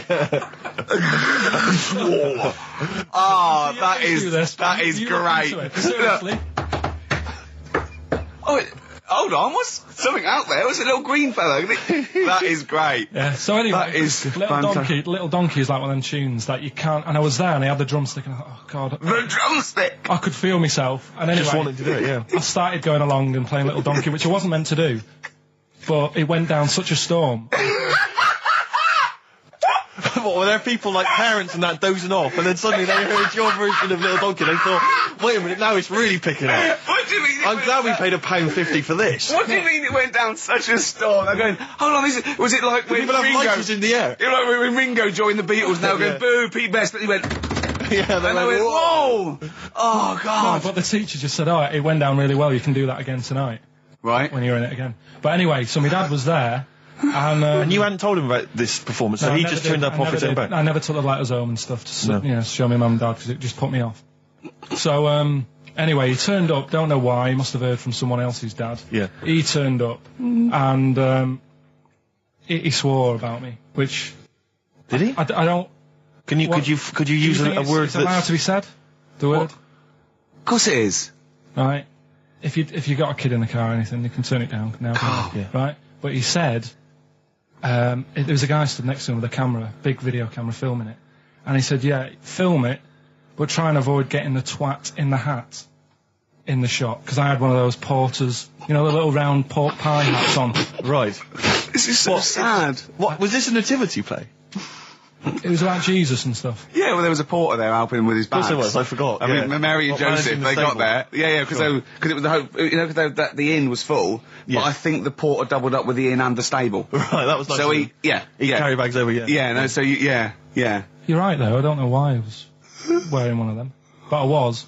And and your father said that? And how did you know your father said that? Did you hear it? About it later. Oh, he told you about it later? Yeah, I was talking about stuff I'd done at school, and he said, oh, God, remember that, and I spoke to him the other day about it. Right. And, oh, God. So that was the end of your sort of drumming career, really? Because it could have been, I mean, you know, the audience loved it the night before. Yeah. You could have, like, been, who knows, a whole new world for you. Yeah. Have you done any stuff?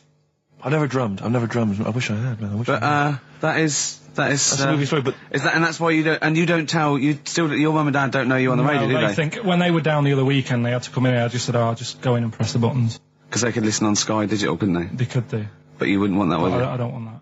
No. Play a record, and I want to talk to you again a little bit about this later. Yeah. Right. This is the Best Of Show on XFM 104.9. I'm Ricky Gervais, with me Stephen Merchant. Yes. I hope you're enjoying the Best Of. Bit of David Bowie. When's that ever at anyone, Steve? Never. Lady Stardust off Ziggy Stardust and the Spiders from Mars on XFM 104.9. I'm Ricky Gervais, Steve Merchant. Karl Pilkington is in the middle of educating me. Educate me. Did I tell you the time when the doctor said I was going to die? All right, keep talking. Right, ages ago, must have been about 15, right? And at lunchtime there was this... We used to have a choice of stuff to do at lunchtime, right? We used to have like a burger place that had an arcade machine in it, right? So we used to go there and play on that and have a burger. Or there was this baker's, right, that my mum worked at, and did great cakes and stuff, right?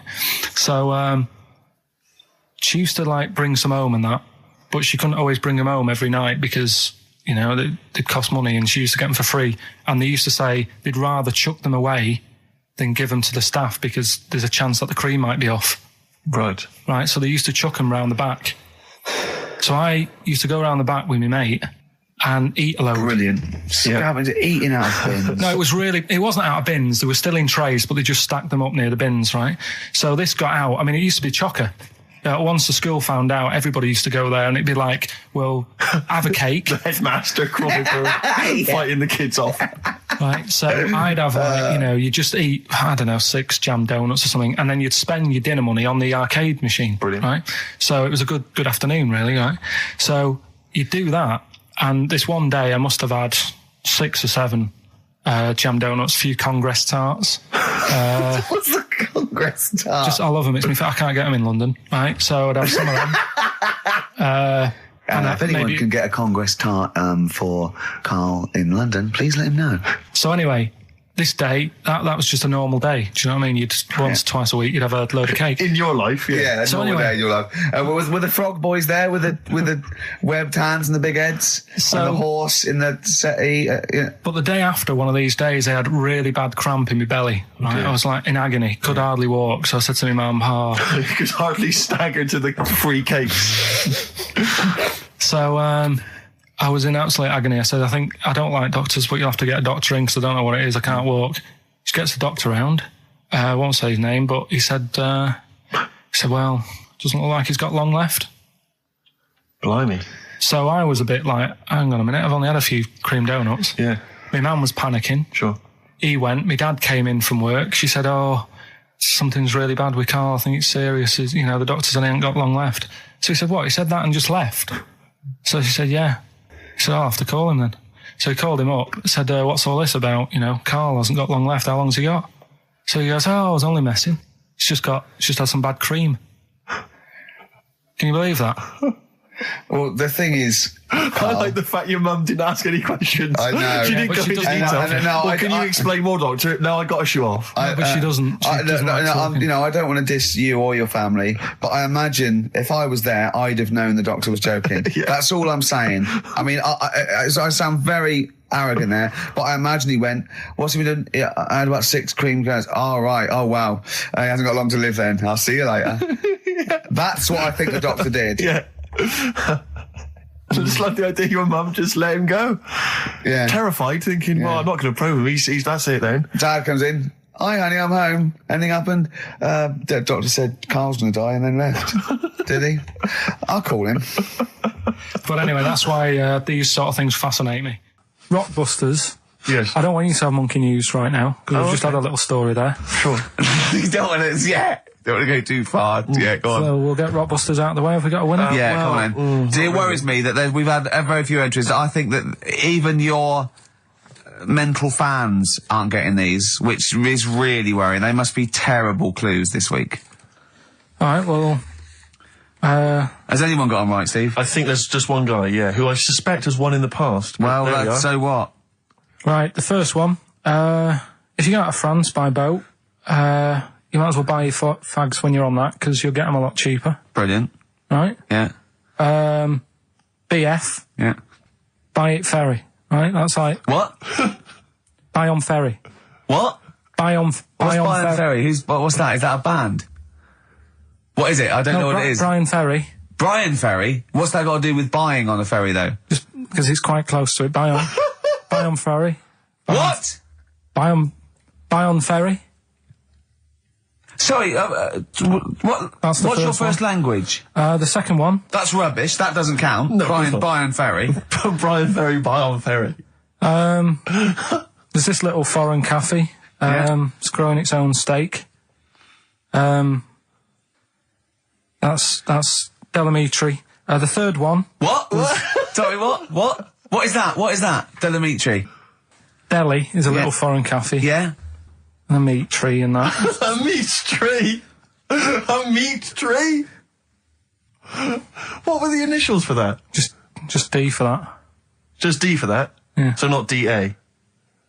So you didn't even give them a chance to get the group? Well, they got it.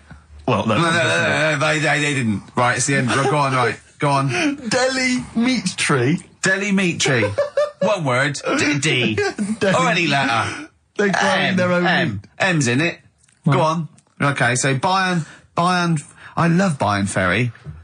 And Oxy Music was brilliant. I love Oxy Music. Go on. Can I just point out, Rick, that we've had David Bowie?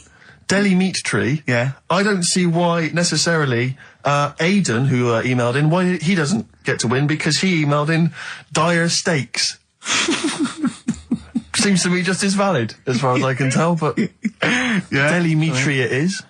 And the last one, if there was a Jamaican fella on the Titanic... I'm looking forward to this. With a little bit of fear.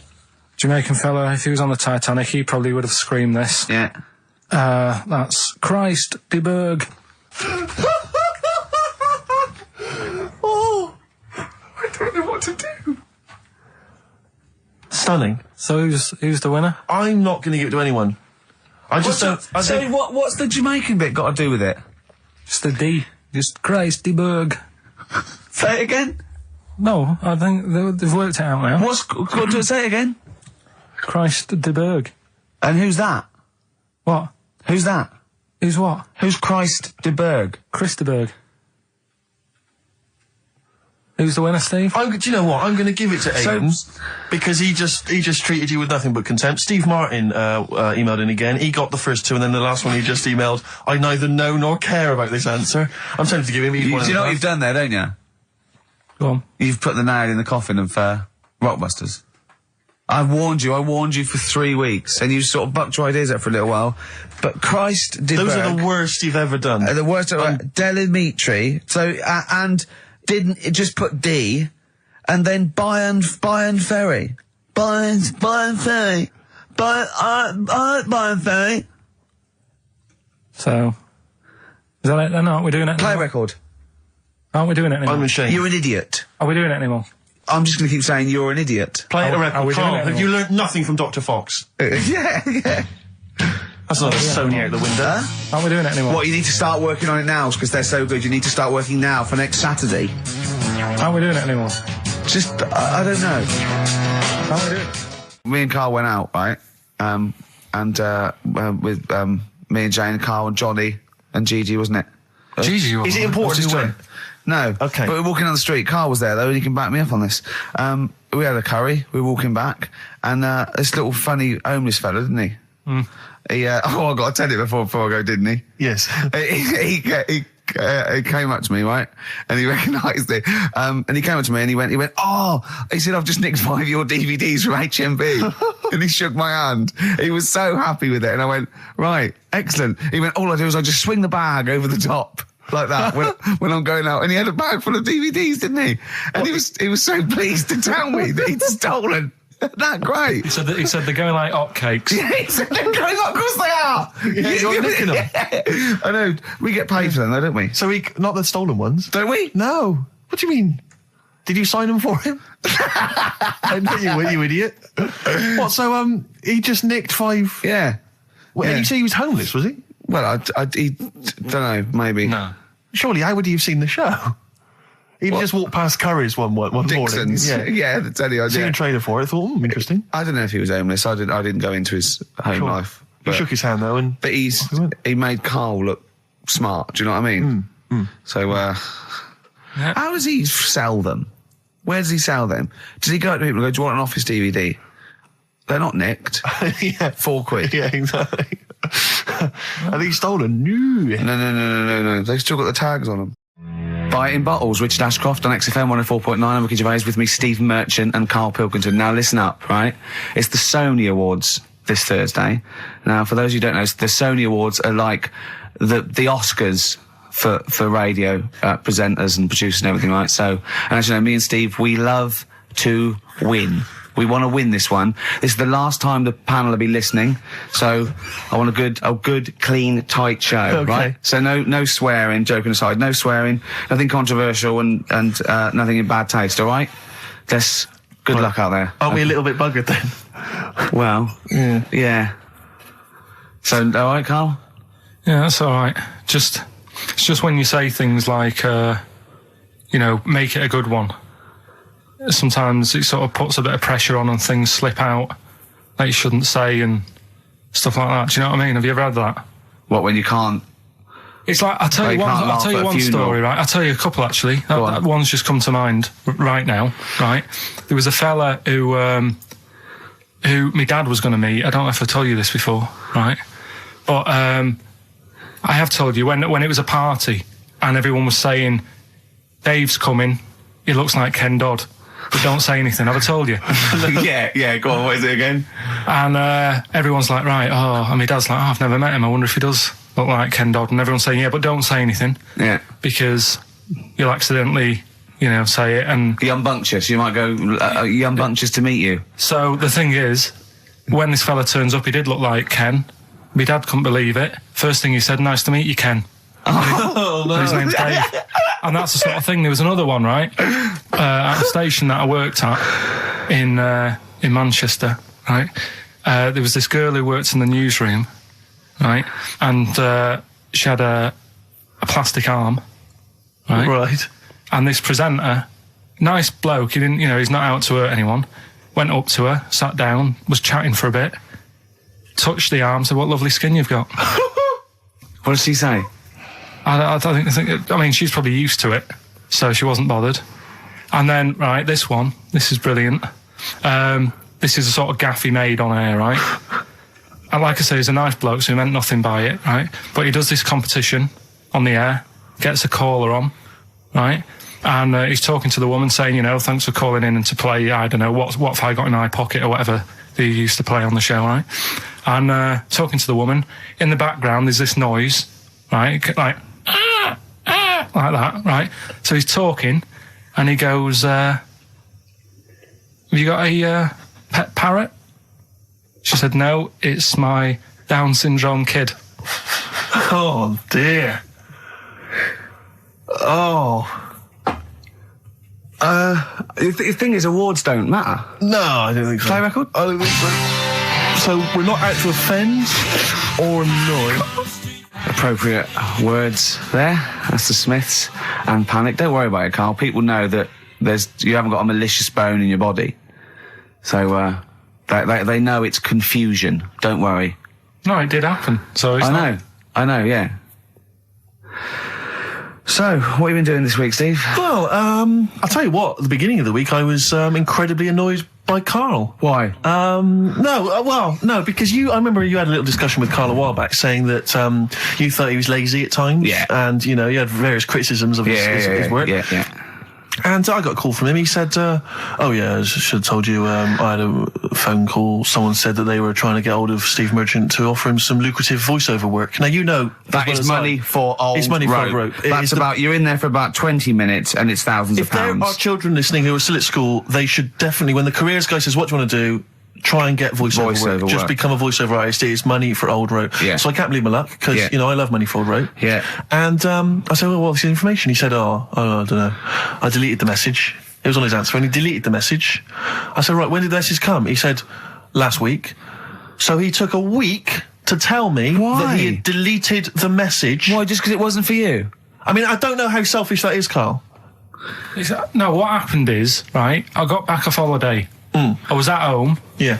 So I called up my voicemail, right, because I can do that. Yeah. Remote access, right, because I've got to know what's going on at work. Of course. Called in, it was still my day off, I was going through the messages. Yes. Heard one from some company saying, we're after Steve Merchant, we want him to do some voiceover work, right? I can't remember the name of it, but I thought, right, I'll remember to tell Steve. A week later. It doesn't matter, does it? You still got the message, and they what message? Yeah, but voiceovers have to be done in the next couple of days. I didn't get the message. All I got was there was a company, I don't remember the name, and they phoned you, they wanted voiceover work. How does that help me? There are hundreds of thousands of media companies. You didn't take down a number, you didn't take down a name, nothing. I was more puzzled why they'd want you to voice anything. He's having a go. I don't know why. No, but listen to that voice. No, you must be annoyed. You must be annoyed. I mean, talk about rubbing salt into the wound. No, but listen to you. Oh, God. I don't know how you think. I don't know how your mind works. Well, I was thinking there must be a tractor sale on somewhere. What do I care? What's going hang on a minute. Wait a minute. Over him? Wait a minute. The I worm don't is care. I don't care if they want me to advertise, you know, the latest designs in pirate fashion wear. I will do a voiceover because it's money for the rope. I don't care what you think of my voice. Someone was interested, they were offering me money. And you decided arbitrarily, oh, they probably wouldn't want it, they probably made a mistake, they wouldn't like the way he talks anyway, I'll delete the message. No, the thing is, right, I get paid... a girl? I get paid to sit here on a Saturday, right, play CDs and that, help out with the show, get you decent prizes. I think I do me bit. Sure. Right? It isn't about running your voiceover work. So hang on, so Carl, let me just get this right. If someone was ever to phone me, right, trying to get in touch with you, to offer you work, you'd want me to just ignore the message. That is what you're saying to me. You'd prefer that I deleted the message, I ignored it altogether. That's what you'd want for me to do. That's what you'd want me to do. What, someone's calling you for some Someone's phoned me, they say, oh, I can't, I don't know, I'm a friend of a friend, I've got your number, Steve, I would love to use Karl Pilkington for an well, you've never exciting called me, sex so scene. has it happened? Well, I'm saying in the future, if it was to occur, do you want me to just ignore it? Is that what you prefer me to do? Well, it's not like that, though. I did tell you, I told you the message. You didn't what? You told me a week later with none of the information I needed. Carl, that doctor called last week, that kidney's ready for that, little girl that you were doing that sponsored walk for. I forgot to tell you. Oh. I hope it's still alright. They keep it on ice, don't they? I think they do. Selfish, Carl. So selfish. And you've lost us a set. Beautiful bit of Snoop on XFM, yeah? Mm-hmm. Kicking it with Ricky Gervais. Yeah. Sweet. Steve Merchant and Karl Pilkington. What has happened to Karl? Because Karl, I thought, is this sort of sweet little buffoon, almost childlike in his ways. You know what I mean? Like Charlie Brown after some sort of head injury, and now he's coming back like that, having a go at not caring about voiceover work. It's like, because Heat have written about him a couple of weeks, it's like he thinks he's better than you in some way. I do care though, you're out of order saying that, right? Carl, I've sorted you out with tickets for stuff. He doesn't turn up to. Carl, I received a phone call, you deleted the message offering me voiceover work, you're as bad as my agent.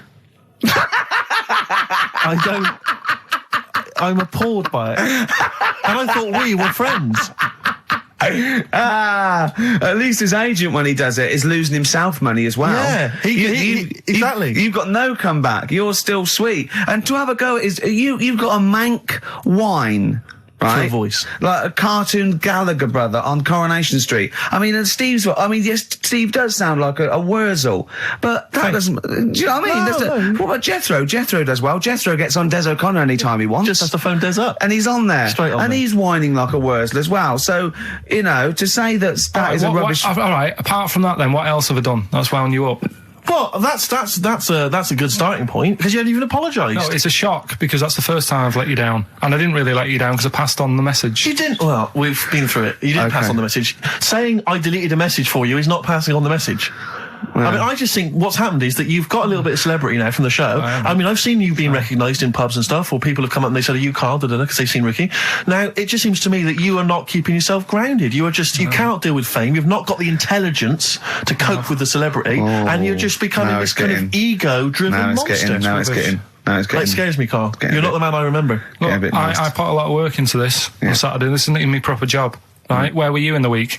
Oh, he's got you there. What? Where were you in the week? I said, let's meet up, let's, come up with some new features and that. Where were you? Karl, you phoned me about an hour before you wanted to meet. That is not what I would call... I mean, that is arrogance right there. That's the way I work. That's arrogance right there. That's ego right there. He couldn't get... when I came in, he said, where's Steve? I said, Steve can't make it. I had to tell him why. Steve was staying in to tidy up because his landlady was coming. This he couldn't get over. He could not get over that you couldn't make it because you had to stay in for your landlady. He talked about it for about the hour when we were working. What are you talking? Last week I had a bad throat. You wouldn't tolerate that. You wouldn't accept that. When you had a bad throat, where were you? Why couldn't we do any work then? Because you were at home with your mum and your dad. You were on holiday, weren't you? Why didn't you get your mum and your dad to clean the flat? Oh, he's done it again. He's done you again, mate. Play a record. How has he done me? What? They live in Bristol. Yeah, the joke's on you. He couldn't get him to clean the flat. I don't know who's laughing at who now. All right, listen. Can we just go back to laughing at Karl? Okay. Because I know where we stand there. Okay, all right. Do you want to, that's the natural order of things. I know, yeah. The world's gone topsy-turvy. He's stepped out of the pecking order. Right, well, someone who I don't let down, right, are the listeners of this show. Do you want to read out the prizes for Rockbusters? We'll get that one in. Are we not doing Rockbusters again, are we? Yeah. Well, it was a shambles last week. We cancelled it 2 weeks ago. What? There you are right there, Rick. I mean, both you and I, and let's be honest, we're the guys with our names on the poster. I know, It's supposed to be your show. And our faces. Exactly, and yet... we have to be on tube stations with people laughing at us. Yeah, well, they're not laughing at me, right? Wow, I don't know. What do you think people think of the poster, Carl? Seriously? No, I don't want to know his opinion. It's just going to be insulting. My point is this, Rick. He was looking at you. My point is this, Rick. We used to be able to decide what the content of this show was. I know. Now it's him. It's just him. He wants to do Rockbusters. He gets to do it. I know. And it's awful, Robert. Tourette's Trent D'Arby. Not only is that offensive, it doesn't work as a clue. Saying that, have you come up with anything for this week? What's the prizes? I'll read out the prizes. We've got a brand new XFM, stylish XFM DJ bag. That is actually quite nice, actually. Yeah, we've got in there a 12-inch from the XFM Remix album. This has got The Cure on there and the Prodigy remixes from them, which is quite handy. We've got a little mouse mat there with the XFM logo on. And here's what everyone's waiting for, the CDs and DVDs. Yeah. Once again, the X List. This is the compilation that XFM have put out. It's actually very good. Smash Hits, the reunion. Let me see what we got on there. Aha, obviously, Wham, Duran Duran, all your favourite 80s and 90s classics. Another copy of DVD, Steve Coogan's Run DVD.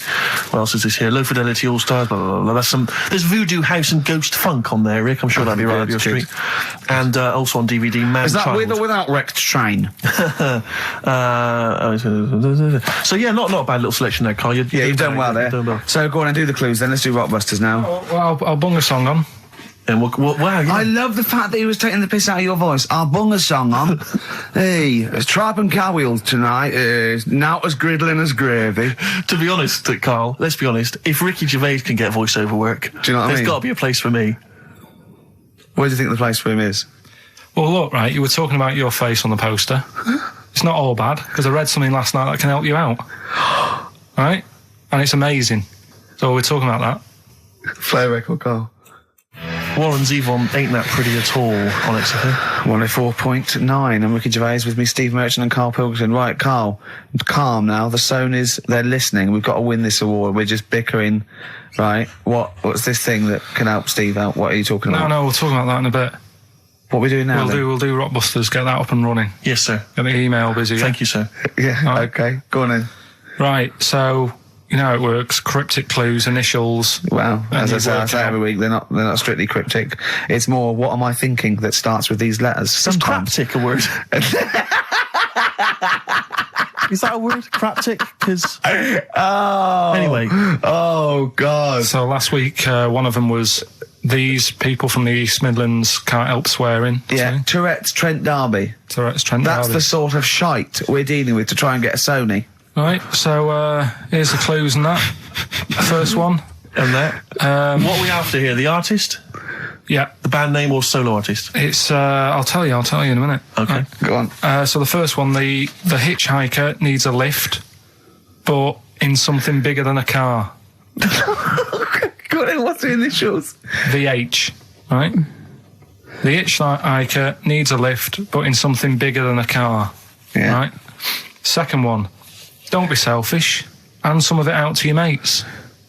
Right. The initial there is C. Right? Yeah. Don't be selfish, hand some of it out to your mates. And the sure third that's one, not what is Carl? He's selfish.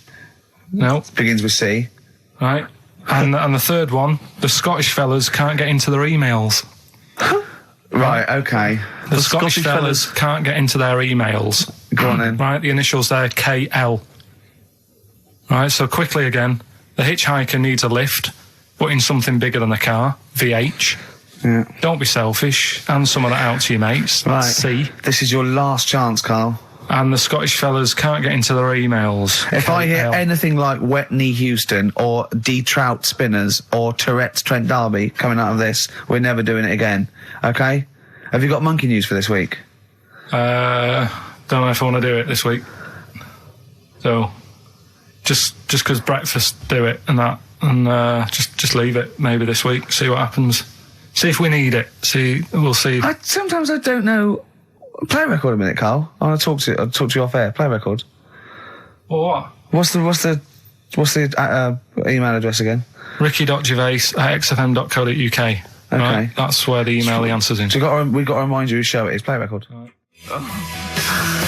Stop My Head, Ivan Dando on XFM 104.9. I'm Ricky Gervais, and with me, arguing like nutters, are Steve Merchant and Karl Pilkington. Okay, alright? Calm down. Right, let's just chill. Just chill. Yeah, right. What did you do last night, Rick? I watched I'm a Celebrity, Get Me Out of Here. I tried last week. I knew Tufnell was going to come through. I knew he was. I went to put a bet on, and it was 11-4. And I thought, that's not worth it. I could put on 400 quid, and I reckon I'd have won 1100 because I reckon he's going to win. Yeah. So that is annoying. I suppose if you could go back in time, you'd probably change things. Do you know what I'd do if I could go back in time? I'd go back in time, stop Hitler from being born.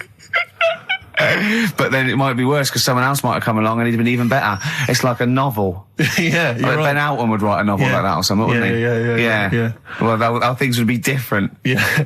Yeah. I popped to the cinema last night, and it was a joy of an experience because for the first time I went to see X-Men 2. I want to see that. Yeah, really I saw one. I don't like that sort of thing. I've never been a comic book, never been a geek like yourself. Not yourself, but I mean, you're not a geek in that sense. You're different. I mean, not the traditional sense. No. I'm one of those sexier geeks. Modern sexy geeks. Yeah. But I really enjoyed it, and 2's meant to be even better, isn't it? I really enjoyed it. Yeah, it's good fun. But more so than the film was the fact that the actual cinema experience, for the first time in a long time, I actually enjoyed because I just had such a problem with the cinema. Well, I can't go. I have to wait about 3 weeks till it dies down and go in the afternoon. I can't be sat next to people. I don't know why people go to the cinema to eat.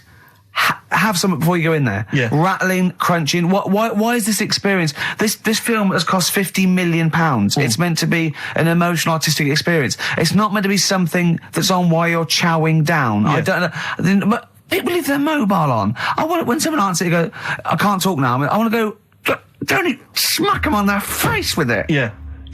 No, well, I went to the cinema a while back to see Crouching Tiger, Hidden Dragon.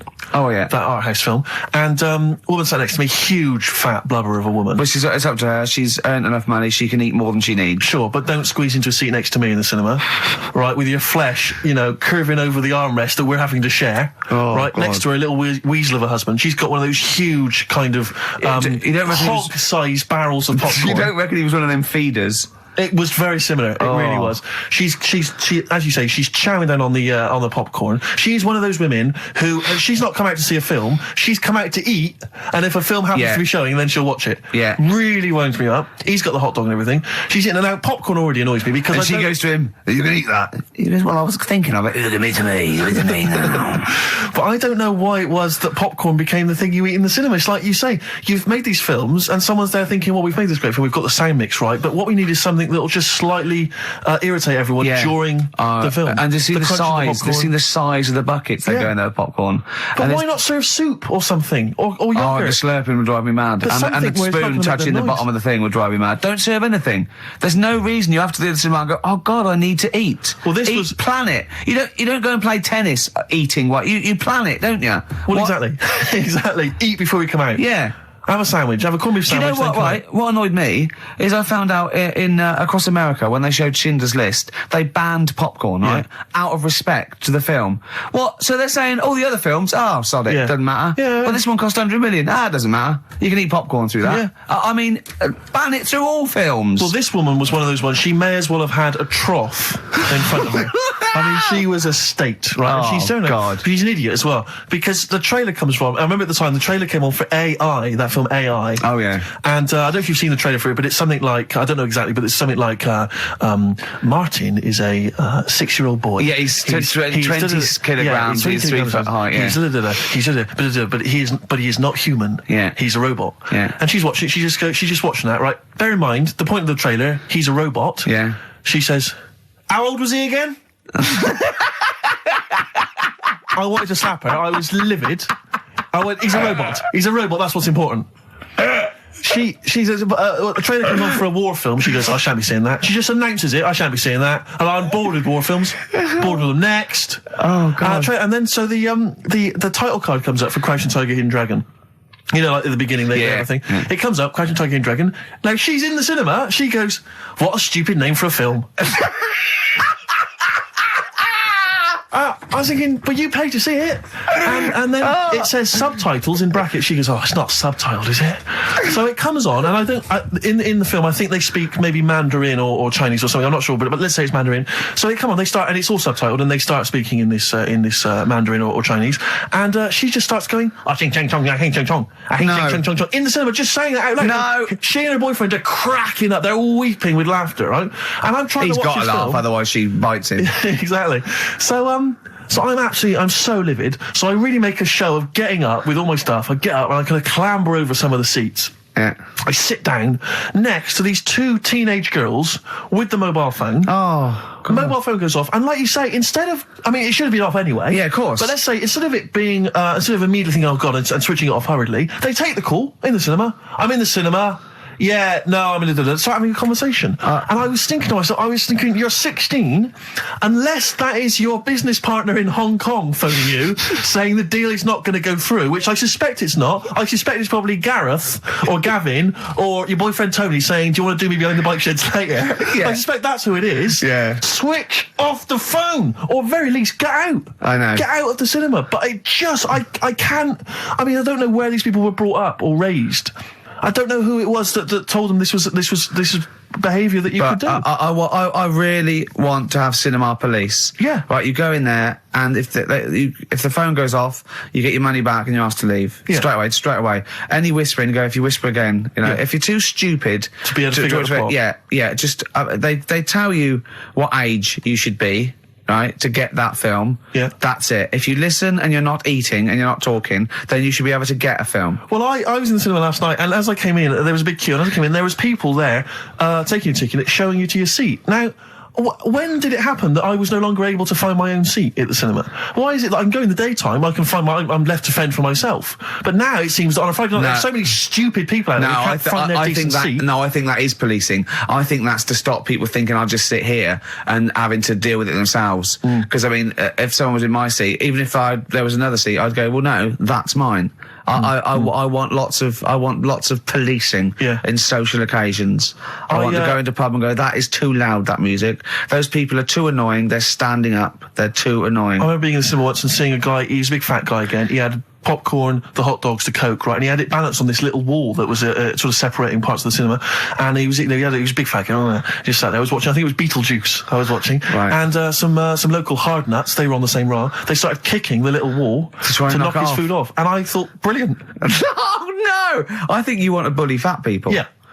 Play a record, Carl. It's getting really nasty now. Can I pick on you? 50 Cent in the club on XFM 104.9. I'm Ricky Gervais. With me, Steve Merchant and Karl Pilkington. Still arguing, this time about having help from your mum and dad. What do you think, Karl? No, I'm not. I don't want this to turn into some sort of wacky type of thing where we're pretending we're arguing.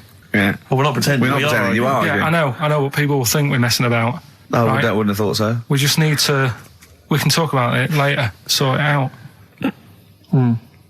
Yeah, it's just that Carl's a little bit stressed. I'm not stressed, though. And he doesn't really understand that, So, me and Steve have got lots of different jobs in the week. He's just got one job. Yeah, and we sort of rely on people getting messages to us, as soon as they get them, and not sort of deleting them from their phone selfishly. Yeah. Just things like that, people being on the ball.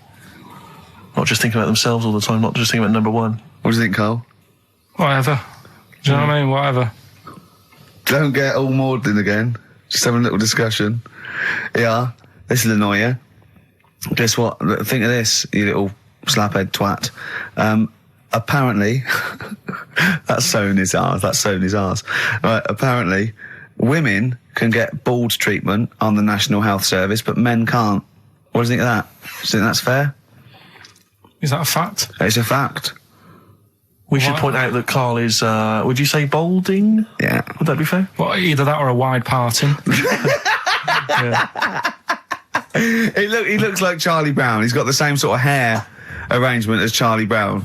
Yeah, he's I don't think Charlie was balding though. He was only about 10. Well, no, but he just had like a couple of things on top, and his hairdo. Carl's had a hairdo that keeps. It's not a hairdo. No. What is it then? What is it? It just happened. I've told you.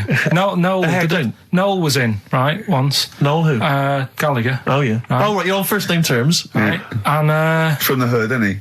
And whoever was doing the interview said, "Oh, you know what? Will Liam be able to keep up that sort of hard attitude, right? Say when he gets older and he goes bald, and you know, could he still carry off the sort of attitude that he's got?" And he was like, "No, he'd never have that style. He couldn't have that style that lad's got in there." And pointed at me. Yeah. I said, "It's not a style." I said, "I didn't go to the barbers and say, can you just like shave the top bit, leave the sides?" Yeah. Can you remember that Friar Tuck? That's the way it is. Yeah. Right, and you were just saying to me, what would you do if you went back in time? I'd probably use a better shampoo. I wish we could tape the conversations we have off air. Yeah. Because, I mean, they are ridiculous.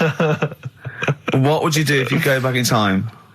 And the other stuff we were just talking about is obviously can't talk about. Can I just ask though? Sorry, when did you start to notice it was disappearing? I mean, at what age did it kick in? I worked a lot. You see, you'll be safe. Do you know what I mean? Your hair will stay there. But it's when I used to do a lot of hours working. And yeah, you were stressed and things. Yeah. Stressed out, and it just went. Well, I'm beginning to understand what stress is like, you know, because I'm not getting messages and stuff like that. But yeah. But probably about 24. That's unlucky, isn't it? Something like that. And did you panic, or were you just not bothered? Not bothered. He's not bothered. He wouldn't be bothered. I'm not bothered.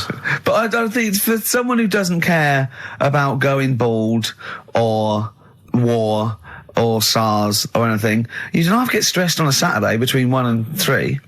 To be fair, you are worse than all those things. SARS has got nothing on you when you're in the right mood. But why is it all right for women then to, you know, have a wig? But I couldn't have one if I wanted one. Well, there's not a wig. They get bald treatment. They actually can get their hair replaced on the National Health, which might be anything, I suppose. Which might be wigs, which might be transplants. I mean, the only cure for baldness is a transplant, which they literally take follicles. They can get down to individual follicles now from the back of your neck, and you know it takes a long time. And you know, but well, people will know anyway, won't they? I don't know when it starts, though. I don't know when it starts. Like now, if you started wearing a wig, people go, "Were you wearing a wig because you were bald yesterday?" Yeah. You can't start thinking, right, I'm going to go bald in a year. I'll start wearing a wig now. That's the thing to do, isn't it? It is really, if you're that bothered. But I wasn't. I just thought, right, it's losing it a bit. Shave the lot off. But did you know you had that round head underneath it? Did you know it was going to be that funny though? You presumably worn a wig, wouldn't you, if you'd have known? Because I've never seen a head that round. I think the barber, when they did it, right, the woman said, "You can pull that off. You've got a good shaped head for having it shaved." She said, "That's a good head." Yeah, she looks like a tennis ball. You look like a tennis ball when you haven't shaved. She said, "If you can pull it off," she said, "that's like a good thing to see if someone's good looking. If they can have a bald head, it's like Sinead O'Connor, right? She can pull it off. There's those sort of things. Do you know what I mean? Telly Savalas. No, but that's like one of the things. If you look good with a bald head, that means you're pretty good looking. Yeah. And if you can wear a bicycle helmet and look good, that's another thing that like you must be pretty good looking to pull that off. But who have you seen in the bicycle helmet that you think's good? Who have you seen in a bicycle helmet and thought, oh god, they must be good looking, they're good in the bicycle helmet? Well, everyone that's what I'm saying. Who? No one looks good, do they? Really? So what would you say? Brad Pitt would look good in a bicycle helmet? Well, I don't know. I'll have to see. But I'm just saying that's like one of the two things really. That's. And what blokes do you think look good bald? Who do you think would look good bald? Don't know. Give me some names and I'll tell you whether they'd be all right if they're bald. George Clooney. No, I don't think he does. I don't think he would do. Who else? Well, this could run and run. Al Pacino. Yeah, he could probably pull it off. He'd probably look all right. Do you think he looks all right with hair then? Yeah. Oh. Well done, Rick. Sony Award-winning stuff. Play a record. And there's a guy going, oh, he's stressed. He's stressed. Wild Wild Horses by the Rolling Stones on XFM 104.9. And Ricky Gervais will be Steve Merchant and Karl Pilkington, little bald-heady Karl Pilkington. You quite like being bald, don't you? No fuss. Like I say, you know, I'll probably won't age for a bit now. Won't age for a bit? What do you mean you won't age for a bit? Because I already look quite old. I don't think so. Not with a hat on, you look really young. Yeah. Oh, I'm just saying. So I won't change that much. It's like that. I don't think there's anything wrong with it. I actually don't think. As long as you shave it straight back, I can't have you on that. Nothing wrong with it. But that kid who had that aging disease, just shave her head, and she wouldn't age that fast anymore. Do you know what I mean? So this is the 5-year-old girl who had an awful disease where... Well, we don't know much about it, to be fair. No, we just know that you fell in love with the title of the programme, the girl that was older than her mum, right? And you were annoyed that people wouldn't serve her fags and alcohol. If she's you know, she's living like an 8-year-old, let her have a fag. Doesn't that sum up this show, though? Carl's comment, we don't know much about it. Yeah. We're still willing to make comments about it, to discuss it in length and possibly make crass jokes, even though we're ill-informed, as ever. Yeah. Right, well, there's something for you, right? Go on. This is what I wanted to tell you about, right? Me. Yeah, face transplants. There's there's some kid somewhere, right, who had a bit of an odd-looking face. Right? A bit of a what? Bizarre-looking face. Yeah. And there's a doctor somewhere who said I can sort that out for you, right? Sure. And basically what they do is they've got to get a face off a dead person. Right. Sorry. Just in this documentary you saw, did this documentary feature, say, John Travolta and Nicolas Cage? Was it that documentary you saw? All right. Listen, you see. Go on. So okay, no, you can't get a face of a dead person. Yeah, go on. Sorry to dismiss the idea of face transplants out of hand. But go on. So yeah, it's got to be a face of a dead body that isn't older than like 4 hours old. Right. 4 hours dead, whatever. They can take it off, fit it on the new face. It makes sense. But it's not just your face that you lose it, but it's the muscle tissue and bones, isn't it, when it's like disfigured? It could be through fire or whatever, or disease or whatever. So they can't just literally plonk a face on. They have to do something else, don't they? You're asking Carl like he's gonna know. I forgot then. He looked at was that in Russian? Yeah. I wish we could get him on telly just to show the look on his face when I said that. Yeah. It was brilliant, wasn't it? It was, you know when you go to a cat, hey, we want some food then? And he just looks at you and he goes, it's almost like he can understand what we're saying. Go on. It's like if you had been caught holding a mallet over a dead body by the police. What I'm saying is, it would sort of work, yeah. If you peeled your face off and put my face on it, oh my God, why don't you and Steve, for an experiment, swap faces? And the great thing is, I wouldn't age. Yeah. Would you do that if it was safe? I think I'm getting the rough deal here, though. To be honest. Yeah. Well, no, you get some money back. It'd be part exchange. I mean, it would, you know, it's like you'd make up the difference just to wear your brilliant face for a week. But the doctor was saying how it's not complicated. He said the worst thing is something about the people who were related to the dead person. It's a bit weird for them still seeing the face of someone they know walking about when they're dead. Yeah, I can see that would be odd, yeah. I love you, Carl. You are brilliant. Honestly, you're never a dull moment. It doesn't matter whether you're talking or I'm squeezing your head.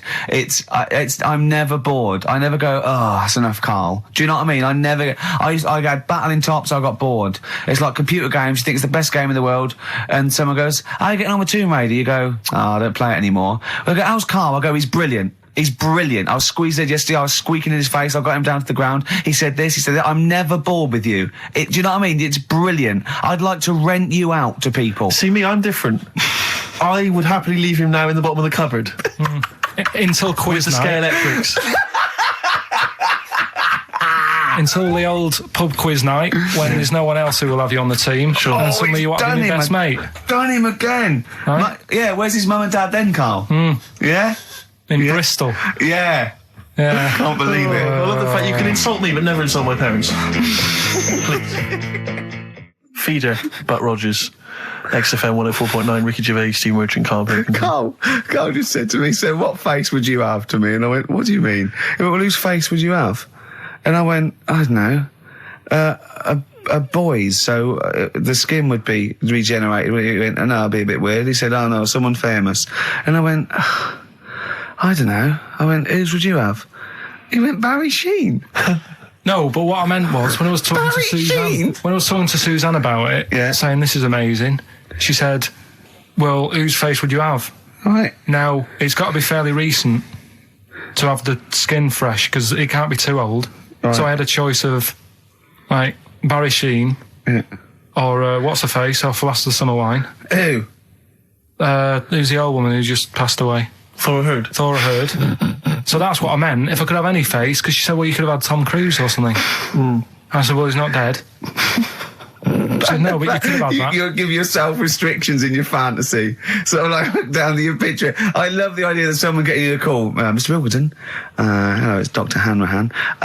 Barry Sheen has just passed away. And you go, oh dear. Yeah, bad news and good news. Do you want his face or... Do you want his face? Does Suzanne go out with you, like, for charitable reasons? Is it like you can adopt a boyfriend? I love the fact that she encourages you.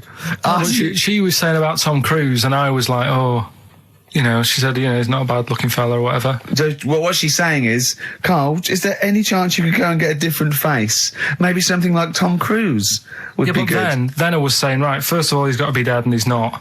But if he was, and you had that done... Would you feel like... People looking at you on the tube? Well, no, like, say if the people who made Mission Impossible said, well, we want to do a third one, would I be in my right to say, well, I don't want to do it? I don't know what he's talking about. I don't mean to be offensive, Carl, but your girlfriend could do a lot better than you. I don't know what you're thinking. I love the idea of this whole conversation about you in Tom Cruise's face and then get offered a film. But why does she have conversations like this with you? He was now on last night. He was now on the telly. I love it. What should we talk about? What about getting a new face? Oh, dear. Oh, that cartoon. If you don't know what Carl looks like, there's a cartoon that was in last week's Heat, isn't it, that I drew on the website. What's it going for now? Bid... I think it's at about £225 at the moment. And what do they have to do to bid for it? Just email in and I'll pass it on to the website people. I know why Heat put it in. It's because the editor, Boyd Hilton, looks a little bit like you, doesn't he? Sort of my ugly brother. He's probably listening and he says nice things about you. Yeah, he can still say nice things, but I bet he knows deep down. You know if you're good looking or not, don't you? Come on, Steve. I mean, what do you think? This is going crazy now, Carl. I don't know. You're just, the insults are flying left, right and centre. You've got no limits.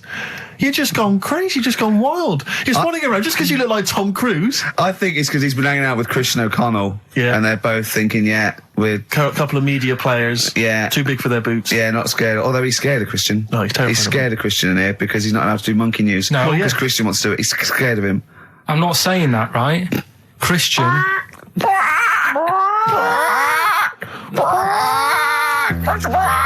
we do monkey news? Christian wants to do some monkey news. I'm not allowed.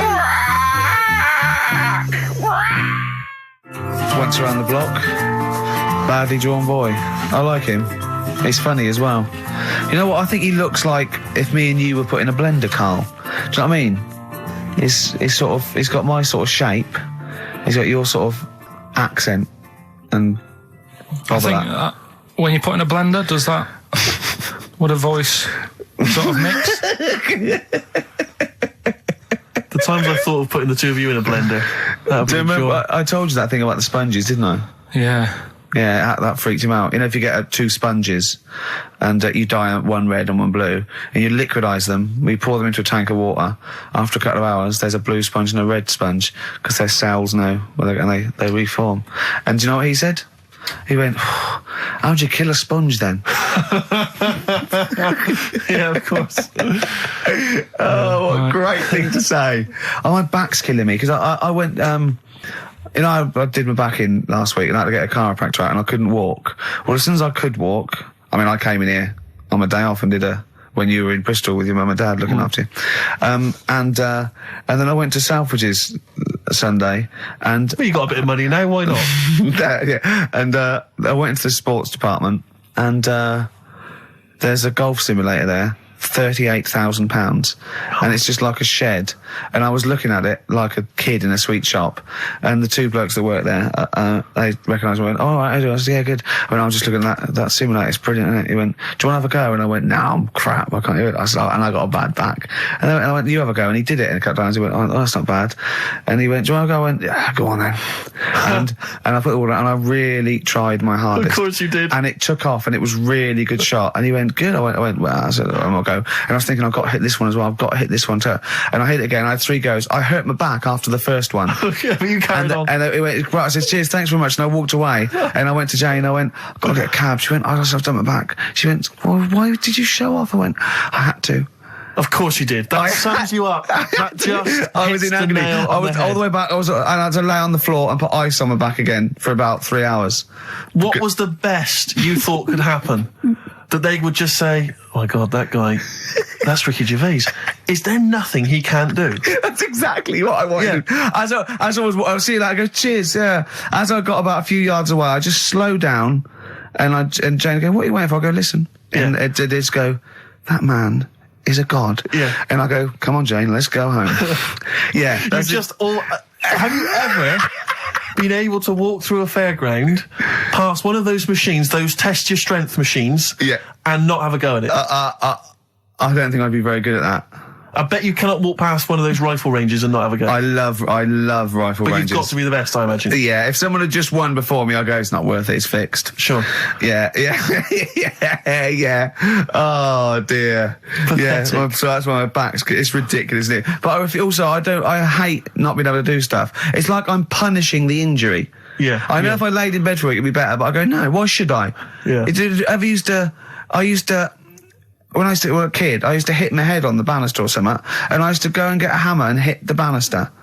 And then I started thinking, when I was about 8, I remember if I'd hurt myself, I'd go, "Ha ha, God, didn't hurt."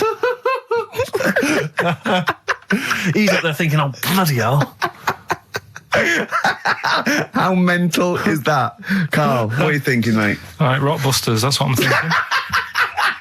Straight to it. Go on then, who's the winner? Right, Go on, do the clues again. Right, the first one was the hitchhiker needs a lift, but in something bigger than a car. Yeah, snappy, go on. VH. Yeah. Right, that was Van Halen. Halen a van. Because he wanted something bigger than a car, that's the first one. Yeah. All the tenses are mixed up, everything, it's just, go on. Second one, don't be selfish, and some of that out to your mates. That was C, that was share. Alright. It's alright. Yep. And the third one, the Scottish fellas can't get into their emails. The initials there, KL. They, Kenny Loggins. Right. That's the last time we do Blockbusters. That is the last time we do it. No. It is. That's the last time. Give the prize to someone. Kenny Loggins. I'm going to give that one to Kenny Loggins. Helen Perrott. She has emailed in, and actually, Helen, I need you to email in your address if you would, so we can send you those goodies, DVDs in the bag and stuff. But who would get Kenny Loggins then? If the clue was good, who would get Kenny Loggins? What did he do? Footloose. Yeah. That famous film about where dancing was banned. Yeah. In that nebulous... Yeah. That's an extraordinary film. I saw it once in America. Like you say, Kevin Bacon in a town where dancing has been banned. I was watching it. It was like if aliens had been watching Earth, but only monitoring us through our TV and films. Yeah. And then tried to make a film about humans. That's the film they'd end up with. What do you think? What do they think of Queen the musical? Because they're, of course, rock and roll's banned, isn't it? In the future. I'm not looking forward to the future, Rick, where feelings and emotions are going to be banned. I can't believe it. Where's our hoverboards? Yeah. So yeah, well done to Helen Perry. Is that the last time we do Rockbusters? No. Yeah. Do it again. Yeah. After the break, Monkey News. No, we'll play. We'll do a break. Don't know about Monkey News. Got some other stuff as well. We'll do Monkey News after the break. Radiohead, they're there. Like everything they ever do, that's grown on me more and more. That is brilliant. XFM 104.9, Ricky Gervais, Steve Merchant, Karl Pilkington. Well, you know what it's time for, don't you? Oh, chimpanzee that, Monkey News. It always gets me, that jingle. It's a joy. Yeah. What's more, please? Well, Karl, do you reckon you could sort out, do other people have real jingles with their name on it and don't have to say who's in the room, what's happening, and do their own jingles? Well, Christian's got one for it. For Monkey News, that he does. Why is Christian doing Monkey News? I don't understand this. Because he did it ages ago. So you ripped it off, Christian? I haven't ripped it off. I said to him, there's enough monkey news to go round. Right? Well, hold on, though. I don't want cast-offs. I thought this was your idea. Well, let's not do it. But what's new? Wait. What's new? What? There's monkey news out there. I mean, if he wants to have a meeting in the week and say, well, this is the news I've got, the way I see it is, he can do it in the week. He's doing like the news at 10 type monkey news. We're on a Saturday. We're like the, Jeremy Paxman monkey news night. We look at stuff more in depth. Well, you very much get behind the monkey news, it's true. Yeah. You sort of interpret it. You give it your own spin. You're the man behind the monkey behind the news. I mean, I know that. Yeah. So ours isn't called monkey news anyway. It's sort of generic term like the news. Ours is called chimpanzee that, isn't it? Yeah, but he's seen a bit of monkey news in it. Right. So are we doing it or not? Well, I've got no reason to stop doing monkey news. He probably played Radiohead as well. Well, should we not do that? I said that David Attenborough did monkey news before all of us. Do you know what I mean? But I personally don't listen to Christian because I don't get up that early. So, I'm missing out on a lot of monkey news. I'm not saying I don't listen to it because I don't get up that early. Right, I'm not saying it's a bad show. My point is this. There's a lot of people I imagine who don't listen to monkey news in the week. Perhaps they miss it or they're busy. It's nice to have a little kind of omnibus monkey news at the weekend with Karl Pilkington. So that's what this is. So we're doing it then. Let's play the jingle. Oh, chimpanzee that monkey news night. Excellent. Good. So we'll sort of get some monkey experts on maybe next week to dissect it. Right. You ready? Yeah. Right. There's this monkey. Right? Oh, yeah. It's called Jack. Yeah. Right. I got pally with this bloke who worked in a railway station. How? Pen pals? I don't know. I didn't say all that. I'm just telling you. I'm not sure. Chat rooms on the internet. So, anyway, he's helping him out all the time. It's this fella's job, right, to sort of make sure it's safe for the trains to come in, that sort of thing, right? But he's always working on his own, so he's got his mate Jack in with him, right, this little monkey. Yeah. And, they're having a good time. They share lunch together and stuff like that. Anyway, it gets to a point when the fella whose job it is, right, starts getting old, and Jack, the monkey, starts getting more involved. Presumably this is a chimpanzee as opposed to a monkey, you mean? When you say monkey, it's generic term, you mean chimps usually, don't you? Yeah. Go on then. So, he's clocking the fella doing his job and he's thinking, I can do this, right, the monkey. I love it. Yeah. He's helping out, he's pulling down the levers and stuff, so the train's sort of coming on the right lines. Sure, yeah. He's clocking it, he sticks his head out the little window, see the train's coming and that. I hope British Rand are listening. Yeah. Right? In the end... Oh, yeah. The fella whose job it is, he lost a leg for some reason, couldn't work anymore. Lovely. Gave Jack the job. Yes. Right. Okay. The railway company are happy with that. I'm sure they interviewed a number of people, but he was the best monkey for the job. And that's good, isn't it? Well, it's not true. Right, once again. Well, it's not true. Don't hand Steve a piece of paper that someone put on the internet who is probably a bigger mentalist than you. That's not proof. It's not true. At no point did a railway company give a chimpanzee the job of signalman. It was ages ago. What? Steve, when was it? It was before trains, probably. Well, it's in the 1880s. Yeah. According to this piece of paper, which is what you've based your monkey news on. Now, of course, I think ITN and a lot of the news channels, they tend to get lots of independent confirmation of their news before they give it out as fact. But you've got an email from someone, so let's assume that's real. It says, for this, Jack was officially put on the railway payroll, earning 2 cents per day and have half a bottle of beer on Saturday. That's what we pay you, isn't it? He doesn't even get the beer. No. Oh, dear, he's not allowed to drink, are you? Someone emailed in, actually, and said, Carl, some years ago, did you die? And they took your face and transplanted it onto that of a chimpanzee. They would make a lot of sense. I've never seen you. He always has T-shirts right done up and long sleeve. I bet he's hairy under there. Yeah. I bet you are hairy because you have to shave right up to your eyes. You're one of them, aren't you?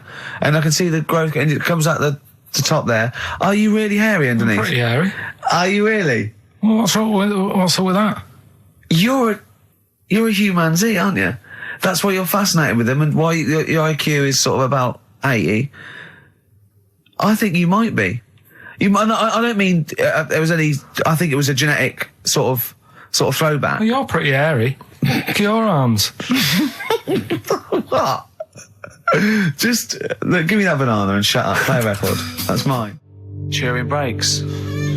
Average Man on XFM 104.9. Well, nearly another show over, Carl. You know, I've got a squeaky chair there. Why don't you sort that out? Have it oiled? What do you do in the week? Do you know what I mean? Can I just nominate a woman that annoyed me today? Go on. On the tube. I got off at Piccadilly Circus. The sign says "Mind the Gap." Big sign saying "Mind the Gap." Voice on the tannoy says "Mind the Gap." Woman steps over the gap, goes, "Oh, that's dangerous." I was livid. I was just annoyed. I wanted to slap her. There's always one in there every day.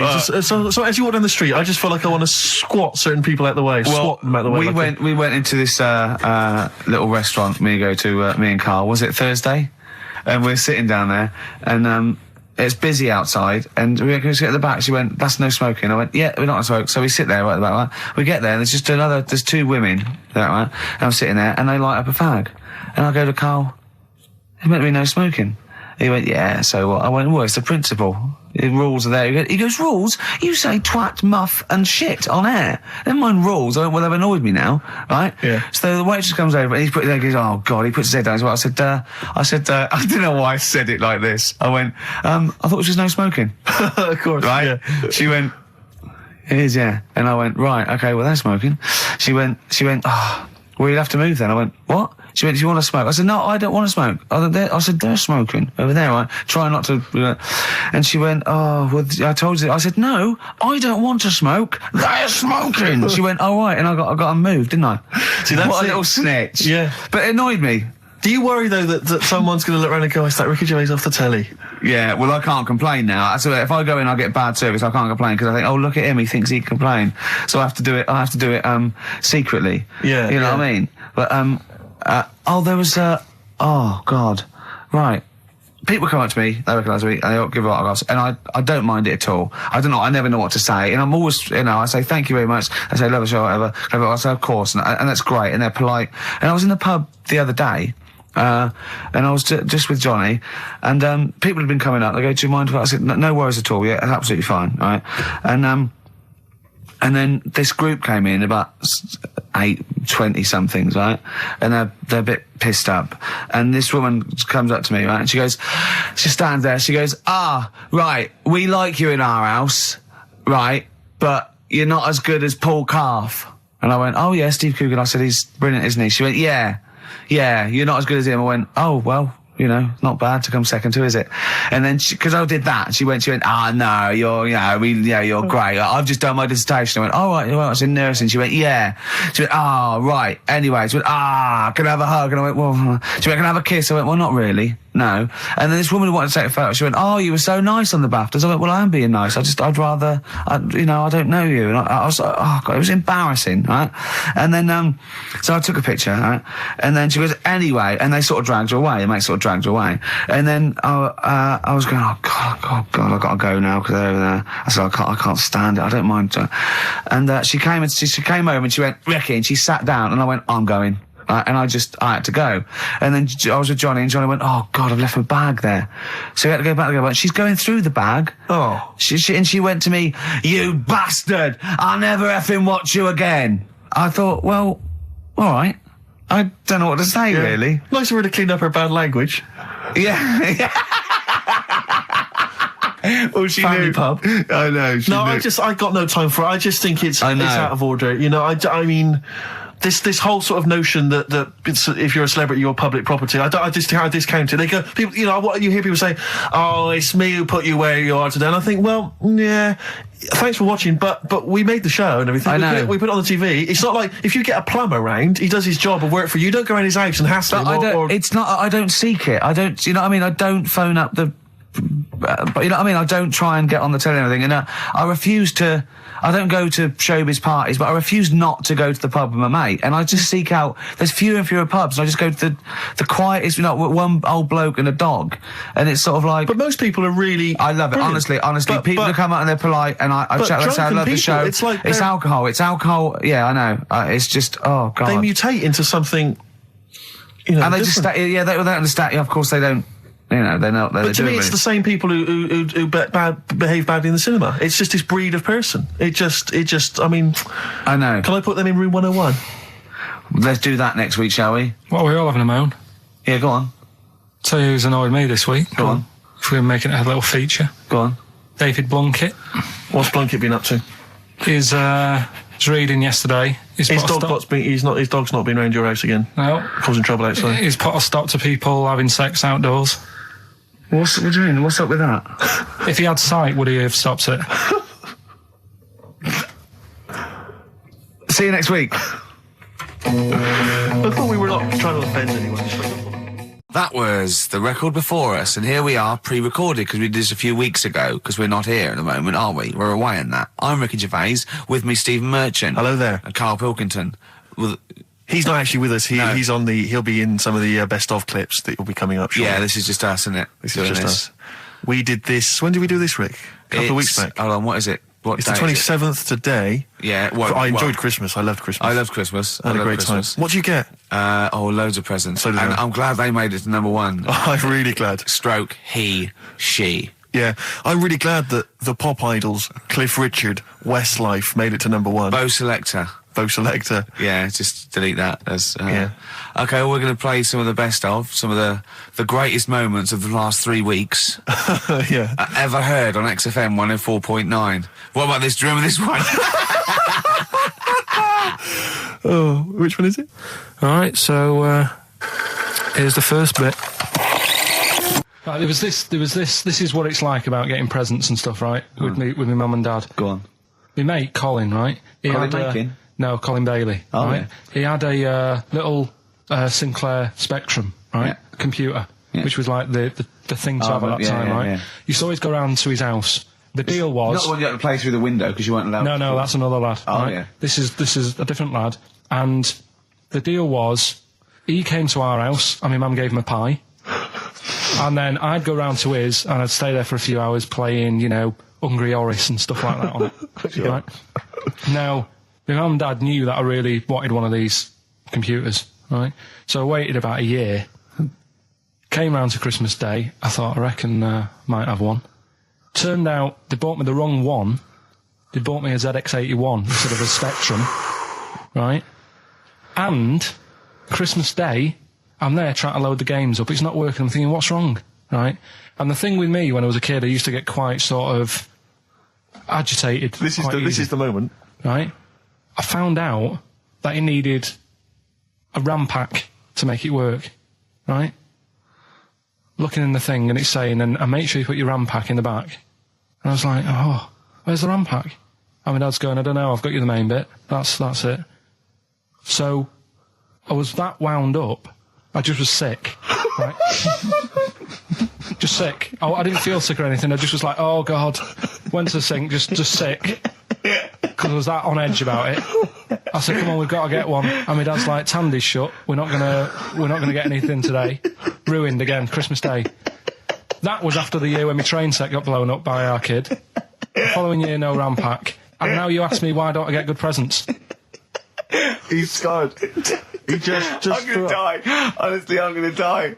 He's just been sick. Yeah. There's no RAM pack. Did you get to the bottom of it? Why wasn't there a RAM pack? You have to buy them separate. Oh, okay. What do you mean I can't play Frogger? Oh no. So, wasn't there another incident when you threw up? Spontaneously threw up? Through sheer anxiety? I do get it. It's not so much now because I've relaxed a bit, but as a kid I used to be quite on edge all the time with certain things. Do you think that's what happened to your cat that kept being sick? That it didn't get the food it wanted and it just threw up? Do you remember that? Yeah. God, so they shaved it. No, like, again, I spoke to you in the week, and I had much better things, like when I tell you about Brian Blessed climbing Everest, and for some reason it made him, it played havoc with his belly, and he followed through, and he had to clean up. Shut himself? Yeah, using ice and snow. Why are you telling me that Brian Blessed, in what way is telling me that Brian Blessed shit himself once in any way educational? Because I was saying how he was climbing Everest, right? Right. I give it to him. He's an actor and that, but he gave that a go. Yeah. Right. He played. What's the point of that? You'd say, wouldn't you? You'd say, God, he's so he's all right. Me doing a boxing match, there's no reason is rubbish, but him climbing Everest and shitting himself, yeah, he did that. It's commendable. Right, and he's only going to go and do it again. He's going to climb it again. Yeah, but he might not shit himself this time. Yeah, what's the point in going? Nothing's changed up there. Yeah, good point. Yeah, Well, it has. They've probably I've probably cleared it up by now. Right, but it's slip on it. I can't even read about Brian Blessed. Is it actually true, or have you libelled someone else? It was an interview with him in it. And what did he say? Oh, come on, what did he say? He said I climbed Everest and I played Have It With Me belly. Let's talk about it next week. We've really run out now. Oh, you're a fool. 3 holidays Carl's had this year. Last year. Yeah. I'd love to have 3 holidays. You've got to start putting the work in I there. had 2 holidays though. No, you had 3 holidays. You went away with Suzanne and her parents. Yeah, well, that doesn't count. It does count. If you book 2 weeks off the firm, you go away and you go, how was your holiday? Go, well, it didn't really count. It wasn't a really good holiday. Can I have them days back, please? My New Year's resolution is to be nicer to you, but well done, sense. you've already broken that. No, but talk sense. Talk sense. You've had 3 holidays this year. And I'm just saying, you're in your 30s now, and 30s is when you should be really putting the work in. That's true enough. To reap the benefits in your 40s, 50s, 60s, 70s, 80s, 90s, and 100. Carl, what's your New Year resolution? What about think before you speak? It's worth. I mean, see, I'm allowed to laugh. I'm allowed to laugh at things other people say, Carl. That one, that is a good suggestion. How was your holiday, Carl?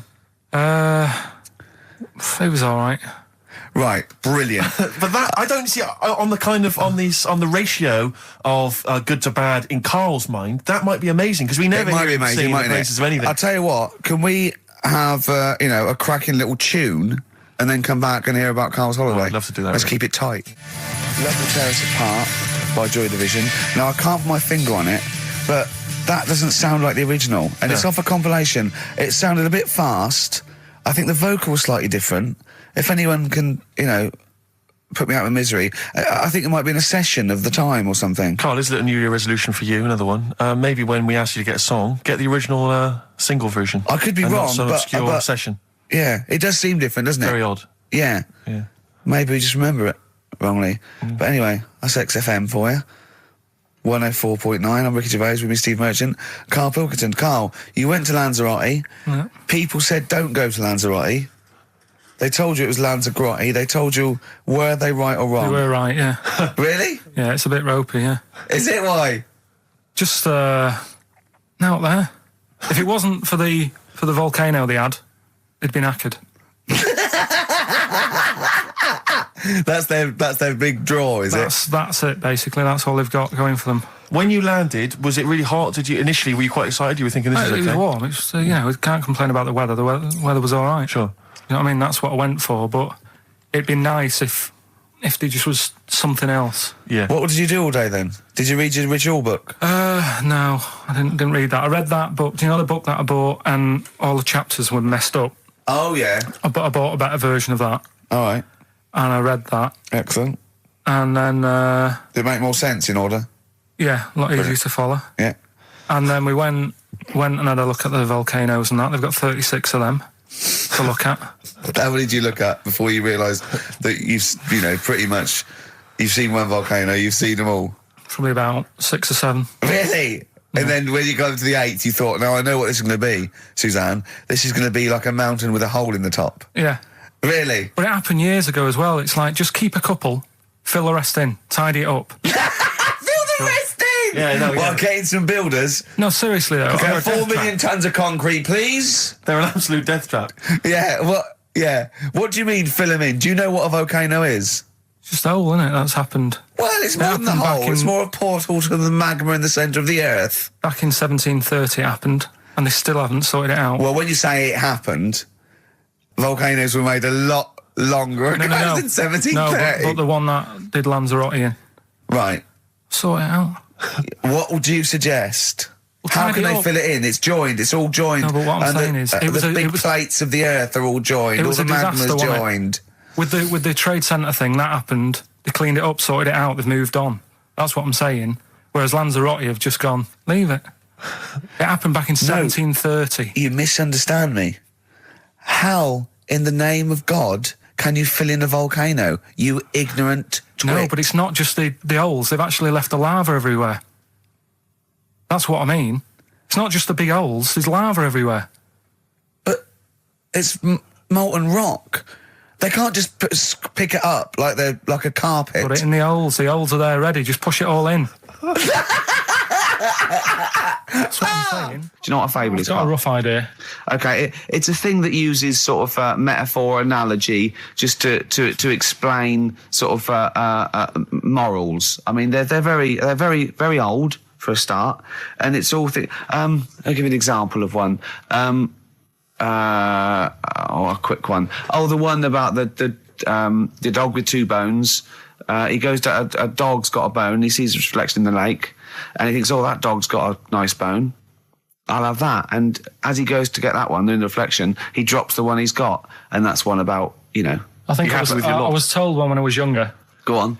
I think it was one. This young lad, he's got a dog, right, and he sort of is about 8 years old, and this dog, he's had it since he was about 4, and it's a bit tired now, and he chucks sticks for it, and it doesn't go for it. And he's saying to his mum, "Oh, I want a new dog because this one's useless. It doesn't do what, it doesn't have any fun with me." So they say, "Oh no, but Rover's a good little dog. You should look after it." And he's like, "Oh, I don't like it. I want a new one." So they buy him a new puppy, and it's running around, yapping about, and he's loving it, and he's playing around with it in the grass. And then one day he goes to the park and he's messing about and rolling about with it, and he falls into the lake, right? And the little puppy's like yapping at him, and he's going, help me, the little dog's yapping. And then the old dog comes and gets his collar, and it pulls him out of the lake, and he goes, "Oh God, why did I forget about you? You're the better dog." And he loved that one again rather than the puppy. I got a feeling that was Lassie. Well, yeah, that was an episode of Lassie. What's the moral? What's the moral there, Carl? What's that telling? What's that explaining through analogy? Sort of, don't forget the old. Look after old people. I remember there was one I heard once about a young boy who got trapped in a lake inside a cage. But he loved his trainers so much he wasn't going to get them wet. But even though he had to get out there, and even though he thought that was the important thing because it's material value, he actually drowned, and the trainers were no good to him then. That was Bowie and Waterloo Sunset. Love that. Love the original. Love Bowie. Bowie was my gig of the year. These are my singles of the year. These are our clips of the year. I'm Ricky Gervais, with me, Stephen Merchant. We're just picking some lovely little bits and pieces. Do you remember when we talked about this?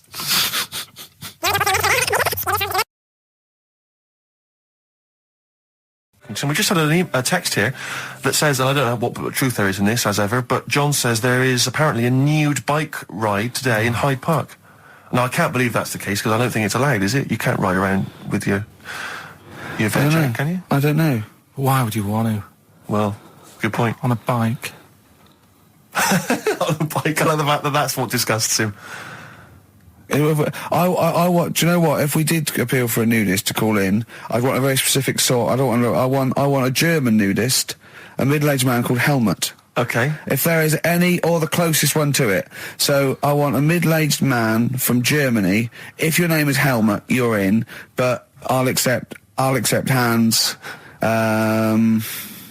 Carl would be good, wouldn't it? All right. Yeah. I think I'm wondering if the age might. Maybe we could we broaden. Okay, just a German nudist bloke. Right. Could he at least be fat? Could I find a fat German fella?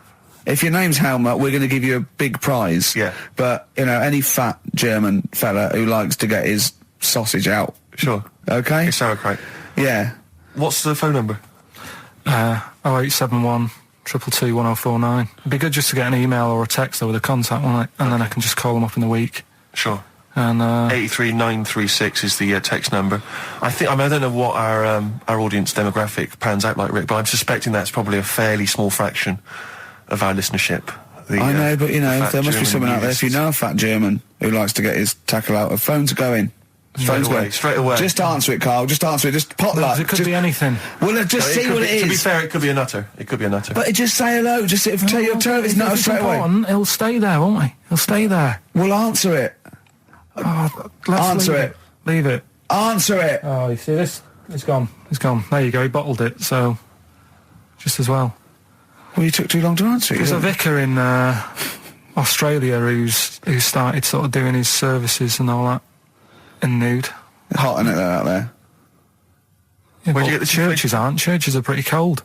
It was on some website. Of course it was. Yep. Just saying about a vicar and that who's there's a lot of nudists and that who want to get married. Do it, don't mess about with the wedding dress and that. Just snip up. Cheaper, isn't it? Well, I suppose it's so.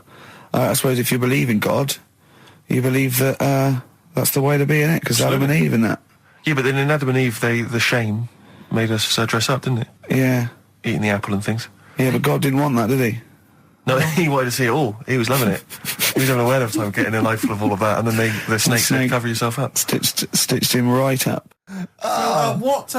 What exactly is there then? Is it just a kind of moon-like kind of surround with just kind of dust and rock? That's exactly you see, I was there when the Mars thing went wrong. I would have just sent a camera crew there, filmed a bit of that, right, and say, here we are, this is it. Ignore the little coffee shop in the background, right? This is Mars, because that's what it's like, just loads of dust, holes everywhere. Tidy it up. Little round-headed aliens complaining. Whinging. Just like Mars. Yeah. So is there what's the best bit about the holiday? Come on, pretend you're Judith Chalmers. I have been doing. I would have done all. I would have said that. Don't bother. Right. I mean, the hotel was good. Yeah. That was all right. What was that like? It's all right. Just, clean. That's all you want, isn't it? See, that's not quite what Judith Chalmers does. She doesn't go, what's the hotel like? All right, yeah, clean, isn't it? All right. Well, what was it like? What was it? 3-star, 4-star? Did it have a swimming pool? What was the room like? Yeah, had a swimming pool and that. Yeah. Yeah, it's good. I think it was one of the better ones on the island. Okay. Nightlife? Wasn't really. And there was a bar. There was some bands playing. Yeah. Not very good. Food got a bit boring. Yeah. It was always the same food every night, but they sort of themed it and made out as if it was different. So, like, on Mexican night, it'd be chicken with a nacho on it. Right. And Chinese night, sort of chicken with a little prawn cracker on it and stuff. Sure. But that got a bit boring. That's me just turning on my phone, because I want to read to you a text that I got from Karl. I think you sort of sum up the holiday in this text, don't you? Do you remember it? I can't remember. Let's have a look. Let's have a little look. Instantly, what did Suzanne, your girlfriend, make of it? Similar view to you? That they should fill in the holes? Yeah, it's just that thing, you see, I went on a coach trip, right? And you go and see the volcanoes. Like I say, there's 36 of them. Yeah. Which, how many do you need? And when we're on the coach going round all these volcanoes, the fella on the front's going and look out your left window at the moment, and there's a volcano. And if you quickly look out at the right-hand side there, there's another one. Right. And on the left, he's just like, all right, we've seen it. Sure. Do you know what I mean? Yeah. And that trip, we'll talk about that trip in a bit. Right, this is the text I got from Karl, right? All right. Been up to a volcano. Been in some dead artist's house who built his house in the lava. They said they would show me science with volcanoes, but all they did was chuck some water in a hole and it shot up in the air. No dwarves in the canteen, no scousers here, but there is a Swede woman with a big head. She looks effing gormless with a cap on. All right? So a little reference there to... A Swede woman? What's that mean? Do you mean Swedish? Yeah. Or she looked like a vegetable? No, the Swedish woman. But they've all got sort of quite big bill, aren't they? And I sent him a text. Oh, well, it's just good to be on holiday because, I'm working. He sent back, so am I. Just been watching Sky News. There is a school for monkeys who want to get a band together. Is that monkey news for later?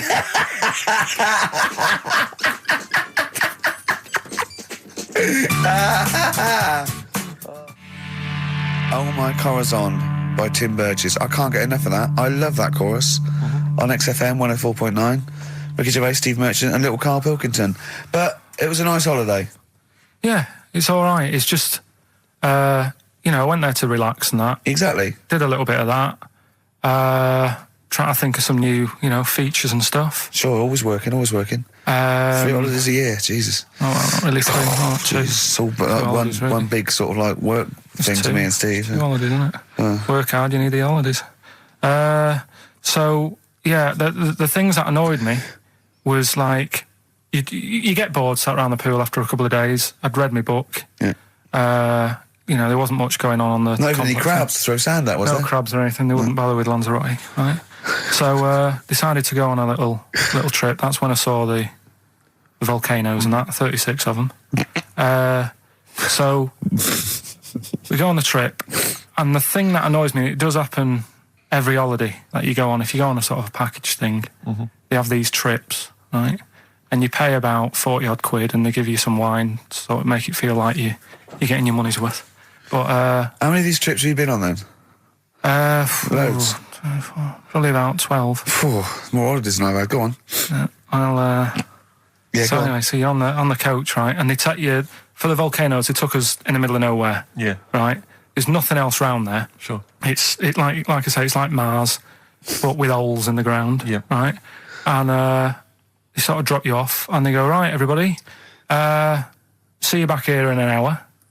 There's loads of volcanoes for you to look at, and a coffee shop over there.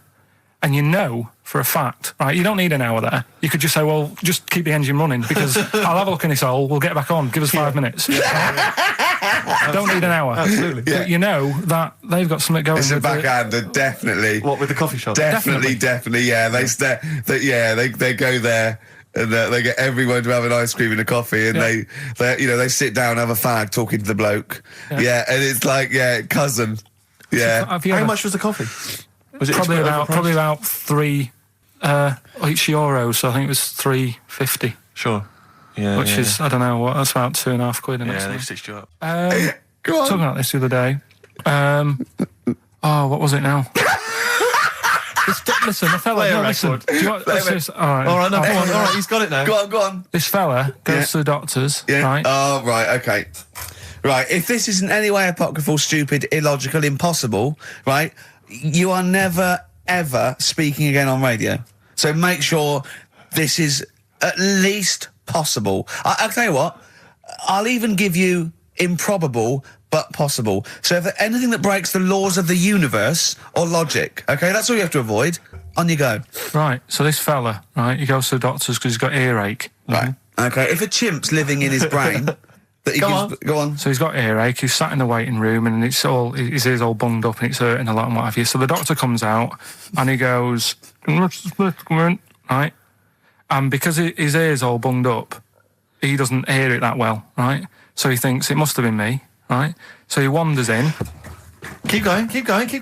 Anyway, I'm going to hate this. I can just feel it in my bones. Steve, I'm going to let you take over. Okay, let's hear it. So the doctor says, sit yourself down there, right? So he sits himself down. He goes, right, take your pants off, right?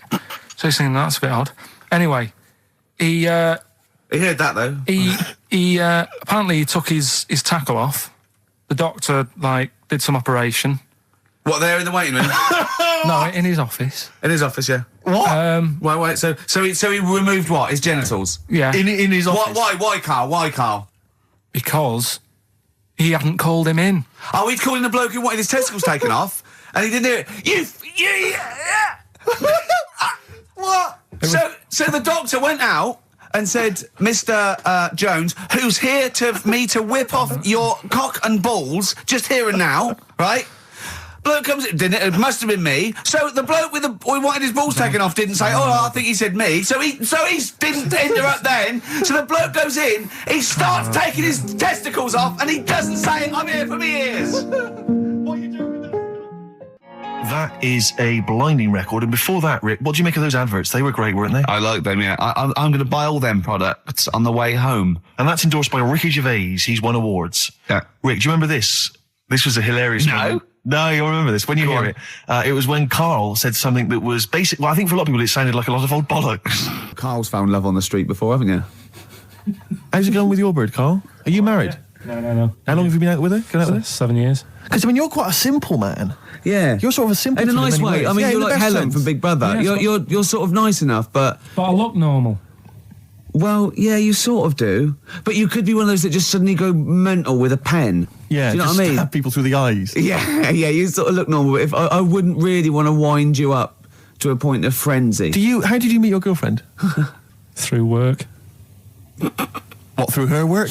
What, you phoned up and said you worked at the same place. Oh, you're right. Yeah. You're quite an enigma, aren't you? Could you give us more on that? At work. You met her at work. What, she came in selling sandwiches? She was going through the bins outside. What do you mean you married? Why are you having an attack on me? You're the one who's sad and lonely. Oh, he's done you again. He's done you again. Yeah, but what I thought was interesting was I just scratched at him and he just went mental. Yeah, no, it's like a bear caught in a trap. It's funny, isn't it? You'll never learn. No, I was just interested to find out what the story was, because it might be a really romantic story. Well, it's not. All right, jeez. I love the fact he doesn't want to talk about his love affair. I was thinking about you in the week, and like, does it worry you? I mean, you sort of joke about it now, and we're talking about it in the office, you know, like, oh, is Steve really touchy about the way he looks? And, oh, what's this? Where's that come from? He's done it again. He's done you again. I was walking on the other night, and I was thinking about it. And do you worry that when you're old, you will be on your own? You did start it, though, didn't you? Well, Carl, I'm glad you brought this up. because I mean, for me, you know, a lightweight, frothy entertainment show on XFM on a Saturday afternoon is exactly the place where I want to discuss the desperate, lonely future that's inevitably coming my way. Oh, God. I'll tell you what will cheer you up and forget all that. A bit of Embrace. Oh, one of the most hated bands. I'm a little bit concerned about your toilet discussion. What exactly is your point again? I was just a bit bemused. You see, it's a tricky one. All I'm saying is, right, there I was at the pub quiz. I go to the toilet, not thinking about anything. I try to go, right, there's a little gay fella next to me. I love this little gay fella. Now, the weird thing is, there's nothing stopping him having a little glance, right, because he's allowed in the fella's toilet. Yeah. Now, I'm not allowed to go into the woman's toilet and have a little look round. Right. So all I'm saying is, should they have another toilet area? What, for gay people? Yeah. And so this would be gay men and lesbians? Uh... Is that going to complicate things? Well, I mean, I can only assume. I mean, to what point? I'll ask you a question, right? If you're intimidated, that's a shame. But you know, most gay men aren't looking at your knob. You know that. What do you mean? I can only say that 99.9% of gay men who use a urinal standing next to what they assume is a heterosexual man aren't looking at his knob. And what they're doing then? They're emptying their bladder. No, but the thing is, I can't talk. You're saying like, you know, about would you have one toilet for lesbian women and gay fellas, right? Well, does that mean? Yeah, would it be mixed? Would it just be? Would it have a man on one? That's heterosexual man. One little picture of a woman, other, and then what? What would the little icon be? A man and a woman. A man and a woman. Just having a chat. Yeah. In pink and dot lines. But you couldn't mix them, because then what would happen is you'd get people who are going, oh, I'll play up to this a bit. What, pretend to be gay? And yeah, you know, sort of grow a moustache and shave their head. And pretend to be a lesbian. Right. Yeah. So I see. So you know, people pretending to be gay so they could go in and have a look at the lesbians. Yeah. Right. So that would mean that we need 4 cubicles now, would we? Yeah. No, this is fine. 4 cubicles. So every pub now. How many toilets do we need? Every pub's now got 4 toilets. Oh, Carl, bisexuals. Yeah. Now, interesting. Bisexuals. How many toilets do we need now? Call the council. Will you use any? Huh? No. No, because they're interested in everything, aren't they? Because the little bisexual fellow will be looking at your knob. Right. With them, what you do, you just have a door, you open it, and there's one urinal there, so you can't get a queue. They have to sort of wait. I just thought that, well, why can't there just be a thing between the urinals, so no one can look at anyone else's knob? Wait a minute. Just to go back to Ricky's point, what stops, even if we've got the toilet for gay men, what stops the gay men who want to have a look at your willy going in the regular toilet and pretending that they're straight? Most men don't wear gay across their heads. Exactly. They don't have a tattoo. There's no branding yet in the British House where they have to declare. So we're going to have to expand this. So we've all got to carry identity. Do you know you can see a gay, can you? Coming a mile off. No? No, I'll just hold it in next time. No. Can you tell gay men? Do you know a gay man? I'd say, probably, if you did if you lined some people up and said, point them out, I reckon I'd get But hold on, we're not talking about people dressed in leather with the arse cut out and an handlebar moustache. Yeah. We're talking about, the everyday, non-seen... of course. Yeah, but I mean, suppose I put you in a room and there was 10 naked men, right? Yeah. And there's 5 gay men and 5 hetero. Could you walk along that line looking at those gay... Am I naked? No, you don't have to be naked. Why would you have to be naked? To catch them out. How would you catch them out? Don't go into it. Don't go into it. Don't go into it. Play a record. Ooh, those boys can rock there. That's the Guns with All Their Roses and Sweet Child of Mine. On XFM 104.9. I enjoyed that. Yeah. That was good. It rocks. I hope the audience was playing it loud like us. Yeah. Ricky Gervais, Steve Merchant, Karl Pilkington. Well, look at him yawning. How rude is that? Carl, what's wrong with you, man? Have you been up late? A little bit. Girlfriend was away, wasn't she, yesterday? Yeah, I always have a problem with that. I always have... Because you don't go to bed, do you, early? Do you know what I mean? You sort of think... I just always find that thing that if, you're used to living with someone... Yeah. One of you will go, let's go to bed, then you'll go, all right.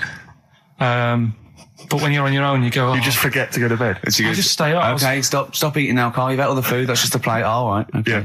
No, I stayed up and watched... there was a thing on about Dracula. Right. What, Dracula?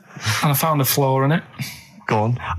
Not the fact that he's the living dead and and drinks blood to stay alive and he doesn't reflect and he can in turn mirrors. into a bat. Well, and you can go on. The mirror thing, you can't look in mirrors, can he? Well, he can look in mirrors, but he can't see himself in a mirror. Yeah. That still doesn't work. Go on. It doesn't work at all, Carl. It doesn't work Go anyway. on. No. Well, centre parting's always really neat. His centre parting's always really how does he do it if he can't look in the mirror? Blood on the floor or something it was called. Rubbish. I love the flaw in the Dracula film is that his centre parting's too neat. How did he do it without a mirror? Oh. Was it a documentary about Dracula? No, yeah, there was... The real Dracula. Yeah, the real Dracula. It's just a film. It had blood on the floor or something. It's called... Yeah. It's rubbish. We had a little lunch yesterday, didn't we? We did indeed. That was a nightmare. Yeah. I hate going out with you two. I was explaining to Carl, right? I like to excite Carl's imagination, right? And if it involves chimps or monkeys, all the better. Brains he likes, parts of the body, deformity. I know where to, what buttons to push.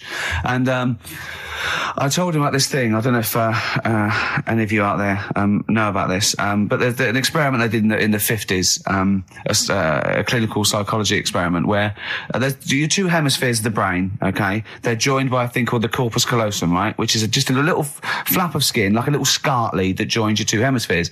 And what they did, they cut that in half, and they thought it was a cure for schizophrenia, but what it turned out to be, or epilepsy, I think, I can't remember, was that your 2 sides of your brains didn't function together. You couldn't get information. I was telling Carl all this thing, and one of the things I told him was that they did it on a monkey and it fought itself over a nut.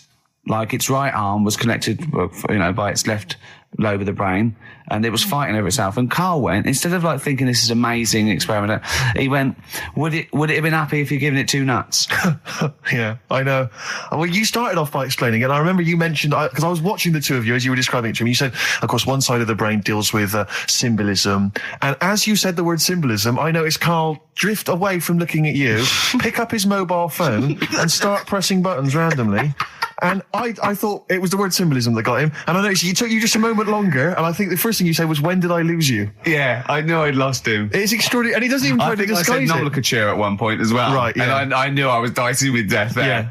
But, but I told you tried to look it up, didn't you, on the web? You didn't find anything about it, did you? The spelling of it's, what is it again? What's the word? Corpus callosum. Yeah, so I couldn't do it. No, there's no point. Yeah. Don't bother. Give up. Don't bother. Give up. So if anyone knows any interesting facts about that, yours hasn't been cut in half, has it, Carl? That would, again, might explain something. I'll tell you what we will be talking about later. I don't know if you're sort of aware of them, Steve. Go on. Bonobos. Oh, I don't know much about bonobos. I told him about, he was looking for stuff. I said, put in bonobo. He was having no luck with chimp. And they're a form of chimpanzee, but they're even closer to us, evolutionarily speaking. They've got their social groups are more like ours. They're more intelligent, and he was loving it, weren't you? So is it human bonobo Carl?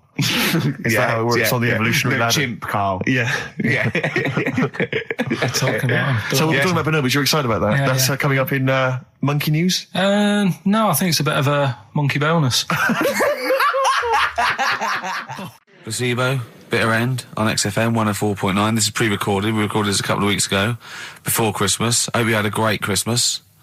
If you didn't, not our fault, really, is it? Nothing to do with us. Wouldn't have thought we'd have. We had a time because we've got plenty of cash now, thanks to a lot of you who probably bought the Office DVD. Yeah. Probably got And that if you in haven't stock. yet, and you've maybe got vouchers or money, still available. Still there in the shops. Still available. You can still make it the best-selling DVD of all time. Please. Please do. Yeah. Please do. I'll tell you what you want to hear, though, before you make your mind up. I'll tell you what, if you like this next clip, go and buy the Office DVD. I think you will. It's a brilliant clip. It's the one where we talk about, well, it is self-explanatory. Yeah. We went. It was a great day, wasn't it? Brilliant round of golf, absolutely brilliant. Such a beautiful place in Stoke Poges, like a really posh place. And are you a good golf player? Well, we'll get to that. Oh, okay. Wow, he bought the shoes especially for it. Oh, We could brilliant. have- I'd love to have seen him in those little shoes. I know, and they were no good because they were metal spikes. We had to change them. He was annoyed straight away. He spent over £22 on these golf shoes. We hired a buggy that was brilliant fun. I was bombing along, wasn't I? I don't drive, but it was great on that buggy. Well, you've been on a buggy with me, and you were a bit Terrifying. scared. Yeah. What? I nearly killed us once. I was just taking banks and things, but you don't see sort of bunkers, and he'd scream and go, "Stop!" And he'd put his foot down the brake, and then I reversed. At one point, he sort of did a handbrake turn next to the lake, and then we had to reverse, right? And you just flick a switch and put your foot down. He did that without looking. I looked behind, there's a big oak tree there. He screams, "Watch the tree!" Right? He's so Dukes of Hazzard. and I kept jumping in and leaving him behind because I had to go to my ball. Because anyway, so the first shot, I got on the driver. I honestly did one of the best shots I've ever done. It went straight down. It was great. I thought, phew, got away with that because it's always the first one because it's a clubhouse and you want to look good. Yeah. So. He tees up, and I've been saying, buy some balls. He just got 6 balls. I was going, what if you lose me? I won't lose 6 balls, right? He tees up, right? Whacks it. It goes miles, like right angles, straight into these the woods, right? He turns around, he goes, go and buy some more balls. So I'm laughing because it's like impolite to laugh, but he broke the ice for me, and I was falling around. And then his second shot, I go, you're off a 3 now. If you take another shot, he went, oh, right. So it's his third shot. He puts the ball down. He hits the ground before it and misses the ball altogether. And I was on my back, wasn't I? Unbelievable. Actually rolling about on his back. I was rolling about, and we were terrible. I went round 107. He went round in like 119 or something. Sure. It was just rubbish. How long did it take? 5 hours. Of course. And there was no one around, luckily. Yeah. But it was fantastic. So then we go and have our meal. What annoys me, I said, right, I'll go for a run. He went, I'll have a bath. I said, I'll see you at 7:45. At 7:55, I have to call him. He's not ready, so he's let me down there. I can't stand lateness or laziness. You hate lateness. Yeah, and he's let me down. Do you know his excuse? He fell asleep in the bath because there was no light bulb. There's no light bulb in the bathroom. So instantly he fell asleep, and he was late. No, do you know what I mean though, Steve? If you're sort of like nice and warm and what have you, I was tired anyway. I've been stressed out for 4.5 hours, right? My life flashed in front of me a few times in that buggy. So it's all sort of wears you down a bit. I thought, right, I've got a headache. You're going for your run. I'm going to have a bath. I walk in, put the light on. For some reason it didn't come on, but I thought, it's all right. I'll just, doesn't matter. You can have a bath in the It's summer, so it's light anyway. Well, there's no windows in the bathroom, so... So you were in the darkness? So I'm in the darkness. I nod off because I'm shattered. He calls up, hassling me. So I said, well, it doesn't normally take that long for me because, I haven't got, like, long hair. I've got a dryer and so I can sort of one wipe. Yeah. He's already 10 minutes late, though, when I called. Well, 10 minutes. 10 wow, minutes. late. This is late, this. Next. Doesn't matter. Dinner wasn't until 7:15, so we had, like, another 20 minutes anyway. So it doesn't really matter. Yeah, but we said 7:45. So he's calling up, hurry up. So I said, yeah, all right. So I get out and dry and like my tackle and what have you. Calls back again 30 seconds later. No, I don't. I don't like that. You're not going to do that, no. Give it a wipe. 30 seconds later, come on. So I end up going downstairs to the meal area. Naked. With a wet shirt on and wet socks. I've got headache as it is. Meant to be a relaxing weekend. But anyway, so we have our meal, which is really nice. Candlelit. Then we're sitting in the bar. I'm having a cigar by the fire. Yeah. Like, we're having a rather nice Pinot Grigio. Yeah. He's there going, I've got an headache. Is this 1955 that you live in? I know, yeah. It's so right. And we are knackered because he's not used to work. I've seen him moaning, falling asleep. He's not used to it at all. And you've been on your feet for over half an hour. Yeah, right. So we didn't even walk around the golf course. We had a buggy. Yeah. It wasn't even exercise. And now it's Carl's bit. It's the re-education of Carl. He's like Liza Doolittle. And now he's coming to, or Lawnmower Man, if you've seen that film. More like Lawnmower Man, if you've seen the film. You'll know what I mean. And his homework was to just study quotes, really, on happiness and stuff and general well-being. He's not a big happiness quote fan, are you, Carl? Not really. So what have you done? You've come up with something, haven't you? Right, yeah, I told you, right? Because a lot of these are just things you say every day. They're nothing special. So what I'm doing... Well, you say them every day. Well, the sort of things you come out with and you don't even think about it, do you know what I mean? Yeah. They're on the TV all the time. People on the radio are saying these sort of little quotes. Sure. And what I've done is, remember that programme on Channel 4, Faking It? Yeah. Where they got some, like, posh kid to be on a door and all that. What I've done, I've... Imagine if that was the pitch for the show. Dear Channel 4. Just going to get a posh kid on a door or something? Yeah, Yours come sincerely, in, Carl. come in. Yeah. TV producer. Yeah, go on. So, what I've done, this little book of quotes, happiness quotes, I've picked 2 that are real. Okay. And I've made one up. Right? And we've got to guess. And you've got to guess. Okay, then, go on. Well, I'll tell you what, Rick, why don't we, when we've heard them, we won't confer. No. You'll write down yours, A, B, or C, and I'll write down mine, and we'll see how it Okay, works. Carl, off you go. Right, and just because I'm looking at this book, it doesn't mean I'm actually reading. No, I know. Don't worry, we're clever. No, we know. We can't see yet. Like, call my bluff. Yeah, go on then. Nothing is worth more than this day. Okay. Yeah. Yeah. All right. Yeah. The way I see it.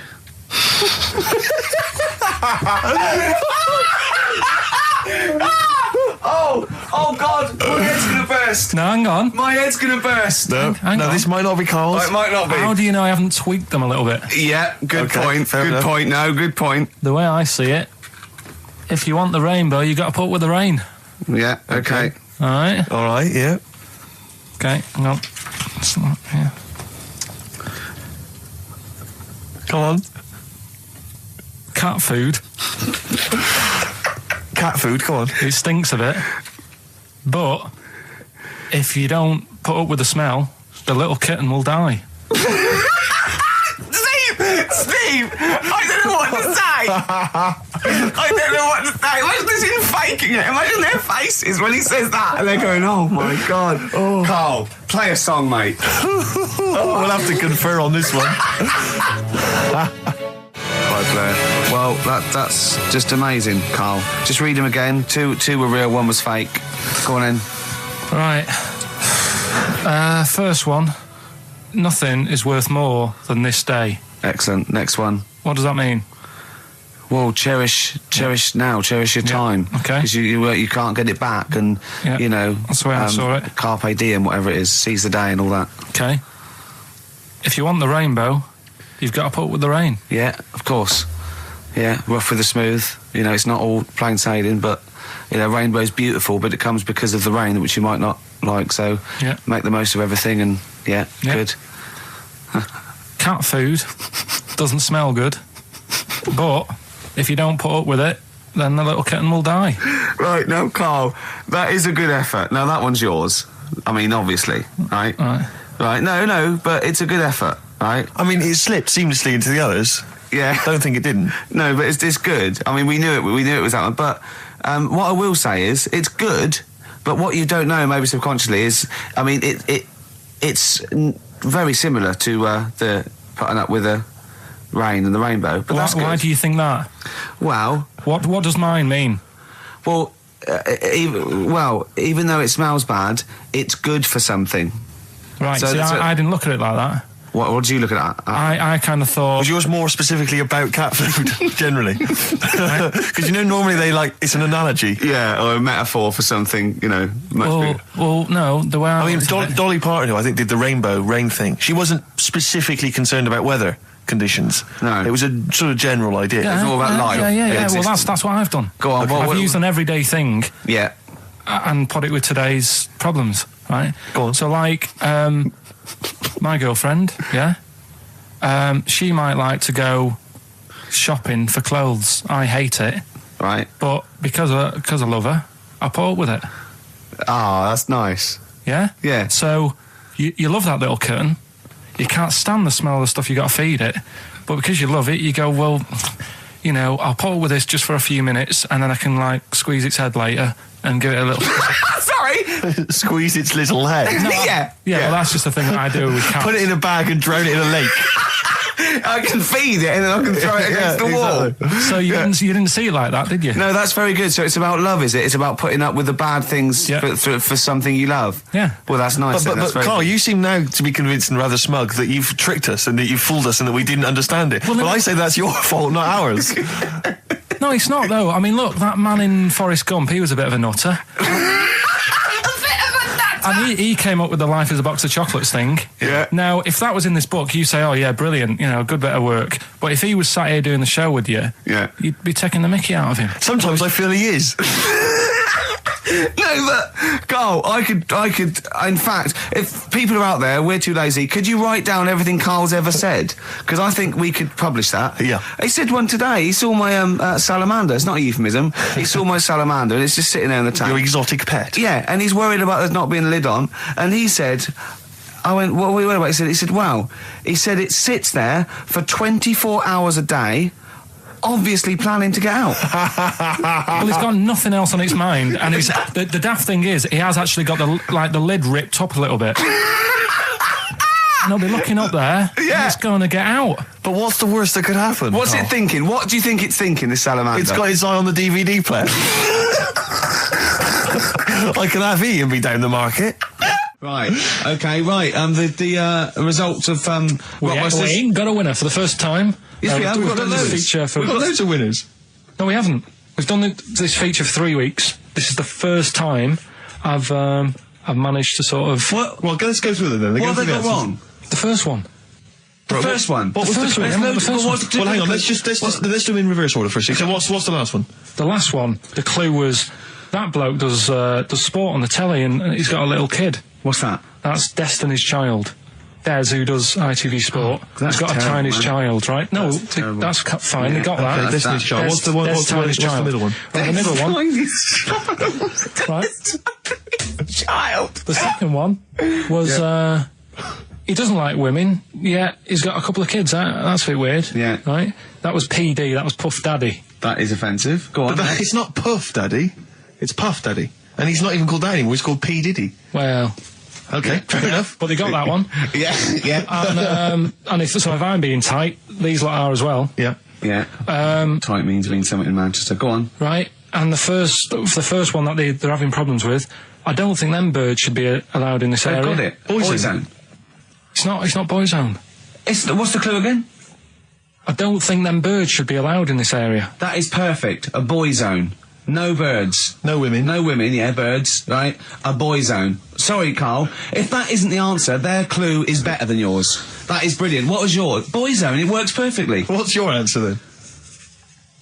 Bangles. I have no idea what that means. Like seagulls. So you don't want them in this area, so you're banning them. Bangles.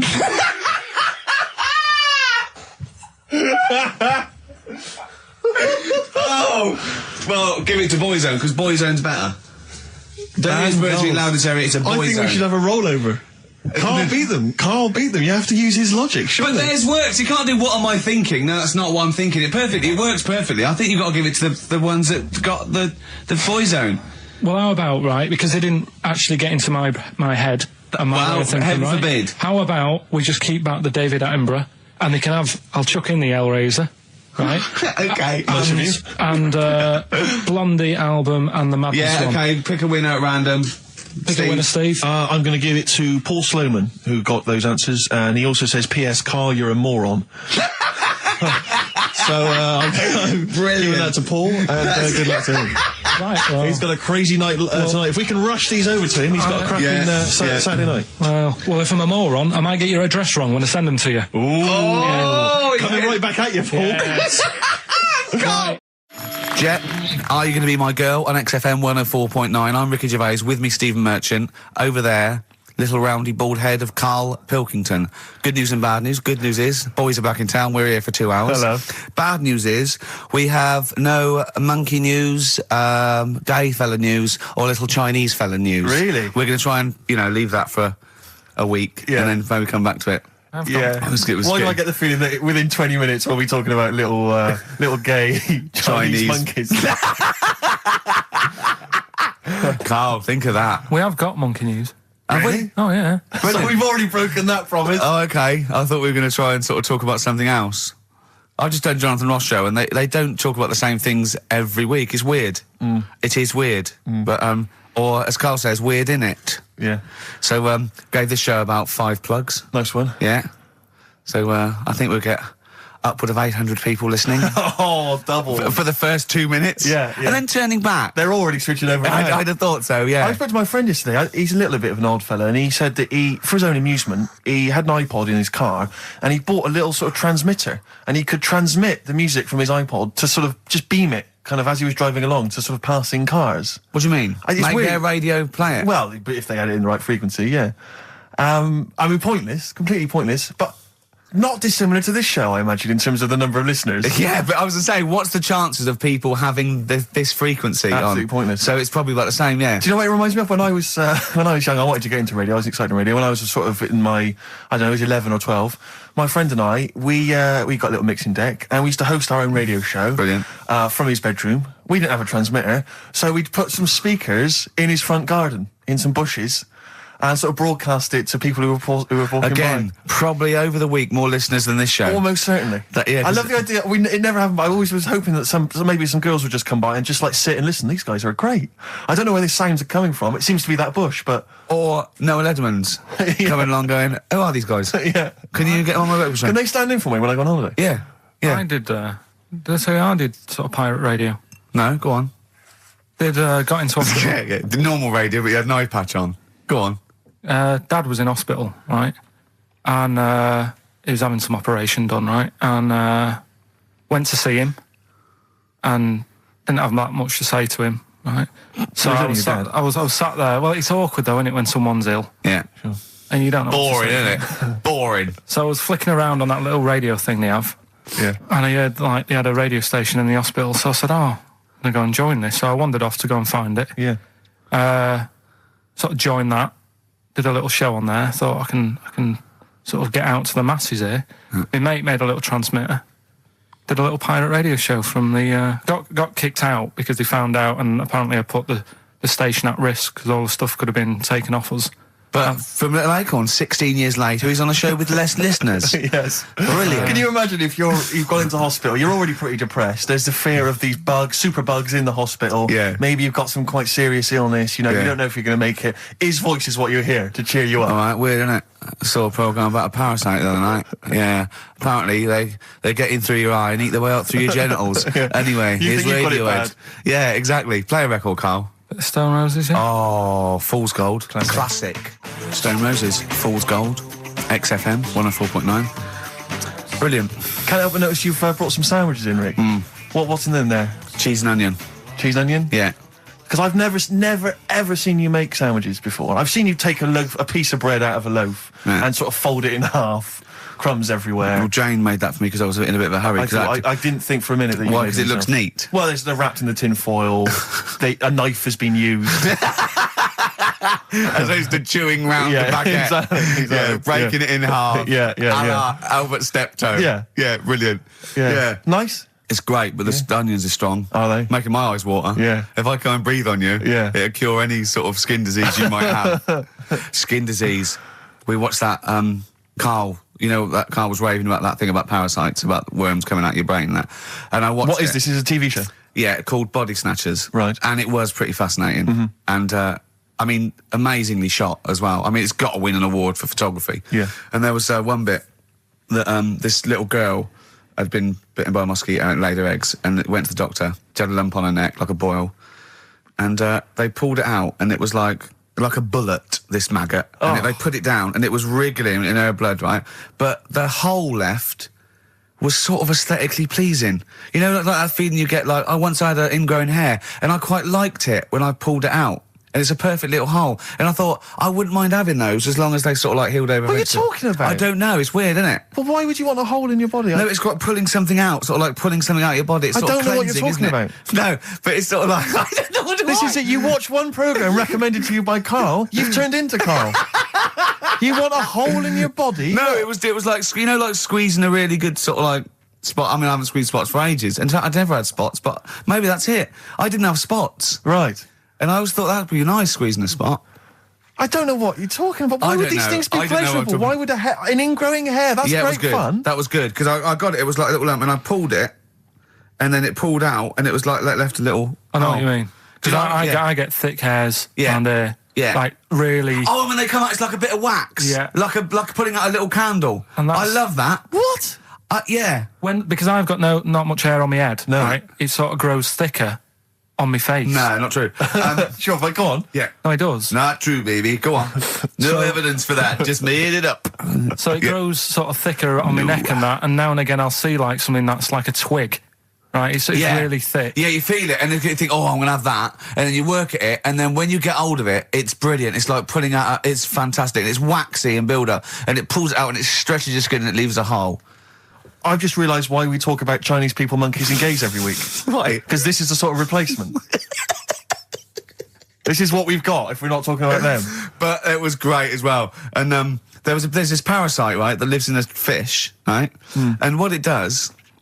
it changes the fish's behaviour. Because to breed, it has to get its body temperature up, so it has to get into a bird. Right? What needs to get into the bird? The fish? Parasite. The parasite needs to get into a bird, right. So it changes the behaviour of the stickleback, and it makes the stickleback sort of suicidal. So the stickleback doesn't flee when it sees a heron, it gets caught. Right. Because this stickleback has changed its behaviour.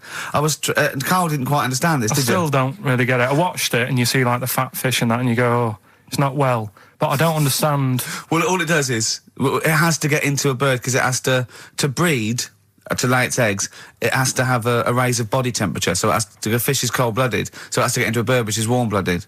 There's lots of things, there's certain things at that level. Why is it doing that? Because it needs the temperature. It needs the heat energy for its reaction. Just like, for example, that's why your balls are on the outside. Because the cells have to be a certain temperature to survive. I don't know if it's the sperm or Sertoli cells, but they have to be a couple of degrees below body temperature. Otherwise, they'd be in a nice cage and we wouldn't get kicked in the nads. What do you mean? That's why your testicles are on the outside of your body. They have to be a couple of degrees below body temperature. Yeah, but that isn't why they're there. You see, this is like the chat we had last week about the giraffe having a long neck. What do you mean? They're there because that's where they happen to be. They didn't go, right. Well, that's what evolution is. It's a selection process. It's not a will. The balls didn't say, look, I'm too hot, let's get us outside, let's get outside of here! All right, hang on a minute then. What? So a little man monkey, right? Theirs are in the same place as ours. Yeah. But they're walking around naked, so it could be anywhere. They could be, like, on the back. It doesn't matter where they are. They call it... Well, they could be on the back, yeah. So why aren't they? This is a completely different... Steve! You started it! I wash my hands of the whole affair. And we're not only back to balls, but we're back to monkey balls. Yes. In one thing from about parasites, we're back to monkey ball news. Yeah. How do we get back to chimp testicle news? All right then. So this worm's in a fish. Yeah. It's like a little platyhelminth. I think it's some sort of. But what I mean is, why are they about? What do you mean? They evolved. But why haven't they died out? Because they're very successful. Yeah. What do you mean? Yeah. What do you mean? Yeah. Tell me the brain event that made you say yeah in that 1 second gap. Because in a way I don't get it, and if I think about it too much, it hurts a bit.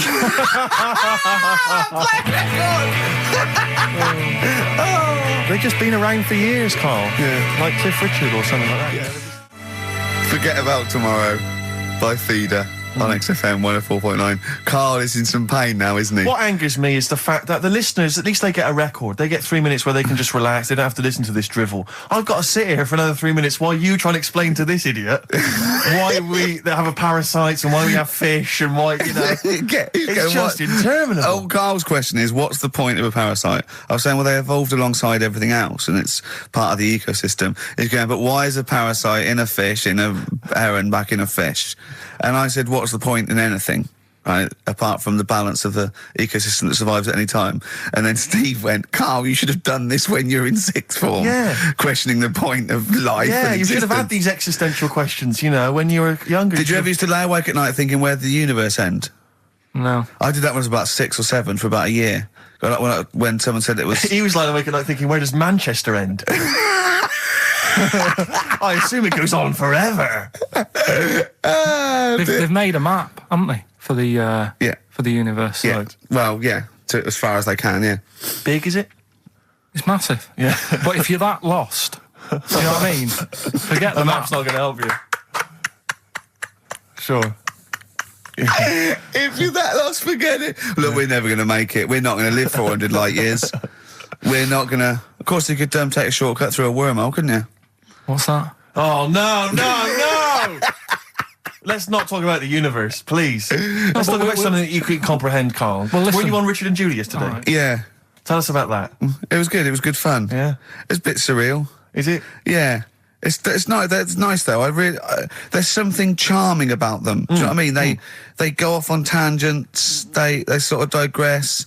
They suddenly think of something. She suddenly go, "Oh, my jumper's itching" or something. You know. Yeah. And it's quite charming. It's not annoying at all. Yeah. And I'd never seen it through before. And I hope I didn't insult them because I said it was like an adult Blue Peter. Right. But in what way? Well, they had a Christmas wrapping competition. Right. Then they had a Christmas wrapping competition. And then they had that wasn't them doing kind of hip-hop. Then they had what the French people are like. There was didn't quite understand that living in France. Then they had a woman who relived an Elizabethan Christmas. The bit that made me laugh was she was sort of announcing this through an Elizabethan microphone and PA to all the people sitting around dressed as... I'm a bit confused. This sounds baffling. It was good though.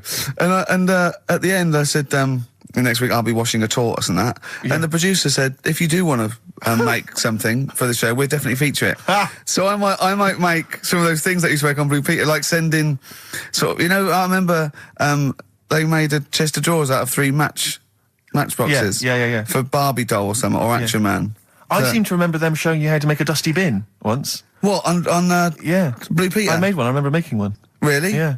I haven't watched Blue Peter, obviously, for, like, 25 years, but is it the same sort of thing? I think it's pretty much the same now, yeah. They sort of, occasionally they'll have kind of larger sort of dramatic scenes, so that all the cast will kind of act out sort of murder mysteries and stuff like that. Oh, yeah. There's a bit more of that going on. Do they still have the Kodo drummers from Japan over? I think the Kodos come on like twice a week. With the shiniest buttocks I've ever seen. Yeah. Greased, they're in like sort of nappies or whatever they call them, and they're playing the drums, and you see them from behind playing these big drums, and they've got shiny buttocks. The lights really pick up their arses. I think they've kind of funked it up since we were younger, because I remember it was always stuff like, let's have a look at this traction engine. Yeah. Or let's drive some traction engines, one very small, a slightly larger one, then you need a larger one, and we'll just drive them around the studio for a bit. No, because you're going up Nelson's column with Shep. Yeah. You might die, you might not. But I always wondered if perhaps the people in charge were not perhaps down with the kids. So when they were saying, what are we going to do this week? Let's have a look around a traction engine. Exactly. That's what the kids of the early 80s want. But they did used to sneak in education, whereas Magpie, that was just like funky people who were sort of really in the 70s. Never watched Magpie. No, I know I got it wrong as well. I did used to watch it, but I used to watch Blue Peter. I think I was conned. I always feared, because see, with the Blue Peter, I felt like I was learning something. I imagine on Magpie it was just, you know, Mr. T came round or whatever. It was a lot more cool, was it? It was a little bit more cool, yeah, and a lot more throwaway, and it was sort of like, Magpie was sort of like Looking. Right, on telly. Yeah. You know? What happened to Looking?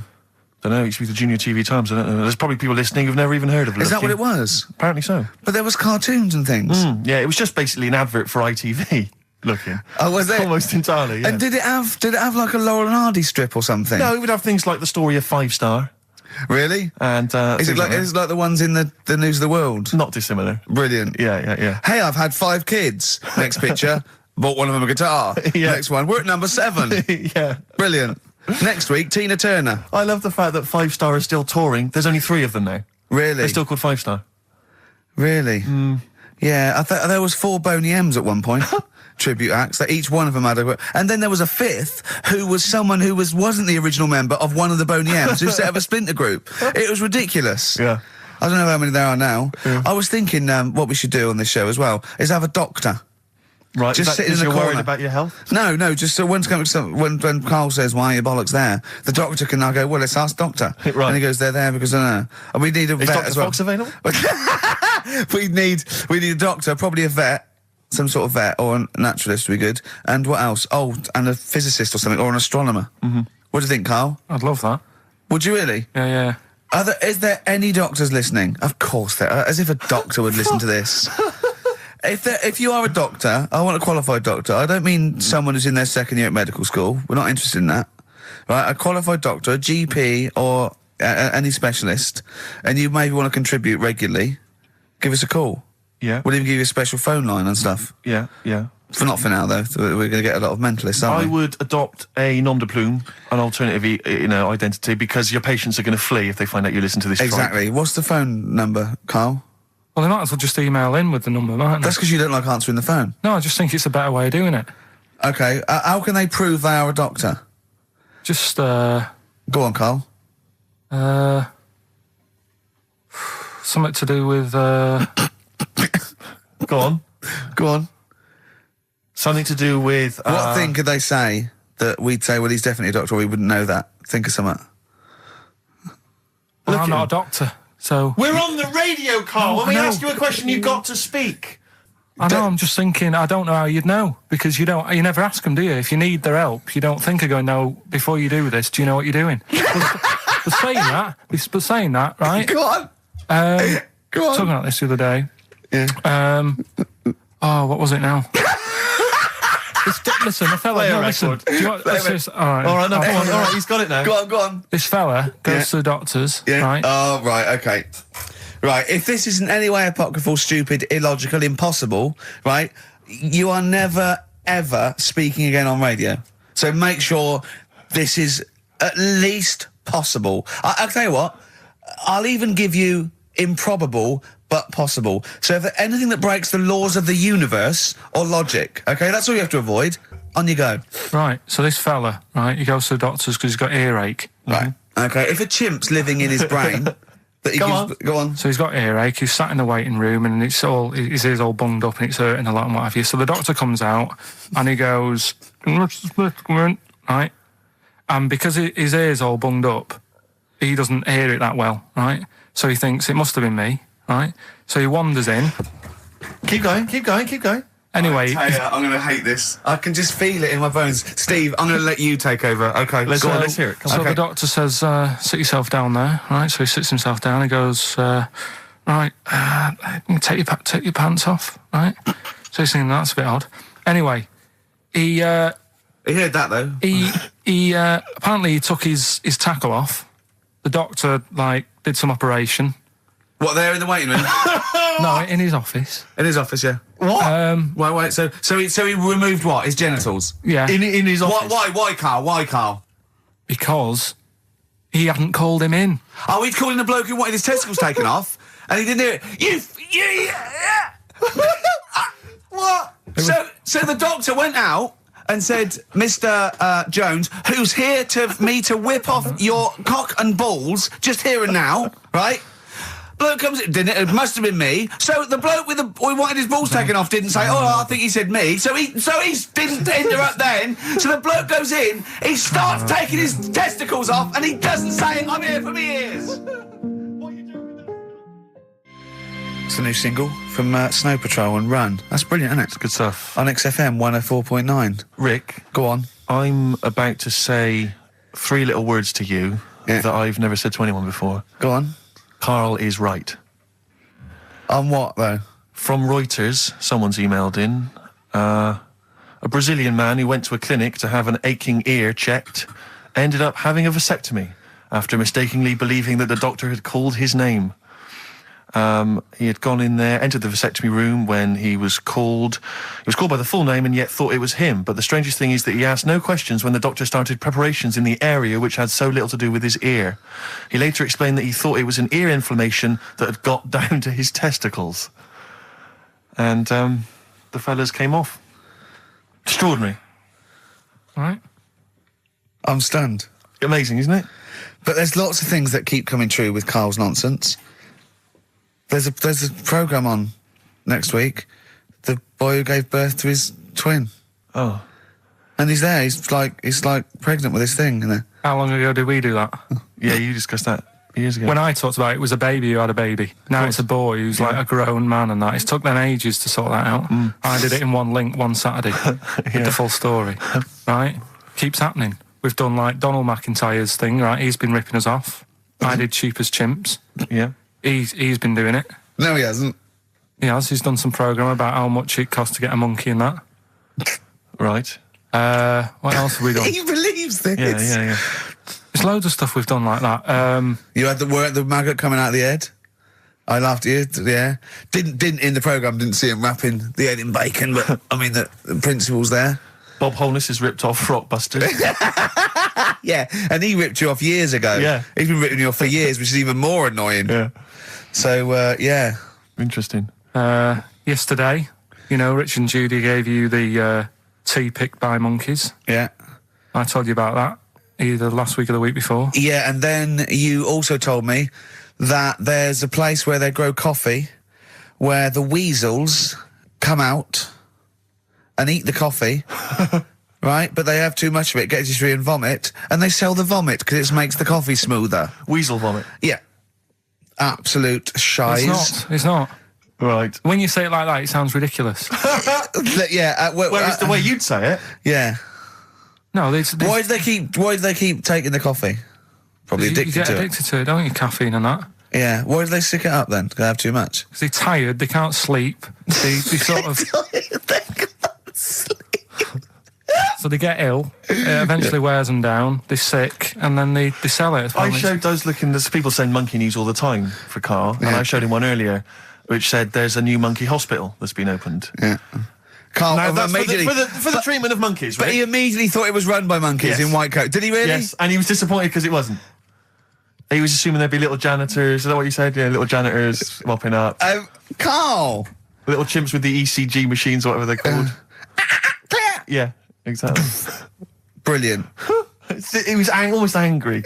Yeah. Disappointed with it. And what's this about Donna Eyre giving her baby to a gorilla for a week? It happened. No, it didn't happen. She had a baby. They went on the honeymoon. They left it to a little gorilla to look after. Don't talk!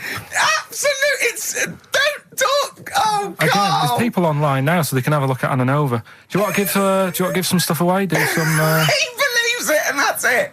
But the more these things sort of like pop up, come true, the more worrying it is. The more worrying it is for everyone. Imagine if Donna Eyre had left her baby to a gorilla. It's libelous. You saying that? It's libelous. It's not. Well, someone will send it in a bit, and then you'll feel daft again. So I'm not even worrying about it. Okay. Right, you've got some rubbish to give away, you say? Yeah, we've got some stuff to give away, DVDs, stuff like that. Well, let's play a record, let's do the Any competition VHSs? afterwards. Any films on VHS? Yeah, a couple of them in there. For $4.99? Yeah. Supergrass. Yeah, excellent. What is the competition, incidentally? Doing songs of phrase.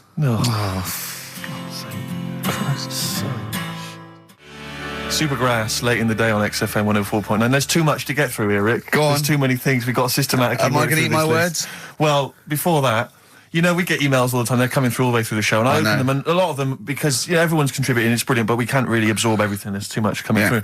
So I tend to open them quickly. I have a look, see if there's anything we can sort of make sense of and close them again. Sometimes Karl looks at the emails as I'm opening them. One opened just a minute ago.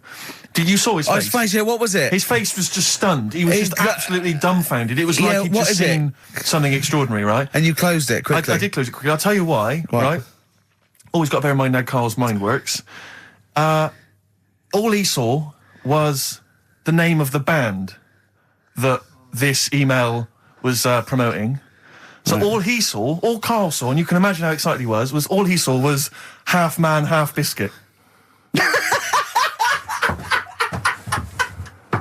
That's all he saw. I've never seen anyone so excited. Oh God! It was actually just plugging the popular joke novelty band. How you heard of them then? No. Imagine how excited he was. That is fantastic. Man, half biscuit. Brilliant, Mr. Garibaldi. Oh, half man, half biscuit. That is genius. Oh, amazing. I just saw it, and when you closed it again. Yeah, but the thing is, if he hadn't have told you that, and he'd have erased it, next week you'd be saying about what they've done in scientists, they've cloned a man with a biscuit. He's got currants for eyes. Never go swimming. What? Never go swimming. Anyway, just to, I don't know what the world's coming to, but someone sent us a link to one of the web news pages. Go on. The headline, Donna Eyre to hand her baby over to a gorilla. Well, it's not. It's not going to be what he thinks. Listen, Donna Eyre and her zoo owner boyfriend, Damien Aspinall, intend to place their baby daughter in the care of a gorilla. The couple plan to put Freya, who was born in September, in the gorilla enclosure at the zoo near Canterbury. They will then let her be carried off by the female of the group. Neither parent has any qualms about letting their daughter be taken off, despite 5 keepers being killed by animals at Howlett's and his sister's park since 1980. I don't understand. What do you mean? Well, that's it. That's the news. It's a newborn baby, and they're going to put it in a gorilla. But I mean, well, he said, "Why would I not trust them? I know them. I grew up with them. They're my friends." Yeah, but I'm not saying that they're aggressive, but it might roll over on it or something. I don't know. Take it up with with them. I mean, Donna Eyre's not the brightest spark in the box. No, but I it don't would seem think her husband is. I don't think that would she'd endanger. I mean, they must know something we don't. I still can't believe they're just going to leave the gorilla with it. Mm. Why would you though? But why would you? Even if it says, well, it's cheaper than a babysitter. Well, I don't know. Well, how cheap is a gorilla babysitter? Carl knows, because there's probably some sort of organisation. Right, are we... competition then, come on then, what is it? Oh. Songs of Phrase. Remind us of this? We got the film one coming up later as well. But Songs of Phrase is the one where I take a popular phrase from the show. Well, no, it's not a popular phrase from the show. It's sometimes something you said once. Oh. There's this airy Chinese kid. Yeah. And I get all different bits of songs, so, I make up that sentence, and you have to email in with the artists that you hear. Well, what's the popular phrase then? What's this popular phrase that's sweeping the nation? It's what we talked about last week. Go on. My girlfriend had a problem with a marrow. Right. Yeah. All right. Okay. She wasn't your girlfriend? Oh, yeah, but I couldn't find sort of okay. blind date or whatever. Mm-hmm. So, So seven artists it's taken to make up this Me Songs of Phrase. girlfriend had a problem with her marrow. Well, that's at least 8, so... Well, maybe not. I think I've managed it in 7. Anyway, here we go. We want the artists. We're looking at the names of the artists. Yeah, Get a pen and paper, make a note. What artists are you hearing here? My friend with her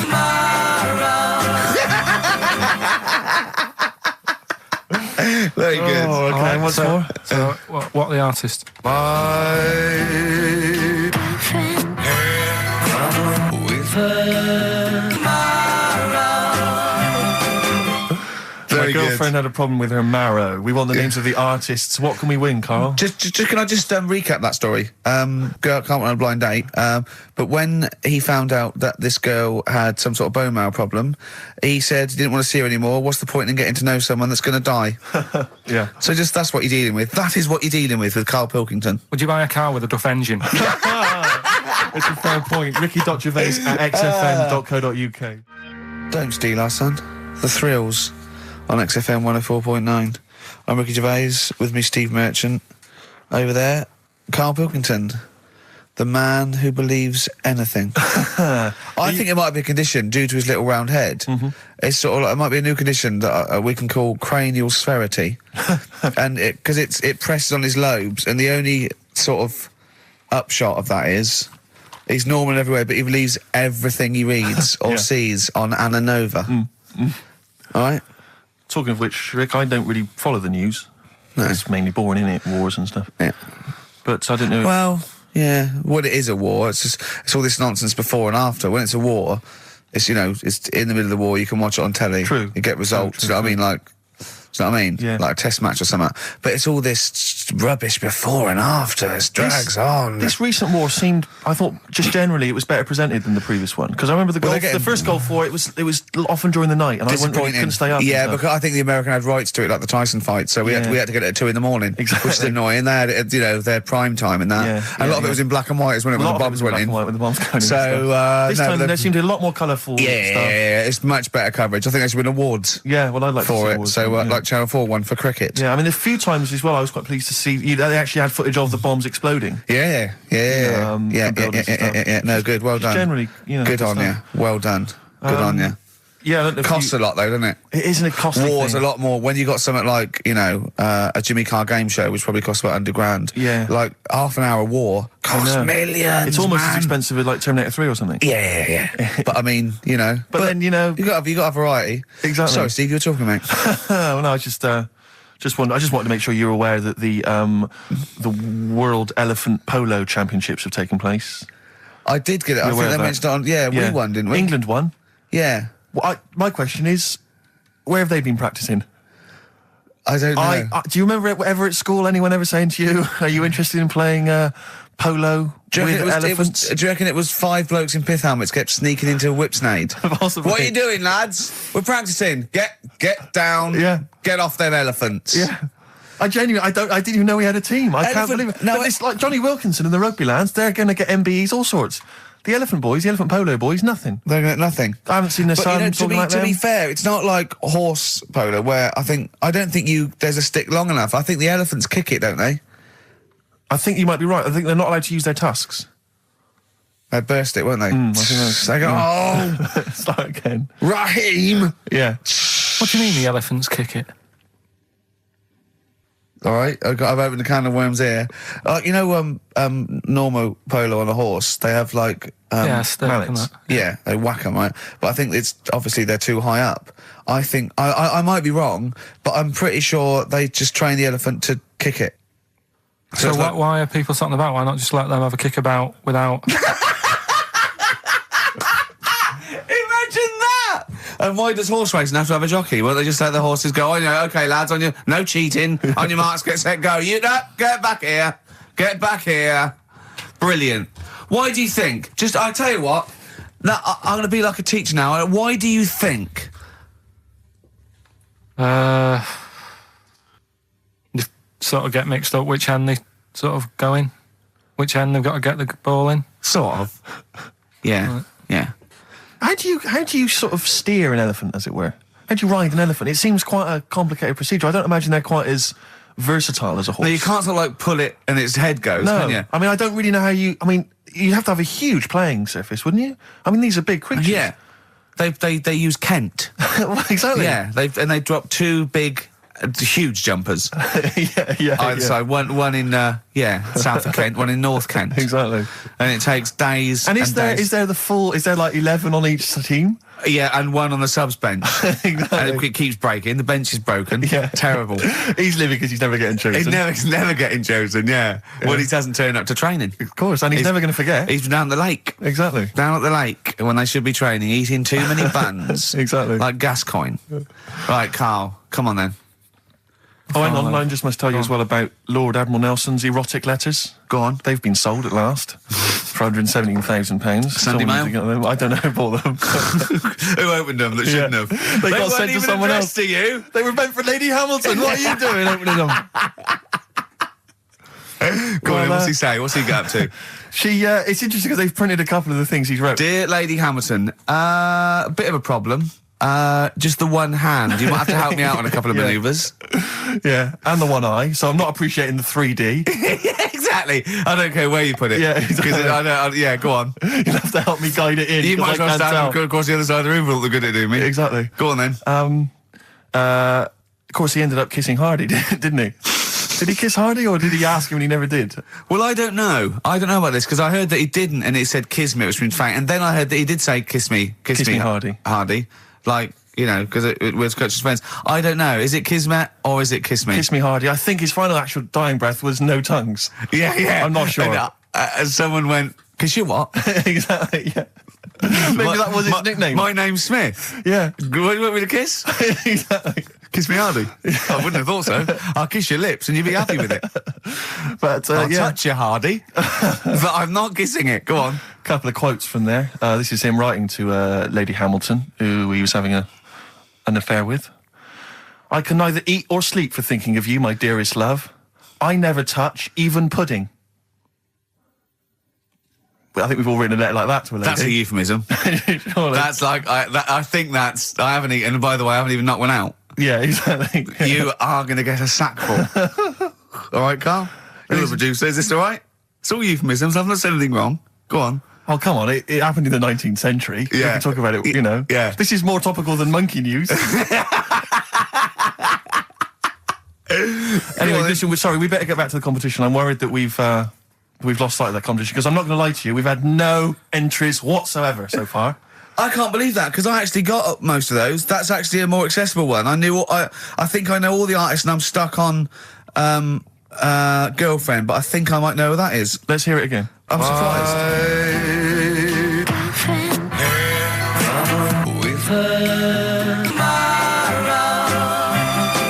Now I think that's a pretty accessible one. An accessible quiz? Yeah, so no one's... Is the email up or no one's listening? No, well, I think there's a little bit of that. But I think we've accidentally closed down the texting. Oh. So if you're texting in... This don't is bother with that. rubbish. It really is awful, isn't it? Yeah. Just play it again. Hang on a minute.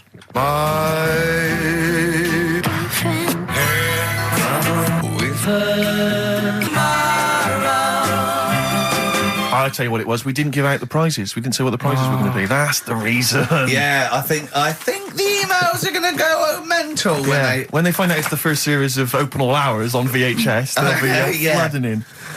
Let's see what and we've a got Bridget here. Nielsen video. Exactly. Right.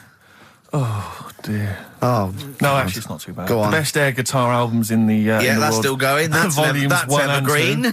That'll keep running and running. Some kind of anniversary box set of a Doctor Who episode with a small New model one car. wants that, baby. I'm Alan Partridge Series 2. That's Yeah. worth having, obviously, and Yeah. Porridge Series 3. Okay, If good. you've not watched all of them on UK Gold, then get them on DVD. There's something wrong with you. All right. So yeah, let's hear it again. All right.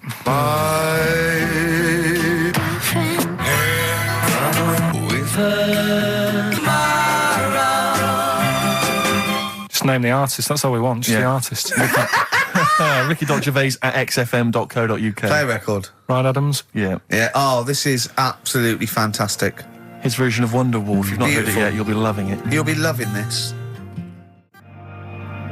Wonderwall, as performed by Ryan Adams. It takes your breath away. It's so good, doesn't it? Brilliant. Is that off the album? Well, it's which album do you mean, Rick? There's so many at the moment. What's the one? The next track on one album? The track after this on one album? Well, you're thinking of this album, Love Is Hell. Yeah. Part 1. Can we play the track after that? We could possibly do that. And Shadowlands. that's how it's amazing. A bit later on. Yeah, there are various albums out at the moment, but Rock and Roll is the big rock 80s style rock album. It's all right. It's not great, but this is much better. Go for this one. Yeah, it's not as Love good Is as Hell. not as good as adverts though. Do you know I love adverts? Radiohead, Fake Plastic Trees on XFM 104.9. Mm-hmm. Someone just emailed in and said, just want to know what you think of that cover of Wonderwall. We told you. We said it was great. Yeah. Listen. But they must have been listening to hear... The song. Yeah. Extraordinary. Although maybe they just turn off...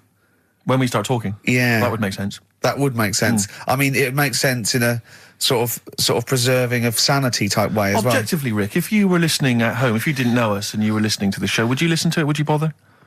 I know that's a hard thing to get your head round. It's difficult to say, isn't it? I've no idea. I've no idea what people coming to this for the first time think. I love you like a brother, but I get sick of you. Yeah. I mean, I get sick of me. Yeah. Sometimes I go up and It's weird you should say that, because someone's emailed in. Yeah. A recent survey's been done by Cheltenham and Gloucester. The most desirable neighbour in Britain. Number 1. Shane Ritchie. Johnny Wilkinson. Oh, right. It doesn't actually give me the full rundown, but David Beckham was in the list. Yeah. Shane Ritchie was indeed in the list. Yeah, he's flying at the moment. As was Ricky Gervais. Really? Well, that's what it says. It doesn't tell me where you came, though. And there was actually a neighbour from hell, and you weren't in that list. Well, I'm a good neighbour. Oh, come on. I am. I'm quiet. I don't keep myself to myself. I never... Do you know what I'm thinking of? What? If it was best friend. Yeah. Now that would be a nightmare. Yeah, exactly, yeah. Most desirable friend. I'm a good neighbour, I'm quiet, you know, yeah. Yeah, I mean, I imagine being stuck in a room with me writing all the time, with me squeaking like a chimp. Unbelievable. Although I don't physically abuse you, I save that to my bald mates like Carl and Rob and that. I just like to squeeze their head. I don't squeeze your head. Yeah. You know what I mean? I think it's because you command a little bit more respect. Ah, thanks very much. Do you know what I mean? You're not that sort of... You're not an idiot. Oh, sure. All right, Carl, got anything to say? Has anyone seen his picture in Heat this week? It looks fantastic, doesn't it? Do you know what Steve said when he saw that, Carl? Go on. He said, it has captured Carl. What do you mean? Well, you just look utterly gormless. In the pictures. It's captured you brilliant. You know how like a good photographer can do that? They can capture the essence of someone. That's good stuff. It's good stuff. Well, actually, I'm the photographer. Yes, because it was a screen grab from the behind-the-scenes footage. Well done. So I got that gimpness. I captured the essential gimposity. Exactly. Yeah. Carl. Yeah. All right? Captured it. Yeah, well, I did a little article for Time Out, and I think Boyd from Heat has sent over that screen grab to them, so he might be in Time Out. I'm going to try and get him in every publication. Yeah. For 1 year. It's like you've managed it in the last 2 weeks. Exactly, yeah. It's like a Dave Gorman project. Are you Karl Pilkington? Yes. Let's do that, shall we? If anyone's got a publication, it doesn't matter how little, just take it from Heat. That's mine, so you're welcome to it. Just try and just put his picture in anything. Next to round things is best, isn't it? That'd be good. You all right, Carl, with that? Yeah. All right, then, good. What have you got for us, Carl? News headlines? There hasn't sort of been that much going on. Sure. Sort of headline-wise, you know. Sure. No, because I look for good headlines and that, don't I? That sort of get you interested, like the... Well, then when you're interested, you don't read on. No, I did. Okay, go on.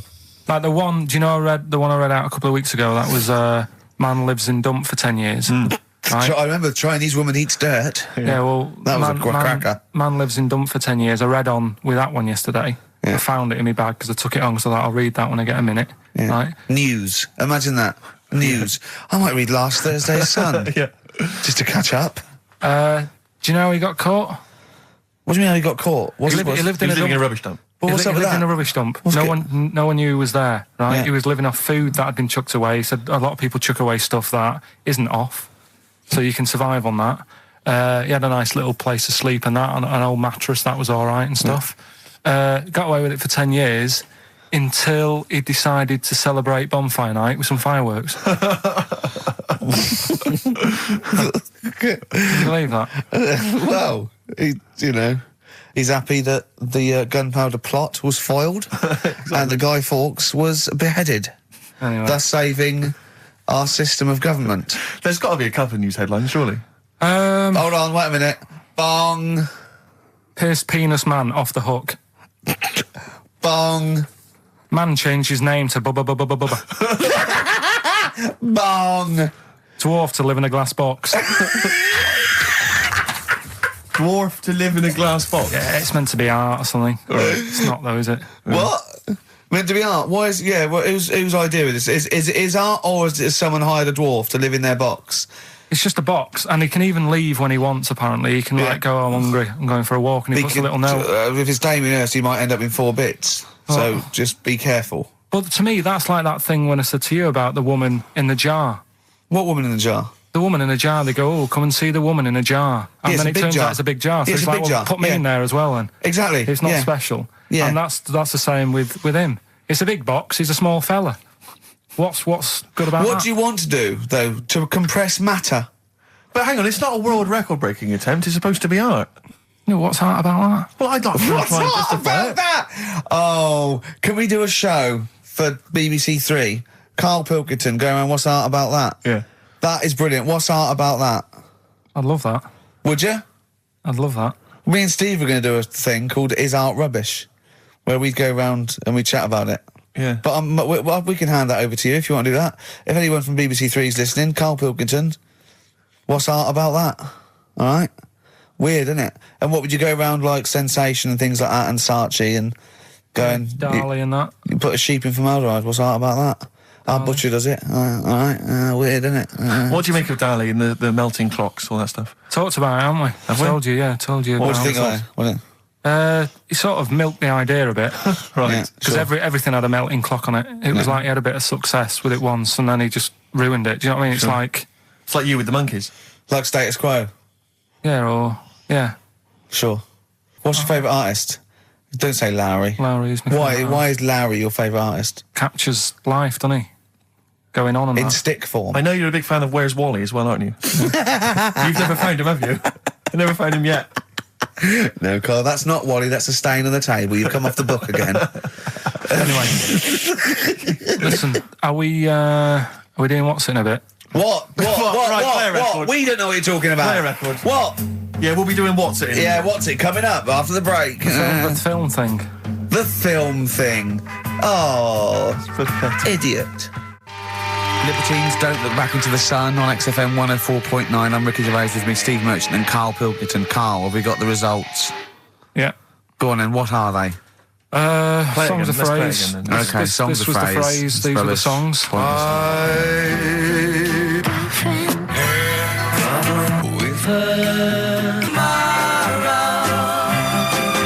My girlfriend had a problem with a marrow. The answer's Sinatra, Prince, Bill Medley, U2, Shirelles. There was also Dub Pistols in there. No one got all of them, Karl, obviously. But we'll give it to Mark Cantan. He got, what did he get, about 6 or something? Yeah. Well done, he's from Dublin, so that's nice. Well done. Listening over there, the Irish. Yeah. That's good, isn't it? A German man, just thought I'd let you know this, Karl, sure. Ricky. A German man has been arrested because he taught his dog to give the Nazi salute. And then he made it do it in front of 2 policemen. I think it's an offence in Germany now. That's a fascist with too much time on their hands. No, but is it? It's illegal for a dog to do it as well? I think so. I bet he thought he'd found a loophole. Yeah. I mean, he's been dying to do it, but he thought, well, I'm not allowed to do it. It's illegal for a human to do it. Yeah. Thought he got round it. No. For a while, it just kept doing the Basil Fawlty funny walk. And it's going, no, no, you're undermining it. Don't do the legs as well. But the reason I mention it is because he's German. And what were you telling me earlier about? Karl was whittering on about the Germans earlier. He was saying something about the accent. It's fine with blokes, but not with women. You won't want to go out with a German woman because the accent. I just think it's a bit manly, isn't it? Sure. Is it? Yeah, it sounds a bit hard.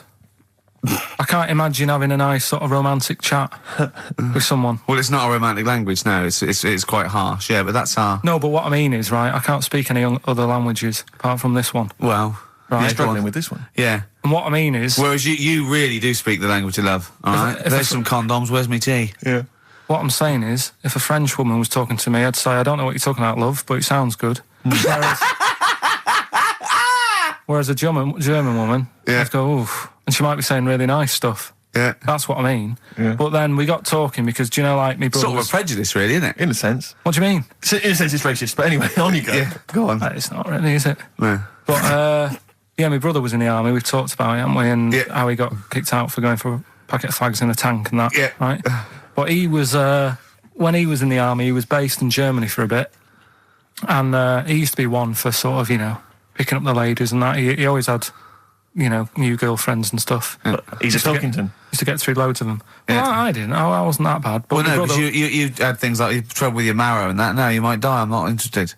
Yeah, but no matter what he did, do you know what I mean? When he was a bus driver, he was one of them who always had a woman still at the front with him and sort of, you know, having a chat and stuff. Sure. And he sort of got kicked out of that and stuff. But when he was a bus driver, did he own the bus or did he just take it to get a packet of fags? So he's in Germany. He's in Germany, and the army people say to him, "Now we know what you like, Pilkington, right? Das Pilker.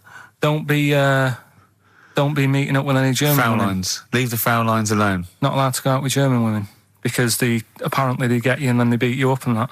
What, the German women? Yeah. Why? Go on.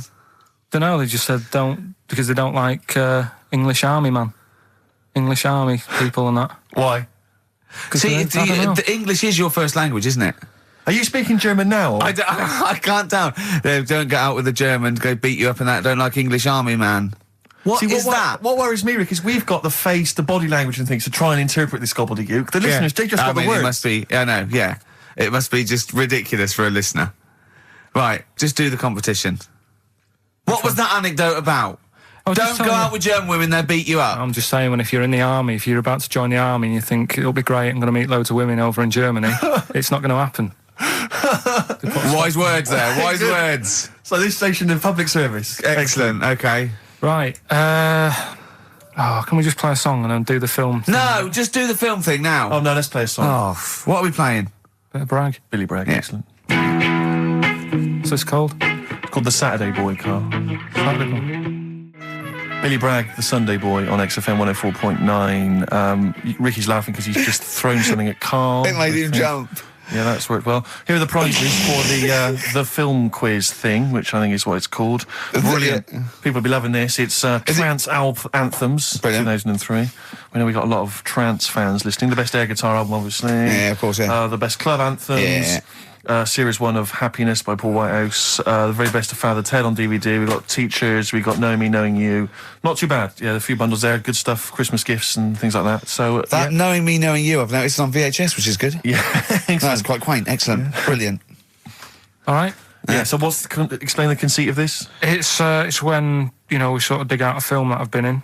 And this is... I don't know if I'll tell you what film is, because that might be the question, thinking about it. Because there isn't that much going on in the clip. I think we need to know what the film is. Do you? Yeah. All right, it's Rain Man. Okay. Why is he called Rain Man? Is that going to be the question? Yeah, I know the answer, Carl. Don't worry. Don't look at me like that. I do. Oh, well done. Yeah, you watched the film. Yeah, you should. Right, so it's you, Carl, in the film Rain Man. Yeah, it's the bit when Tom Cruise is in the doctors with the ill man. All right. There we go. You ready? Well, I'm not a psychiatrist, but I do know that his brain doesn't work like other people. Oi, I am sat here. Don't go talking about me like I'm some sort of div kid. Got a good brain. Works well. It stores all sorts of information and stuff, doesn't it, Tom? He remembers things, little things sometimes. Well, don't say like that, little things, as if it's stuff that isn't important. Are you good with numbers? The doctor's asking you a question. Yeah, I know. I'm just thinking. Good with numbers. It depends. Not that good at maths, but I remember facts that have got numbers in them. Like I know that 1 person in 2 billion will live to be 116 or over. Right? Weird thing is a lot of them are Chinese, so, sort of makes you wonder if they're lying. I'm afraid I don't understand what you're talking about. What do you mean you don't understand?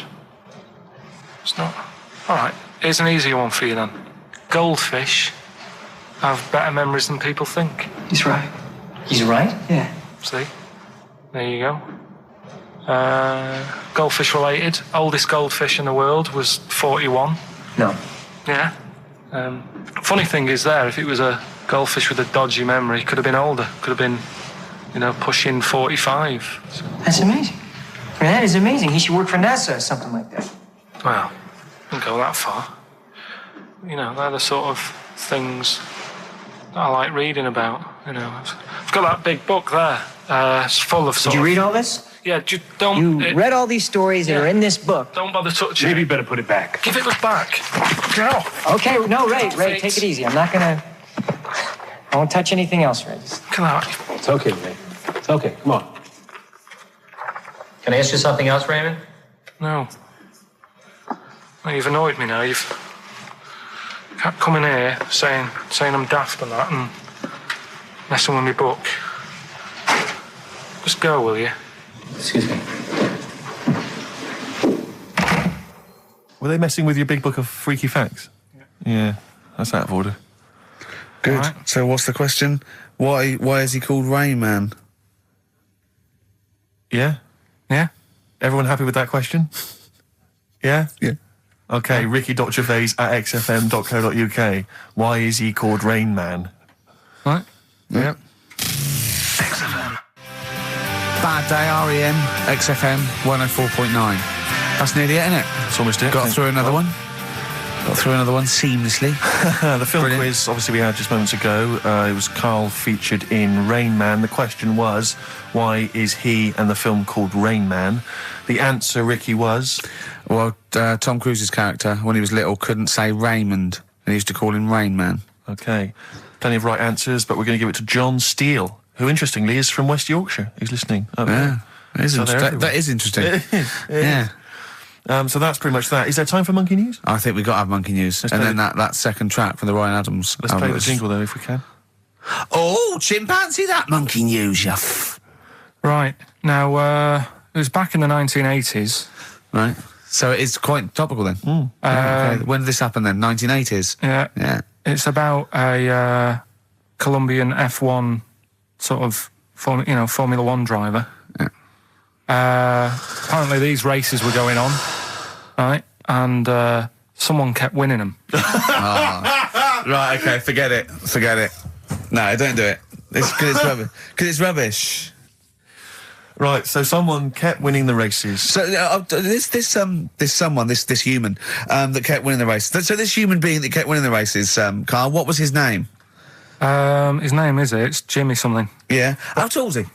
Just out of interest. No, let's hear the story. Let's hear the story. Was he about 4 foot? You might find out if I tell you the story. Right? Go on. So anyway, he kept winning. Everyone was like, "Oh, he's brilliant. This guy, who is he?" and all that. Yeah. But his gimmick, right, was never showing his body or face. That's right. Never took his helmet off. You're an idiot. Never took his helmet off, right? You know the short trousers he used to wear. His trousers were about a foot long, but his shirts, the sleeves were really long. Anyway, right. So because he wouldn't take his helmet off, you're an idiot. He was taking part in the F3, which is like the lower ranks of Formula 1 and Just get to it. Everyone thought it was like a famous driver who was taking part in that. Get to being a monkey. Anyway, what happened was there was a crash one day. Yeah. And the car tipped over. Everyone's like, "Oh!" He ran up a tree. So they suspected when he ran away with the ambulance people up a tree and started eating a banana. So the marshals ran over and the ambulance people were there and they were about to take his helmet off, and the marshal was like, "Don't take his helmet off." Give away the secret that he's a monkey. Give away the secret and that. Yeah, chimp. Yeah. Took his helmet off. Jimmy Chimpus. Little monkey under there. No, definitely not. Okay, let's play Ryan Adams. Did he survive? Let me just a couple of questions. Did he survive? Yeah, he did, yeah. He was allowed to keep all the awards that he won. Sure. But he wasn't allowed to take part in any other races. Yeah, didn't happen. This is Ryan Adams. We'll see you next week. This is a song called The Shadowlands, also from that Life is Hell album. It's good stuff. Idiot.